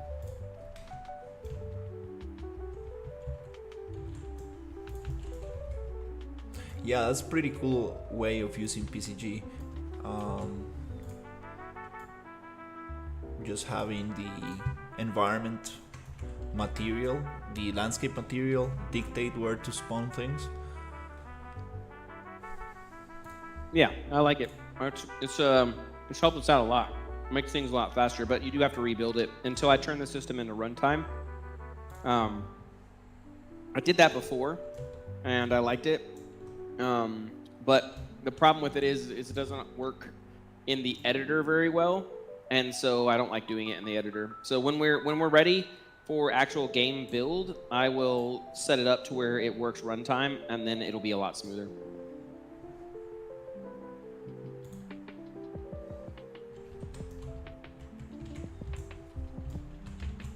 Yeah, this pipe might not be needed here, but maybe somewhere. I was thinking maybe just a very quick something that allows the player to go up. I do like it. So maybe you have this right here, right? Oh, that's kind of cool. Yeah, that's kind of interesting. What is that?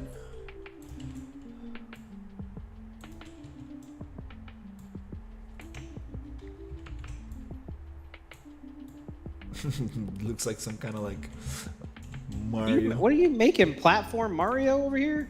Put Donkey Kong on top, bro. Throwing barrels. That'd actually be funny. You walk over here and there's like a goblin on top throwing barrels down. You're like, what is going on? You need to jump over them. That's funny. I like it. Now we might actually do that. That might be a cool little Easter egg. Have a goblin up there throwing barrels down. Those goblins are very nice. I like those characters.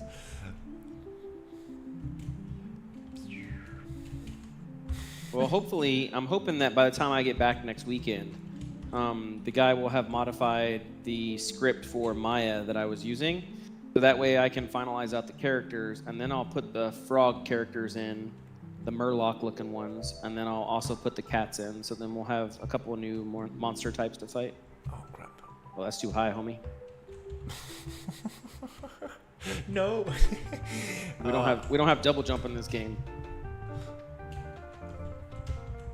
Well, the thing I wanted to check out was this thing. Oof. Yeah. Okay. All right. I think it works. This way we can get to the second level. Yep. Something like this. Then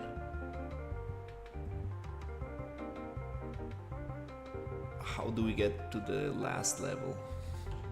We don't want like stairs or anything that looks like it's going to like look bad from. No, I think you should have an elevator. But the elevator is there's fall damage. So if we have fall pretty nice. Fall damage is pretty forgiving, but we do have it. Well, put an elevator there, just like the one that you had before over there. Yeah, but if there's no electricity, like how are we going to make the elevator? You put the electricity in the generator. That's the whole reason why the generator's on the bottom. All right, so we're gonna have another generator. No, you have one inside. So right now you're working through everything to I think with kind of how we designed this is way more elaborate than the original one, right? So I'm fine with this. We might have to make some changes and some modifications. So what I'm thinking is I might have to redo some of this. I think there might be multiple generators and each one acts as an unlock to the next thing. So instead of doing generators, they're more or less an input switch. And you're putting a battery inside the input switch, which allows you to move to the next kind of area or thing. Yeah, I like the sequence kind of thing. So we go up there. Let's say we go up here, and then we jump down. We activate this, and this will give us the possibility to go up. Well, I think that should turn lights on. I don't think that's going to get you the ability to go up. I think there's an elevator here that doesn't work, right? Right in that second level where you come in. where you come in, right? So there's an elevator, no, even higher, one more up. So right here should be an elevator in the center, right? And so you come in here and you try to work the elevator, but the elevator doesn't work. And so you're like, oh, dang, okay. And so what you have to do is you have to take a battery and get one of the batteries to the bottom location to turn that on. So that way the elevator will now work. All right, that sounds nice. And then the elevator brings you to the top. But what you then realize is you need another battery at the top to be able to take care of and turn on the lighthouse. And so that's where you will have to go from there, because that will get you to the top. When you got there, you're like, oh yeah, I figured out the puzzle and now I'm here, but you didn't have any batteries. And you get up there and there's a spot for 2 more batteries and you're like, oh crap, okay. Uh-huh. That sounds nice. I'm thinking about how... Why don't you make the lighthouse a generator and the water system is powered by the lighthouse? No, I'm not a fan of that. If anything, I would do the other way. Water generates electricity, not the lighthouse. No. I read a manga in which the lighthouse is the power source of electricity for the village to protect from the monsters. I mean, that could be cool too. I think I kind of like that idea if we're just kind of riffing and throwing some stuff in there. Maybe that's the reason why. Did she just open that door by herself? What the? Sorry, there's a dog here who just opened a door by herself. Like, that's crazy. Anyways, damn, that like totally tripped my brain out. Okay, so what if we did it to where the monsters, the whole reason why they attacked the lighthouse is because they were trying to sleep or they were trying to do something, and it naturally was part of their process, right? And so that's why they attacked the lighthouse and broke it down. And so by you going in there, you're trying to bring it back to its normal functionality, which will then drive away the monsters again.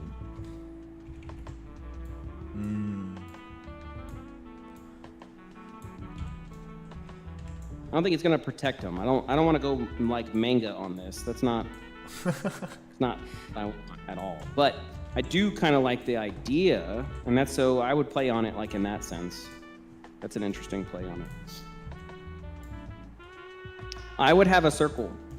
I wouldn't have a platform. I would have a circle that's the same size as like what you got up there. Just copy and push that down. Yeah, there you go. And then we'll make the elevator mesh match that. So that way the elevator mesh will be the full size of that hole. Oh, nice. Yeah. Basically, the monsters hate the light, so they stay away when they can or attack when they can't. Yes, I agree with that. Homeboy said he sent you a couple of screenshots of PCG to the chat, which we'll take a look at. Don't worry. I'll look at it real quick now, just to look at it. Oh, Crystal something? Crystal Souls, cool. Cool. That's awesome. PCG. Cool. You have lighting issues with your plants though, but other than that, it's pretty cool.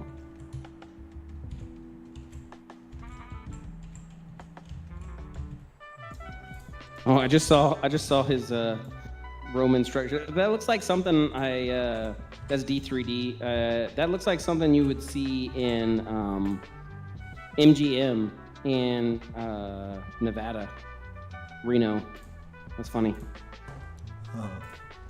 It's like a casino room.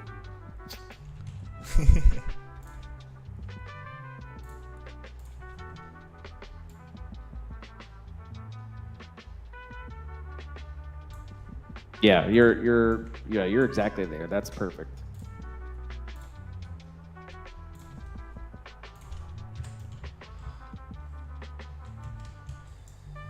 Okay, nice. That looks nice. Yeah, it looks good. Some kind of thing like this.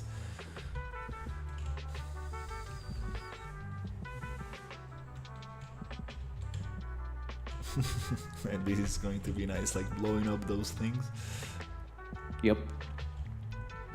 This goes up. Yeah, it's nice that we are doing this together, because there's so many possibilities, like, definitely. Yeah, no, I agree. I like it. I think I think we've come up with a lot of good ideas, kind of getting it in the right direction. So, I think this is good. I like this too. Not always is that capable or possible, but the fact that we do have a little bit of time is good. So I'm glad that we're able to kind of work it. He says those are placeholder plants, and I don't know why they glow green like that. Well, I would check out the material. It looks like the material has an emissive on it somewhere.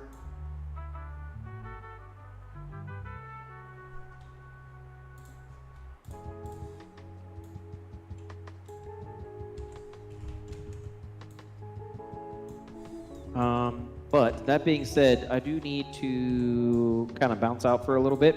I'll let you get back to streaming, and I'll watch you, but I got some things I got to take care of here.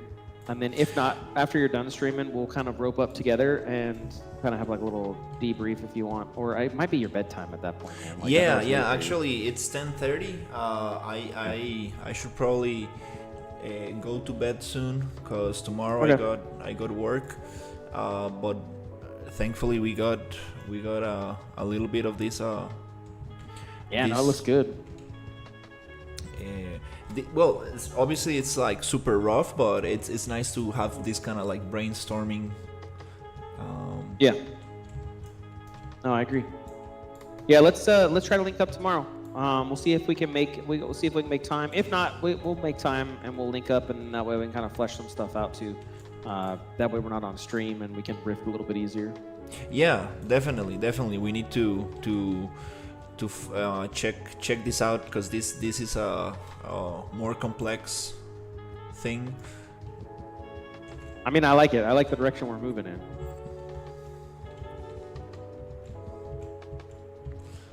Doing good stuff. Okay, boss, I'm gonna bounce out of your stream. I'll talk to you later. Thanks to everybody who is here and interacting and asking questions. Please make sure you join his Discord. His Discord is cool. You can interact and watch his streams and everything else. Make sure you like his videos. That helps him out. Give it a thumbs up and subscribe. Thank you, Ryu. Yeah, man. Bye. All right, good night. All right.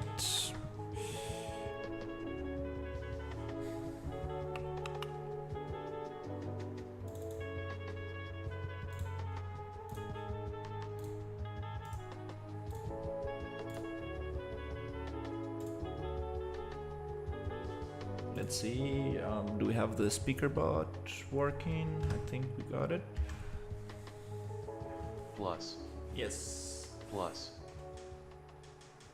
Nice.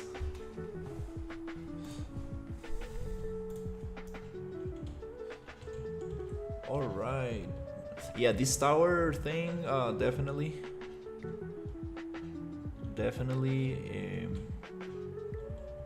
It's a little complex. Good thing that I got Ryu on the stream to help me out a little bit.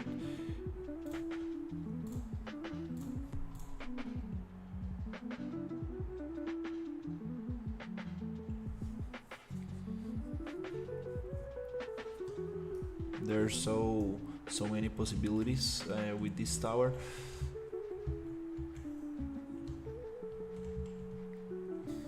Let's see. Kind of wanna make the space for the light.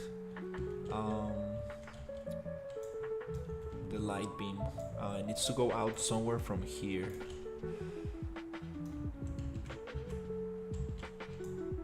Okay, let's see what is this.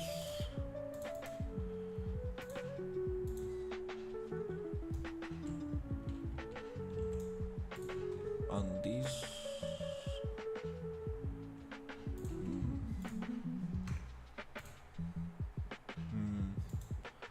I need to make a cut there.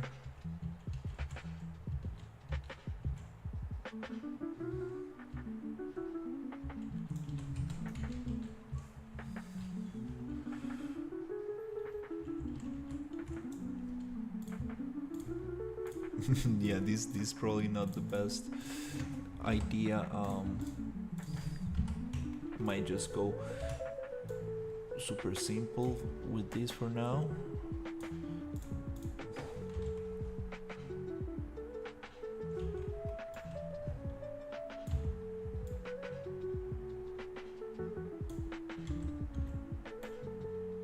Something like that. Just wanna test this out. It's funny, like just two diagonals.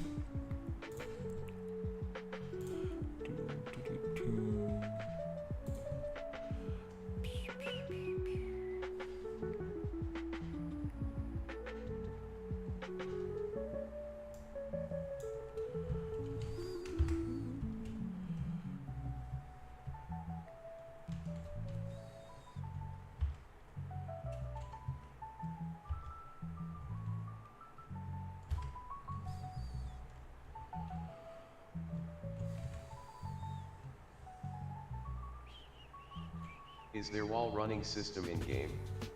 Wall running system, I don't think we're gonna have some wall running.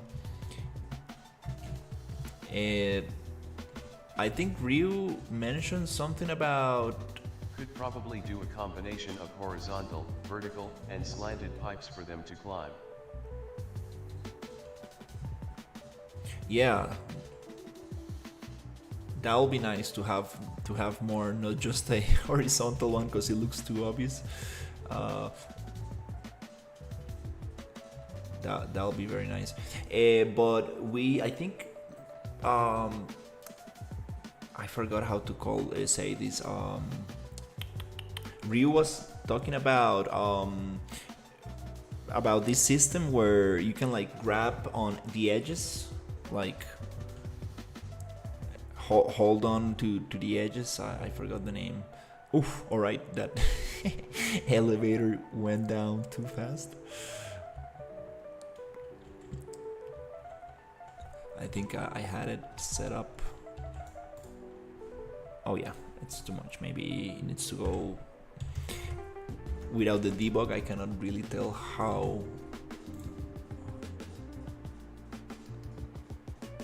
Well, I can. Yeah. There's a name for that system. You know, like Assassin's Creed, where you go on the edges, like kind of. Oh, I just had it on the. Just had it on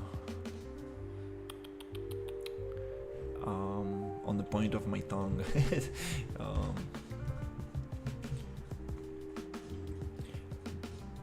But not really sure. Like, it could be nice. It could add.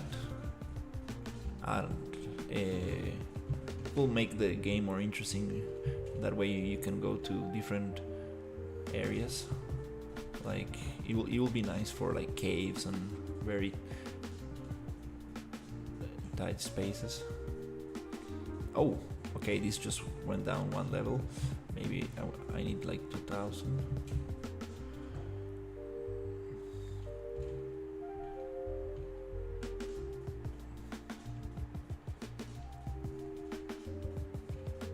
Yeah, this tower looks pretty interesting.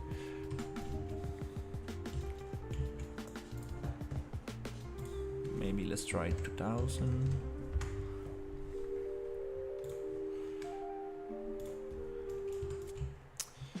I totally forgot the name of that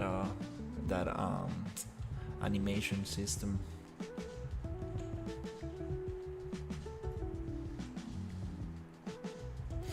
But yeah, probably the most important aspect of the game, in my opinion, is the combat. We need to make the combat feel super fun, super interesting. I think that's probably the most important thing. At Dr. 3D you are running all the time. There is never a time when you are not running.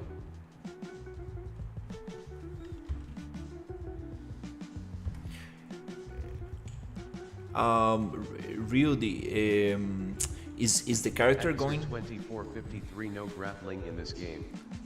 Overdone. Tongue sticking out. Oh, nice, nice.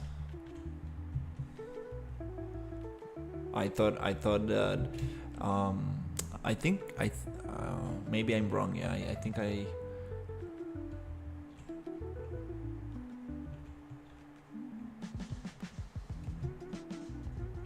At Riothemus hustling and bustling.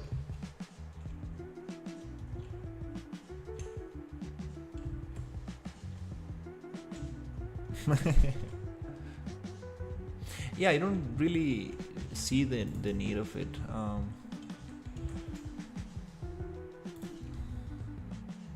I think that's nice. Okay, let's just leave it I there. rarely watch streams, just fun ones.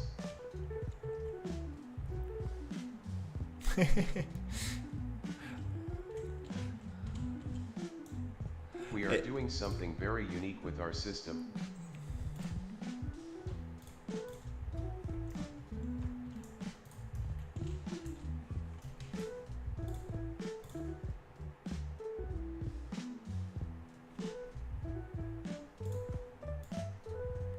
Oof, no.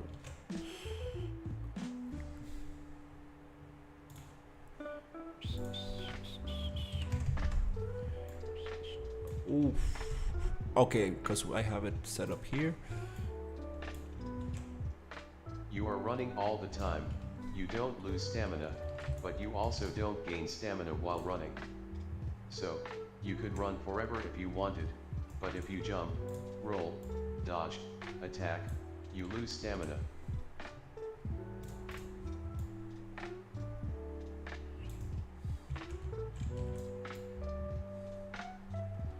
That's very nice, not getting like stamina. So, at some point, you have to stop if you want to get stamina back. Yeah, it's nice that the character doesn't get tired of running. That's very nice. I don't really like those games where you need to like just stop because of like running and moving around.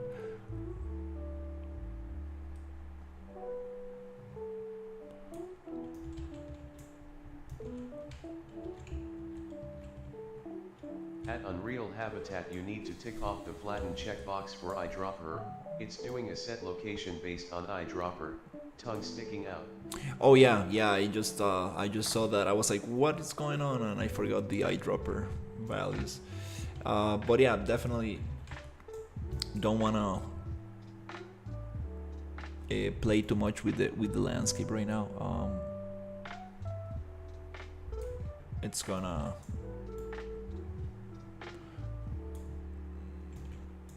distract me a little bit, and it's time to go to bed. All right, I think I'm gonna just save here. Okay.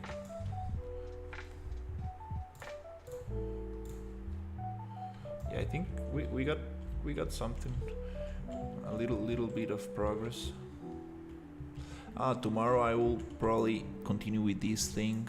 Maybe we want the light to go through here, just circle through.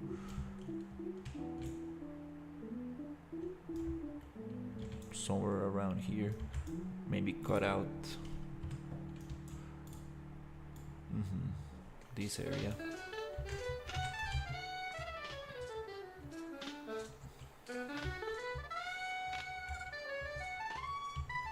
And also the upper villa and the connecting staircase. This other villa can also be, yeah, work like that. Do the walls, connect that. We need some fence also here, some like gardens and fountains, stuff like that. Right. Just wanna activate the foliage. Oh, I got the desktop audio right there.